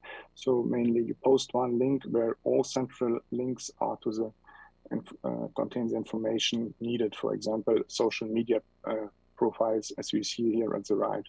And there are many different landing pages available, like Linktree, Bridge URL, or ManyLink. And we have chosen for our experiment Linktree because it's the largest platform with over 25 million users. And also we did identify that there are a lot of links available on Twitter, for example. And this leads us to our approach, which mainly consists of 4 phases. So basically, we acquire data from Twitter. We analyze the data. Also, we perform, for example, like a named entity recognition to separate persons and institutions and apply some name parsing and name data set to make sure that this is a person and it's a valid first and second name, for example. Then furthermore, we acquire the data from Linktree, extract the links, and analyze the links. So which platforms are linked in the Linktree, basically. And then we collect the data from the linked online social networks, normalize the data, and check which data points are even available in the data. And in the last phase, we apply some profile matching. So basically, here's an example of a Twitter data set, which we built over 2 months. It has slightly over more than 4 million tweets, which are from 1 million users, as you can see here. And as you can see, some users, for example, post just one link, but there's also users with more than 50,000 links. And if you check for the links, so you have slightly more than 1.5 million links in the descriptions, and within the tweets you have 1 to 10 links available. Yeah. Furthermore, we apply some analysis of the links in the Twitter and the Linktree data. So as for the Twitter data, you can see here that we have mainly Twitter links, but at the second place, we have the Linktree links for which we were searching mainly. And at the right, you see the analysis of this Linktree. So basically, there are all the big social media platforms at the place 1, 2, 4, for example, Twitter, Instagram, YouTube, and Facebook. And this also our main data source, for example, for acquiring this cross profiles later. So here you can see the intersections in the data set. Mainly the important part here is at the bottom, for example. You have, for example, Twitter, Instagram, and YouTube. 24,000 intersections, and if you add Facebook, we have slightly more than 13,000 intersections. Also, we have checked for LinkedIn, for example, and there's still nearly 3,000 intersections. We also have looking for Strava, for example, or Adidas Fantastic, but there were not enough links in the data. In the next phase, we analyze the data points. So basically, these are essential for further profile matching. For example, is there a title or a username available which we can match? And herefore, we have defined 6 categories which are particularly interesting for us. So mainly user identity, user information, information about the content which the users are posting, and also if there are images and videos available, are there external links available, which also can lead to profile matching, and the location. And so after applying the first 3 phases of our approach, we are here now at the last phase, mainly the profile matching, and therefore we have collected data from Instagram, YouTube, and Twitter. We were only able to take a sample of 500 landing pages, mainly because of the short time frame and also the limitations of Instagram. And then we have applied the semantic textual similarity and computed the cosine similarity for the usernames and for the profile descriptions. So what you can see here are the different data pairs: Twitter, YouTube, Twitter, Instagram, and YouTube, Instagram. And on the x-axis, the similarity score, y-axis, the number of profile. So if the similarity is between 0.75 and 1, it's mainly a perfect match. If we have a similarity from 0.5 to 0.75, for example, it's also mainly a match, but there can be a username which just contains another word, for example, official or podcast. So as for usernames, we have found out that we have in over 80% a match, and for the profile description, we had a match in like 50%. And as you can see, we have here many matches for Twitter and Instagram, since both of these platforms contain mainly short descriptions, and YouTube has like a very large description.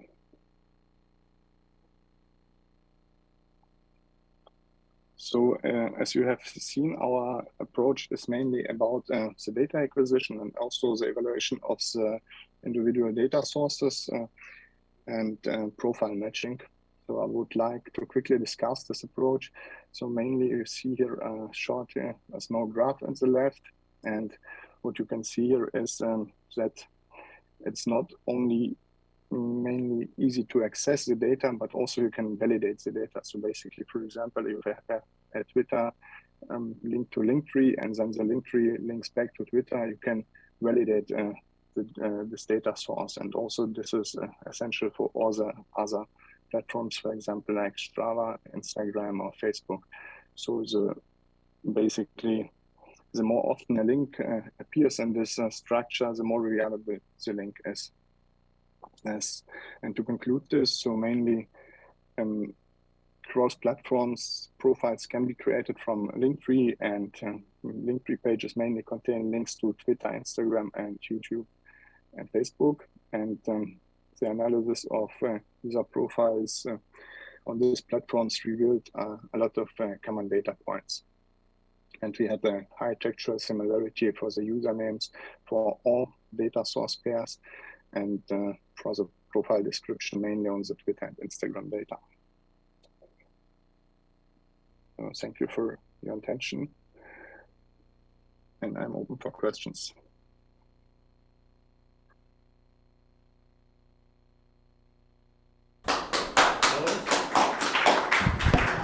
And do we have questions from on-site users? Okay, in general, I have one question. So one of the goals stated in your report sounds like to improve the distinction between accounts of organizations and individuals. Yeah? And I wonder, what percentage of this goal have you achieved with this study already? Approximately.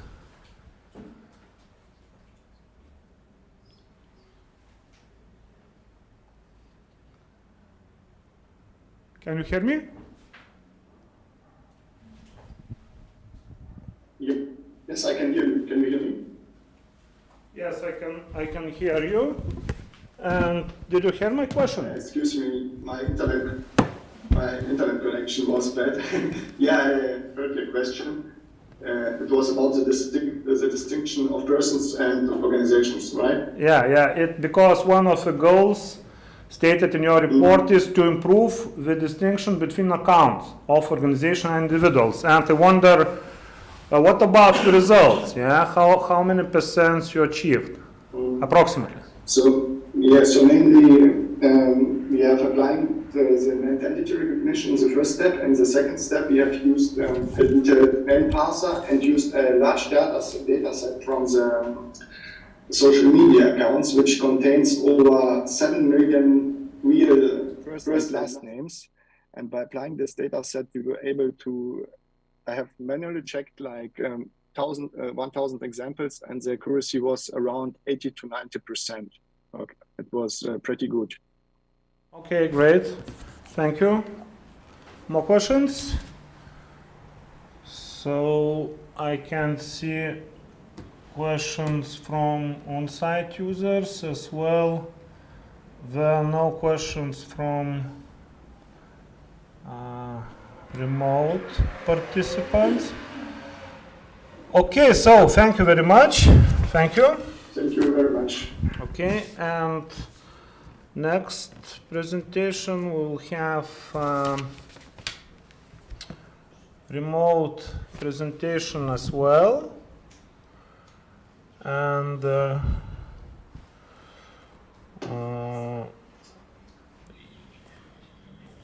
yes, the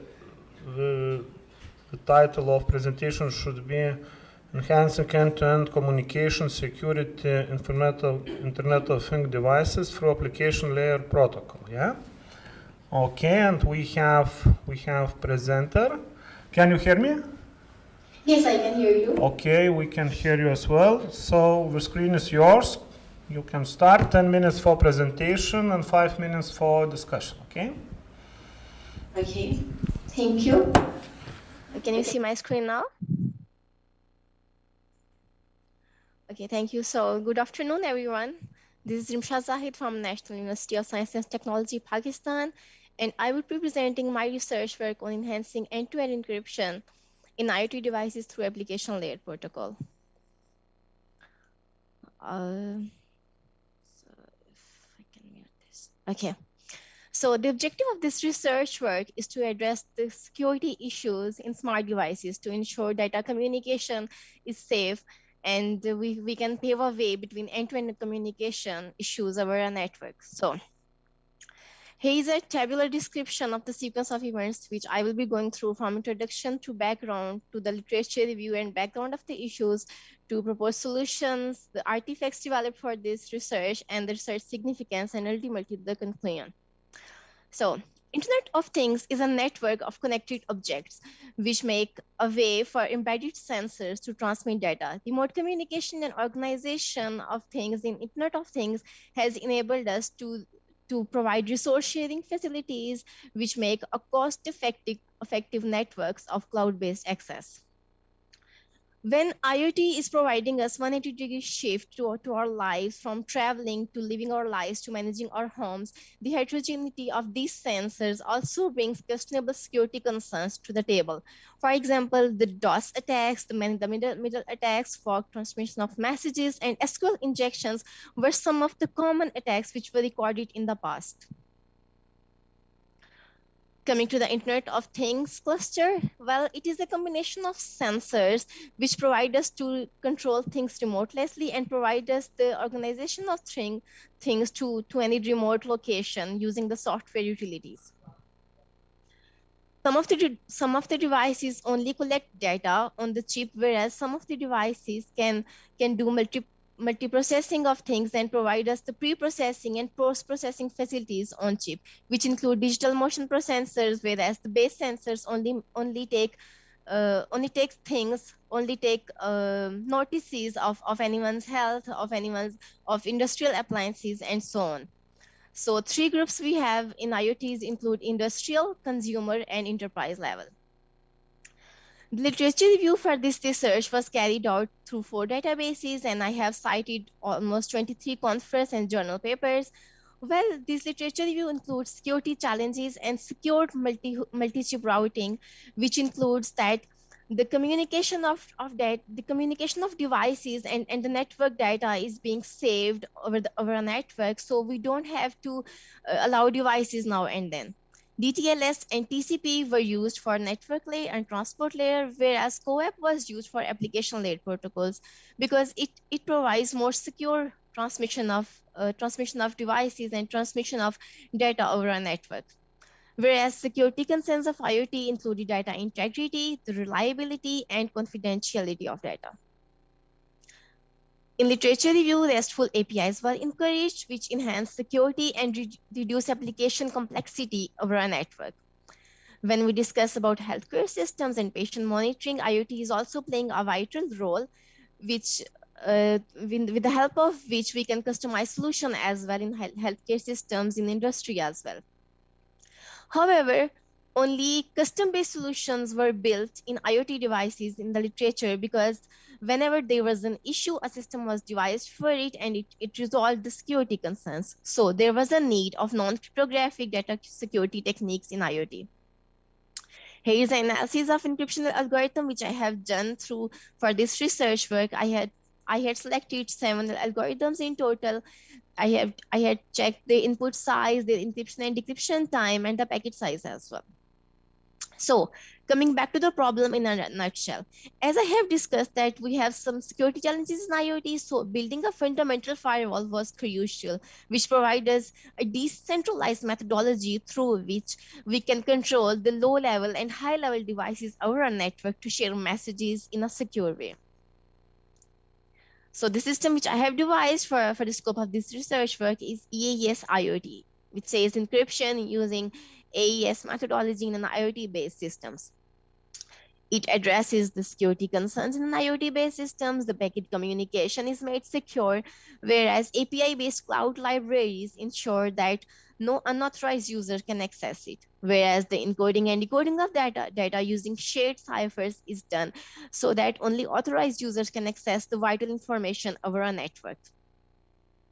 The proposed methodology, here's a graphical representation of my proposed methodology. As I have discussed that we are working on application layer protocol. So whenever an input request is made, an API is called, which would be transmitting data to an AES-based system, and then encryption would be done, which would generate a cipher key for encrypted data, and then a response would be generated. Now, coming back to the decryption of data, that how would the client receive the data? Well, it would be an alphanumeric string of keys, which would be decrypted using a cipher object. And then the same API call would be made on an AES-based system to ensure that user get the same data the way it was transmitted before the API was called during the encryption process. Now, coming back to the artifacts of these systems, the proposed methodology of EAS IoT has been validated on a smart voice pathology monitoring systems. The artifacts are developed on a healthcare system, which is SVPMS now. What is a voice pathology? Poor vocal practice, such as mine, or maybe smoking and dehydration and laryngeal infection lead to voice pathology of the patients. Well, when I have incorporated my methodology in SVPMS, then it is sending encrypted packets over networks and providing cipher decryption facility. The proposed methodology has already been tested on HTTPS, and MQTT, whereas I have already done some future work on other two protocols such as CoAP and Modbus as well. The implementation was done on Node-RED to illustrate the methodology. Well, on the left side, you can see there is a sensor-based data which is forwarded to a switch, which decides whether a patient needs medical assistance or only it needs to be recorded in the patient records for future references. When a data is being transmitted from a base sensors, then it is transferred to MQTT or HTTP protocol. These two flows decides whether the patient needs any medical assistance or it needs any on-time assistance from the paramedical staff as well. Now the question is that where is the AES is working and how the data is being encrypted. Before the data is sent over a network, I would be calling an API which would be encrypting the data and creating a cipher-based alphanumeric key of values, which would be transferred to HTTP flow or MQTT flow. As you can see that when an HTTP request is made, then the paramedics are notified, whereas when we work on MQTT, it is connected with an mosquito broker. So it is providing us a wireless communication to ensure that no third party can reach into the system and can get hold of our data. The code is available on over the GitHub, so I have added the URL as well for the references. Now coming back to the results, the system artifacts as well were developed on Node-RED. The APIs were developed on an Azure-based server so that the calls are made and post and pre-encryption of packet size is also done to ensure that the size is not too larger for the performance, because in an IoT-based system, you know that we have low transmission rates, so we have to calculate the time difference and packet delivery size as well. So here's a tabular description of my results.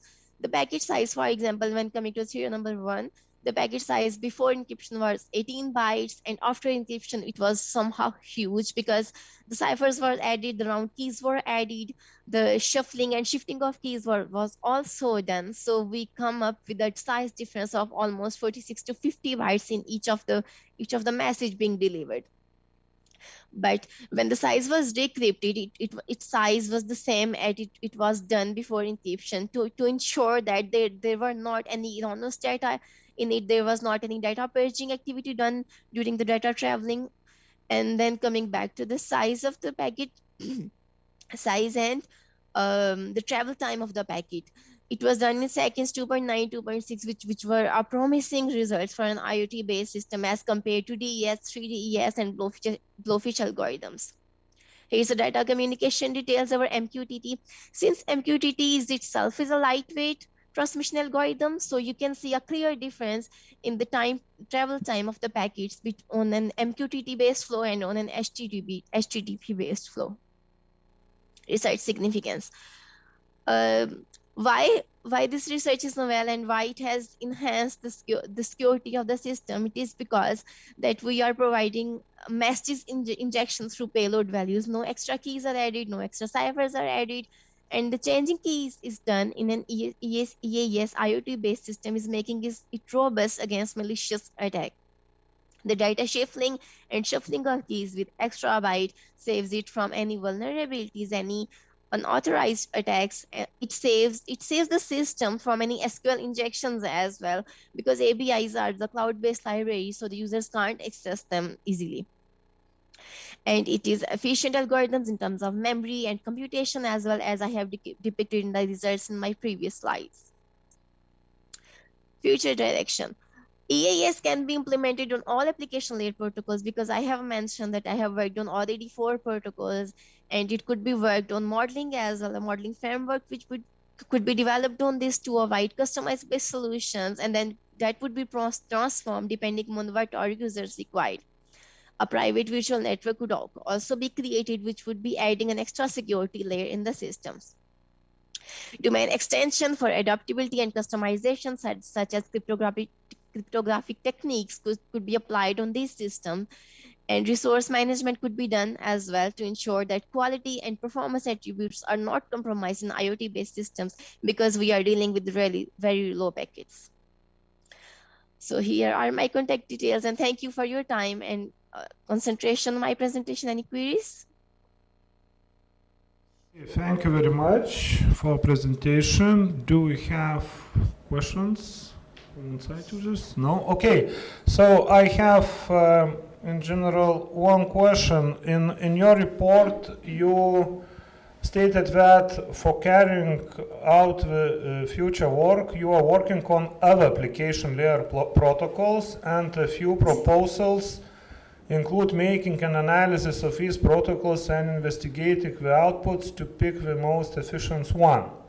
So I wonder, could you please list these protocols and about what kind of particular protocols you are talking about? Well, thank you for your question. It is a really good question when we discuss OSI layer in an IoT-based system. As you can see in my report, I have already worked on CoAP and Modbus protocols. When being specific about protocols through my proposed methodology, we can work on all application layer protocols, because the API calls are made before the encryption process, so we can easily transmit the encrypted data over an application layer protocol network, such as CoAP, Modbus, or any other protocol which resides on the application layer protocol. For analysis, yes, as you can see that I have done HTTP and MQTT, and results were found more promising on an MQTT, because it works on low PAN networks. So this is what I was referring to in my report. I hope I was able to answer your question. Yes, okay, thank you. Thank you for your question. Okay. Thank you, everyone. Okay, thank you. And now we have on-site presentation, yeah? Okay.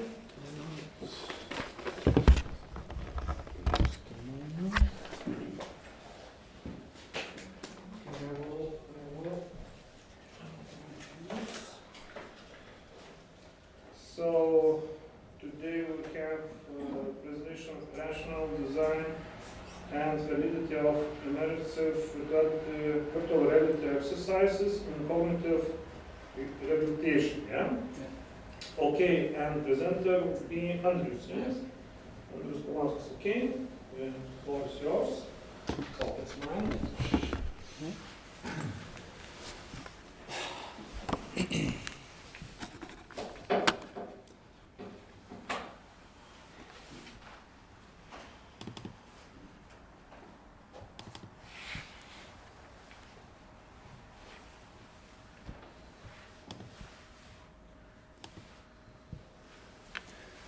Okay, greetings everyone. I am Andrius Paulauskas, and I'll present our team's work, specifically the rationale, design, and validity of immersive virtual reality exercises in cognitive rehabilitation.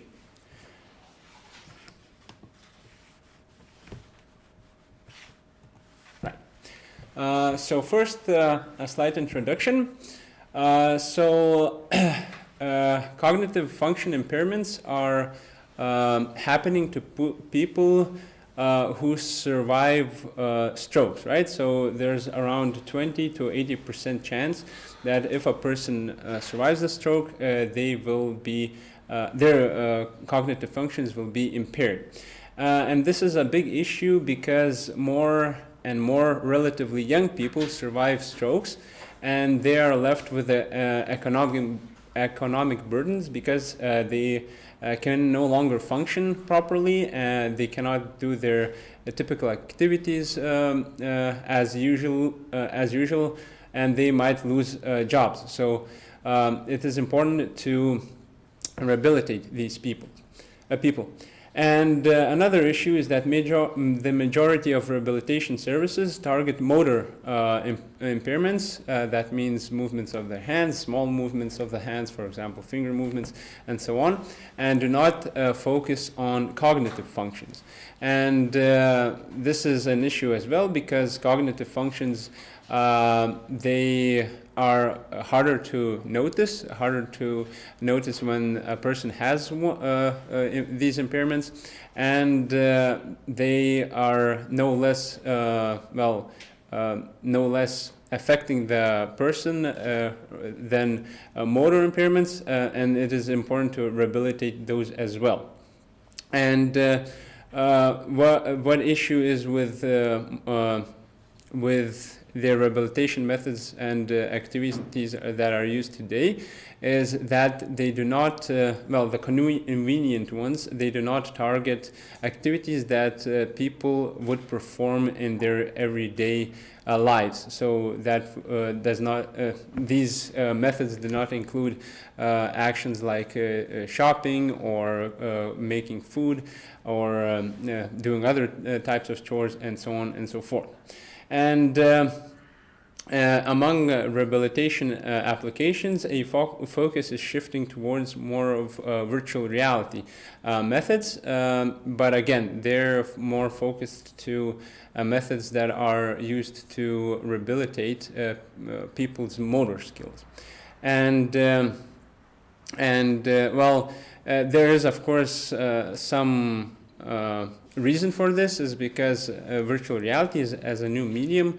It's not quite easy for people to get a hang of, and for this reason it's actually quite hard to make rehabilitation applications in virtual reality. But in any case, there is evidence that virtual reality methods employing various immersive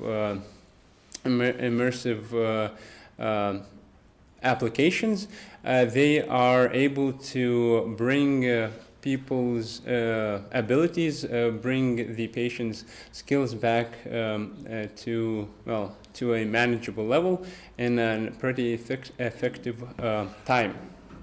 Right.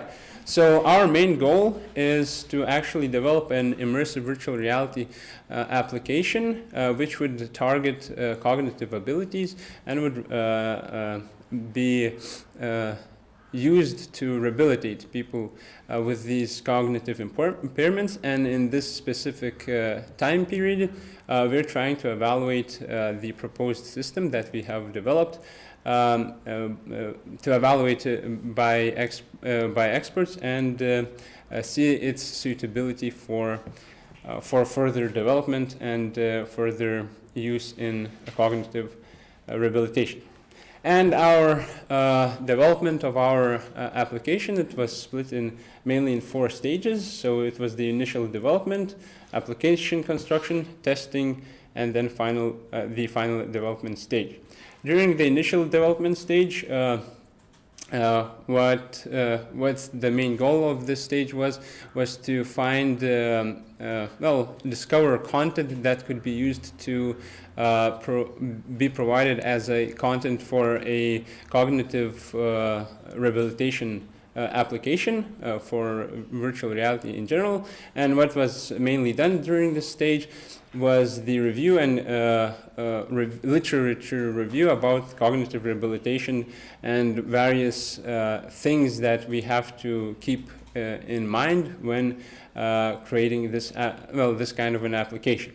And what we found was that the most important perhaps three aspects for creating activities or rehabilitation application is the task fidelity, the level of presence, and flow in these types of applications. So task fidelity being that it would be a convincing activity for the person, and it would convince them that they're actually performing a real action. Presence being that they are immersed inside the virtual environment, and flow that they are performing tasks that are meaningful. And flow was one of the key factors in actually creating immersiveness in virtual reality, and we tried to focus on its main aspects, among which are clear goals when the patients are given the rehabilitation tasks, feedback, they have to receive it, and so on and so forth. And the main idea is that we achieve flow by simply trying to balance the skill level of the patient and the challenge level of the application. So if the patient is progressing very fast, and is not provided with enough challenge, they will feel bored. And if they are going to be given a serious challenge and their skill level is not enough, they might feel anxious. And it's a fine balance between balancing these two things to make the application effective at rehabilitating. And our second stage was application construction, which mainly was made to conceptualize the content literature review and implement the system. And our system consists of two actors mainly, the physician who controls the tasks of the rehabilitation, and the patient who can perform two different tasks. And these tasks are sequence recall and object recall tasks. So in the sequence recall, we simulate a cooking process where the person has to remember a sequence of objects and place them in a specific location, place those objects in a specific location. An object recall simulates a shopping list situation where they have to memorize items that was given to them, and they have to pick those items out of a set. So there's a small video here presenting the process. So in here we have the sequence recall where various objects are placed on the kitchen counter, and some items are highlighted over time, and the person has to memorize the sequence and then place objects on the cooking station, in this case making a pizza. And these actions, they're the person does it in sequence, and the showing the successful presenting the successful action that the ingredients are put on the pizza is gives a sense of a reward. And the other case is the object recall, where a person is first shown a couple of objects, 4 objects, and then they have to pick those 4 objects, memorize them, given time to memorize them, and then pick them out. And currently our system works on a Windows on the Windows operating system using the Oculus Rift device, and it's the device, the virtual reality device that the patient uses, and the physician controls the whole process by a keyboard and can increase the difficulty or decrease the difficulty of the tasks, and so on and so forth. For the next stage, we did application testing. So we tried to test and evaluate the application's features, and this was achieved by through two substages, by testing by the development team and testing by experts. And for the development team's testing, we only fixed technical problems with the application. For expert testing, we used their answers to find if our solution is valid or not for rehabilitation. And 16 experts were asked to perform those tasks that we've implemented. And the suitability was evaluated over 3 sections: for the procedure suitability, for the task first and the second task suitability. And the experts answered a 12-question questionnaire, which consisted of 3 subscales with 4 questions each. And each of those questions were evaluated using a 4-point Likert scale, and then we provided 2 additional open-ended questions for additional feedback. And I won't stay too long about near the questionnaire, but basically we asked whether the instructions were clear and whether there was enough time to test out the equipment, and then 2 other sections about the tasks themselves, whether the environment was convincing and whether the tasks were clear. And during the final development stage, we calculated, according to the answers, we calculated the content validity index, and according to the experts' answers, and then used the open-ended questions to see what needs to be improved further.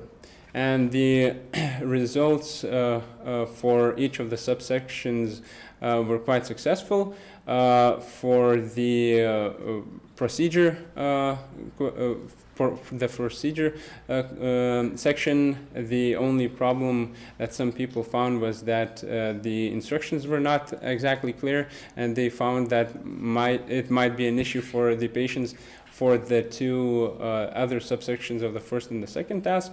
Some people found that the environment didn't seem as realistic or engaging, and that the objects other objects in the environment may distract people. Among the open-ended questions, we had divided the answers into 2 sections that were related to instructions and to the technical characteristics. And for the among instructions, there were some thoughts that patients might not get enough time to try out the controllers that they might have not been used to, and that would require more time. Some of the objects within the application that were used for rehabilitations, they weren't stable, so that was it was an issue with the physics engine that we used, and that some people thought that the rehabilitation should be performed in front of a table for more motorily impaired people. And for the technical characteristics, some people said that wide field of vision is required to perform the tasks, because there are lots of objects around the person, and that the environment should be clear and more detailed, more realistic. And the last point that was made was that the object should be closer to the patient, because again, more motorily impaired people, they might not be able to reach out and extend their hand fully. And among the conclusions, so when performing the literature review, we found that the implementation of virtual reality among rehabilitation applications is quite difficult, and it seemed that the proposed system that we have created is seems suitable for rehabilitation, and according to experts' evaluation, and we'll be working further on the project, and well, keeping the the answers to the open-ended questions as suggestions. And further on, what we've planned to perform is to implement more rehabilitation tasks, and of course our project has gained bioethical permission, so we'll be able to perform these tasks, well, this application for on the real patients. Yeah, so thank you for attention. Okay, thank you for presentation. And, I have a question. Could you please open this slide with the table with yeah, this one. So look, I wonder, now we have 16 exercises, yeah? 16 experts, yes. Okay, experts, and we evaluated this thing according 5 criteria, yeah? Four criteria. Yeah, okay, 4 criteria. So now we have 64 values, and 63 of them are 1, and only 1 value is 0. So yeah, what is the main idea of this kind of table? Because the results are in general 100% positives, yeah? Yes. So it's kind of strange thing. So how the content validity index is calculated is that if we use a Likert scale to see if a person, well, if an expert evaluated well, positively or negatively, the first 2 points, so strongly disagree and disagree, is evaluated as a 0, and on the second other 2 points, strongly agree and agree, are evaluated as 1. So among the experts, some of them might have chosen as well, a strongly agree or an agree, but in both cases they are well, marked as 1, and if expert disagrees, it's a 0. But look, I'm not the expert of social sciences and surveys, but are you sure that the methodology are correct and okay? Well, according to the content validity index, the suitability is high according to the average in each section and the average of each item, but there might be some issues because there's an additional value that could be calculated, and it depends on if any. It depends if there's an universal agreement among experts, and because in this case some of these sections do not get a universal agreement, there still needs we need to find more improvements so that the experts would universally agree on the suitability. But mainly, majority of these experts, well, according to the index, they agree that it's suitable. Thank you. It's just not universal agreement. Okay, thank you. More questions? Yeah, we have. Andrew, you received feedback, and one point was that it is not very realistic, these objects. But I wonder, what is your plans?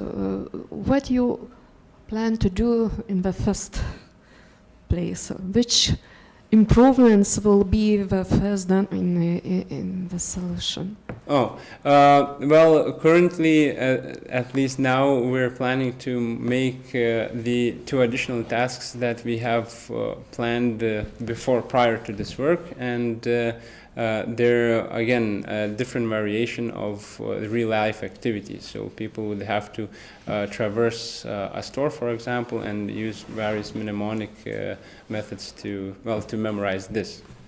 And what regarding these pictures, are you planning to make them more realistic, like yes, but the realism and the visual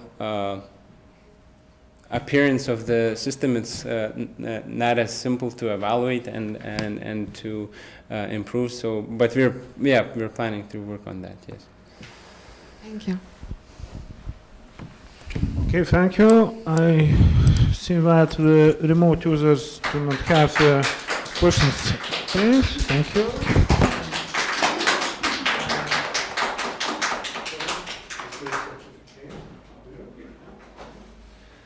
Okay, and okay, today we have the final presentation, and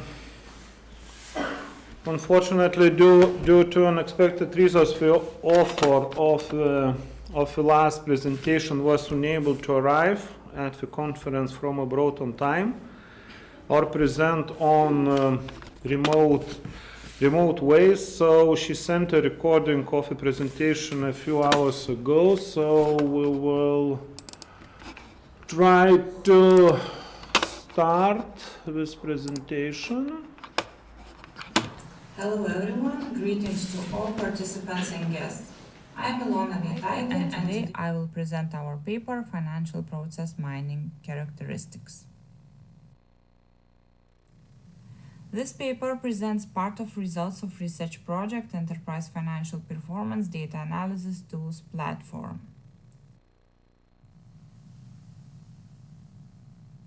As you can see in the outline, I will introduce the topic, I will present basic concepts on financial data space, specification of a financial process mining project, and I will define financial process mining project specification steps. Finally, I will present conclusions. Introduction. Financial data analysis helps to evaluate organizations' performance and identify probable trends, but it is a very challenging process. The main source of data are organizations' financial statements, balance sheets, annual reports, general ledger, and etc. According to average data, the analyst can use diverse types of analysis. Process mining is a bridge between process-centric approaches and more data-centric approaches like data mining and machine learning. Process mining is particularly concentrated on analysis of historical data of process implementation in the form of event logs. There are many process mining tools, technologies, and applications which can provide fact-based support, process enrichments, and solutions. Despite that, during the short period of time, process mining has developed very quickly. It is quite fresh to the financial and accounting literature. Business process mining is quite new and increasing research field, which concentrates on analysis of business processes by approaching different data mining methods on event data. Plenty of latest discoveries in process mining research make it possible to discover, analyze, and improve business processes according to event data. The process cube is a multidimensional space used to specify process models and event logs. The process cube is very like the data cube, online analytical processing, OLAP, and OLAP cube is a data structure that allows fast analysis of data according to the multiple dimensions that define a business problem. Research is continued according to early presented meta-model, to be exact last year in this conference, where financial data about companies from the Netherlands are analyzed. The type of financial data is general ledger, which consists of separate files such as general ledger account opening balance, journal entry, ledger account, VAT code, and general ledger trail descriptions. Research process starts with data quality evaluation. Then the process of data preparation begins. Data must be transferred to a more convenient structure for further analysis, in this case, process mining process. Prepared data is analyzed by using process mining algorithms and filling the data cube dimensions by certain data set fields. After process mining phase, data is also processed by machine learning tools and techniques for outlier detection. There are prepared reports of each phase, reports on statistics, and all these results are presented to the user financial analyst in our case. The main focus of research described in this paper is to present data dimensions with their members, data preparation process, and presentation on how data dimensions may be covered with a certain financial data.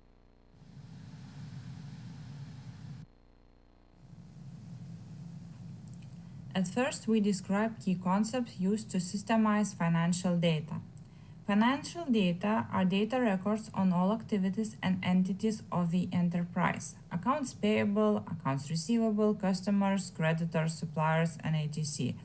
These data are located in the finance data space. Financial accounting object, FO.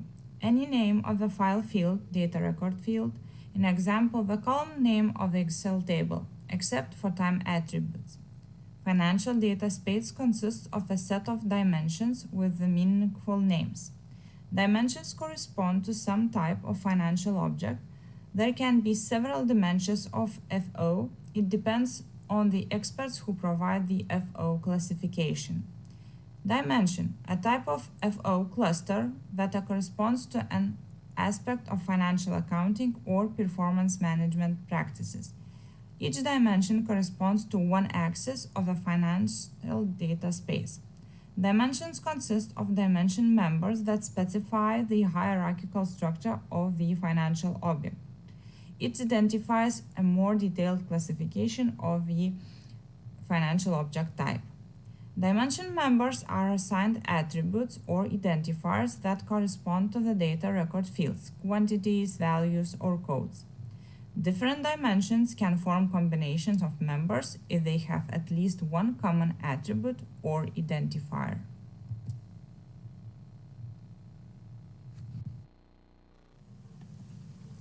Financial process mining aspects. The specification of financial process mining tasks, projects, quite often has fundamental differences from traditional process mining. The process mining technology is aimed to discover a process model from process-related data records named event log. Financial processes refer to the methods and procedures completed by the Office of Finance. They include but aren't limited to accounting, budgeting, planning, and other categorized under varied titles depending on the finance policies and procedures. Finance process definition in terms of process mining technology. Finance process is fixed as a set of finance data records in the company's database and can be discovered, visualized, and linked to static indicators using process mining technology. Basic concepts of finance process mining. So previously presented financial accounting object FO. Source data, a subset of financial data records, each record being a set of financial objects and their meanings or codes. Case, a unique finance object sequence compiled from event log entries. Case ID, any selected FO or combination of few FOs from the financial data records. Activity ID, any selected FO or combination of few FOs from the financial data record except included to case ID. Event, one financial data record consisting of the following fields. Required field with time parameter value, timestamp, and all other called financial objects with specified value or code. Outcome of finance process mining, process model of the behavior of a financial object and its differences in different time periods and statistic, key performance indicators. Current problem, to reveal the behavior of financial objects in time according to data clusters.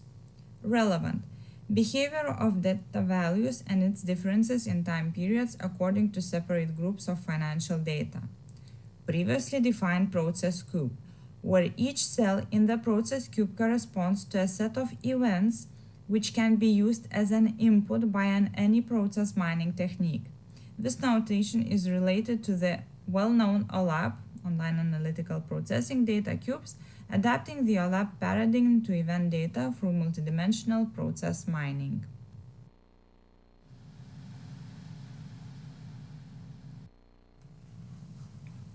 The conceptual schema of financial process mining project specification is depicted in the slide.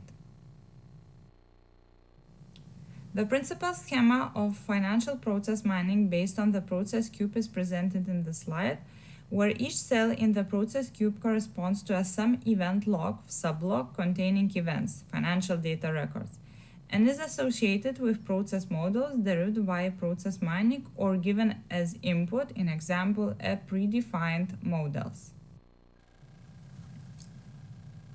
Next, we consider the classical OLAP operations in the context of our process cubes. In terms of data set, the roll-up operation forms a subset of financial accounting data, a subset of records that meets user requirements. Drill-up, roll-up operations and based on the expert's knowledge. Financial accounting rules implemented in the code of operation. Next, the process mining task is specified in the new financial process cube of higher level of granularity by selecting case ID, event ID, and time ID relevant for the audit or financial accounting analysis. Step 1. Mapping of finance data space dimensions to the process cube dimensions.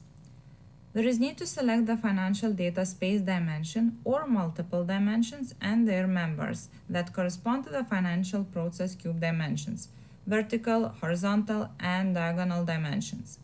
Financial process cube dimensions may be associated with the different financial data space dimensions in the different way.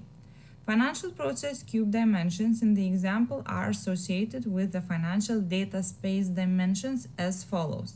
And you can see examples of dimension A, dimension B, and dimension T.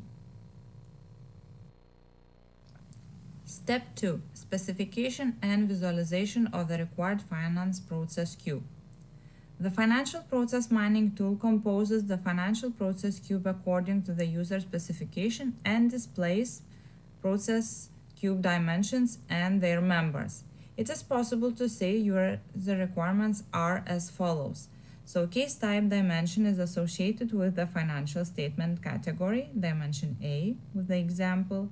Event class dimension is associated with the document type, dimension B members, example.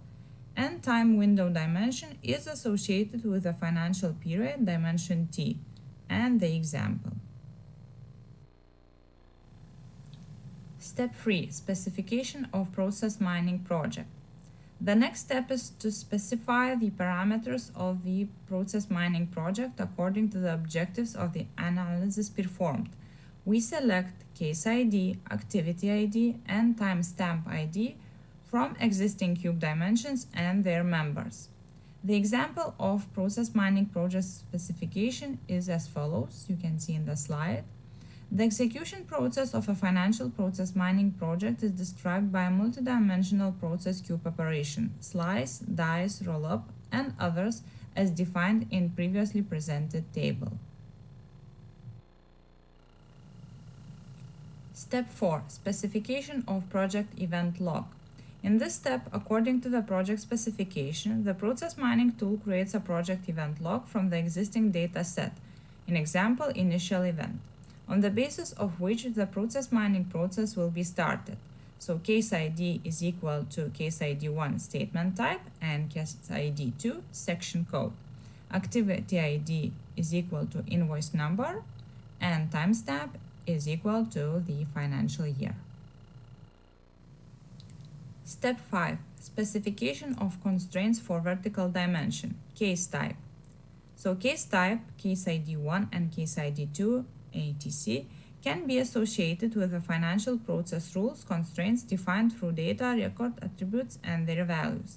These rules of the financial process make it possible to distinguish between permissible and not permissible transactions. In example, allows you to detect inadequate records. The rules of financial processes constraints are based on the expert knowledge presented in natural language and then formally specified using expression, if conditions, then action, and decision tables. Step 6. Specification of constraints for horizontal dimension, activity type.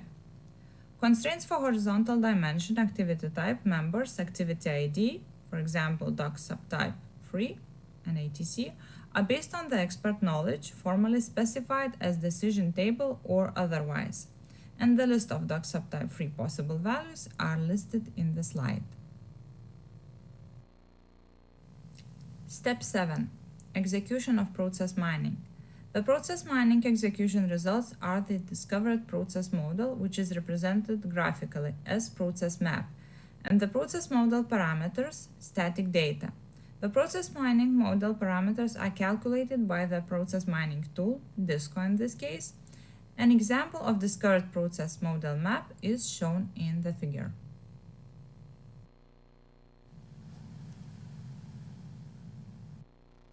Conclusions. Process mining aims to discover, monitor, and improve real processes by extracting knowledge from event logs readily available in today's information systems. Process mining gathers data from these event logs taken from a business's systems or a data warehouse. The minimum data requirements needed to map a process are the activity name, a unique case ID, and a timestamp for each case. So firstly, I define basic concepts of financial data space and explain the main differences between financial process mining tasks from traditional process mining. Secondly, I presented the specification of a financial process mining project. And finally, I defined financial process mining project specification depicted by steps, starting from the mapping of finance data space dimensions to the process cube dimensions, continuing with the specification of the required finance process cube, of a process mining project, of a project log, of constraints of a vertical dimension and horizontal dimension, and finishing with the execution of process mining processes by presenting discovered process map. And that is all from my side. As I cannot unfortunately participate live, I'll be waiting for questions by mail, and I and my co-authors will be glad to answer them. Thank you all for the attention and greetings from Cyprus. Thank you, Ilona, and you'll find Ilona's contacts as well as our authors in the article, in the proceedings. So in case you have any questions, so do not hesitate and ask for the details. And for today's that's all. Thank you very much. Thank you very much for all the participants. Thank you very much for technical staff, for perfect work and perfect quality of all the process. Thank you very much. And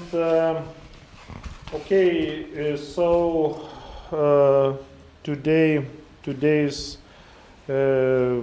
session is closed, and I hope to see all of you and much more of participants tomorrow mornings at 10 a.m. And we will have the keynote speaker, professor at the University of Agder, Filippo Sanfilippo, and with keynote presentation, Snake Robots, State of the Art. So thank you very much, and see you tomorrow.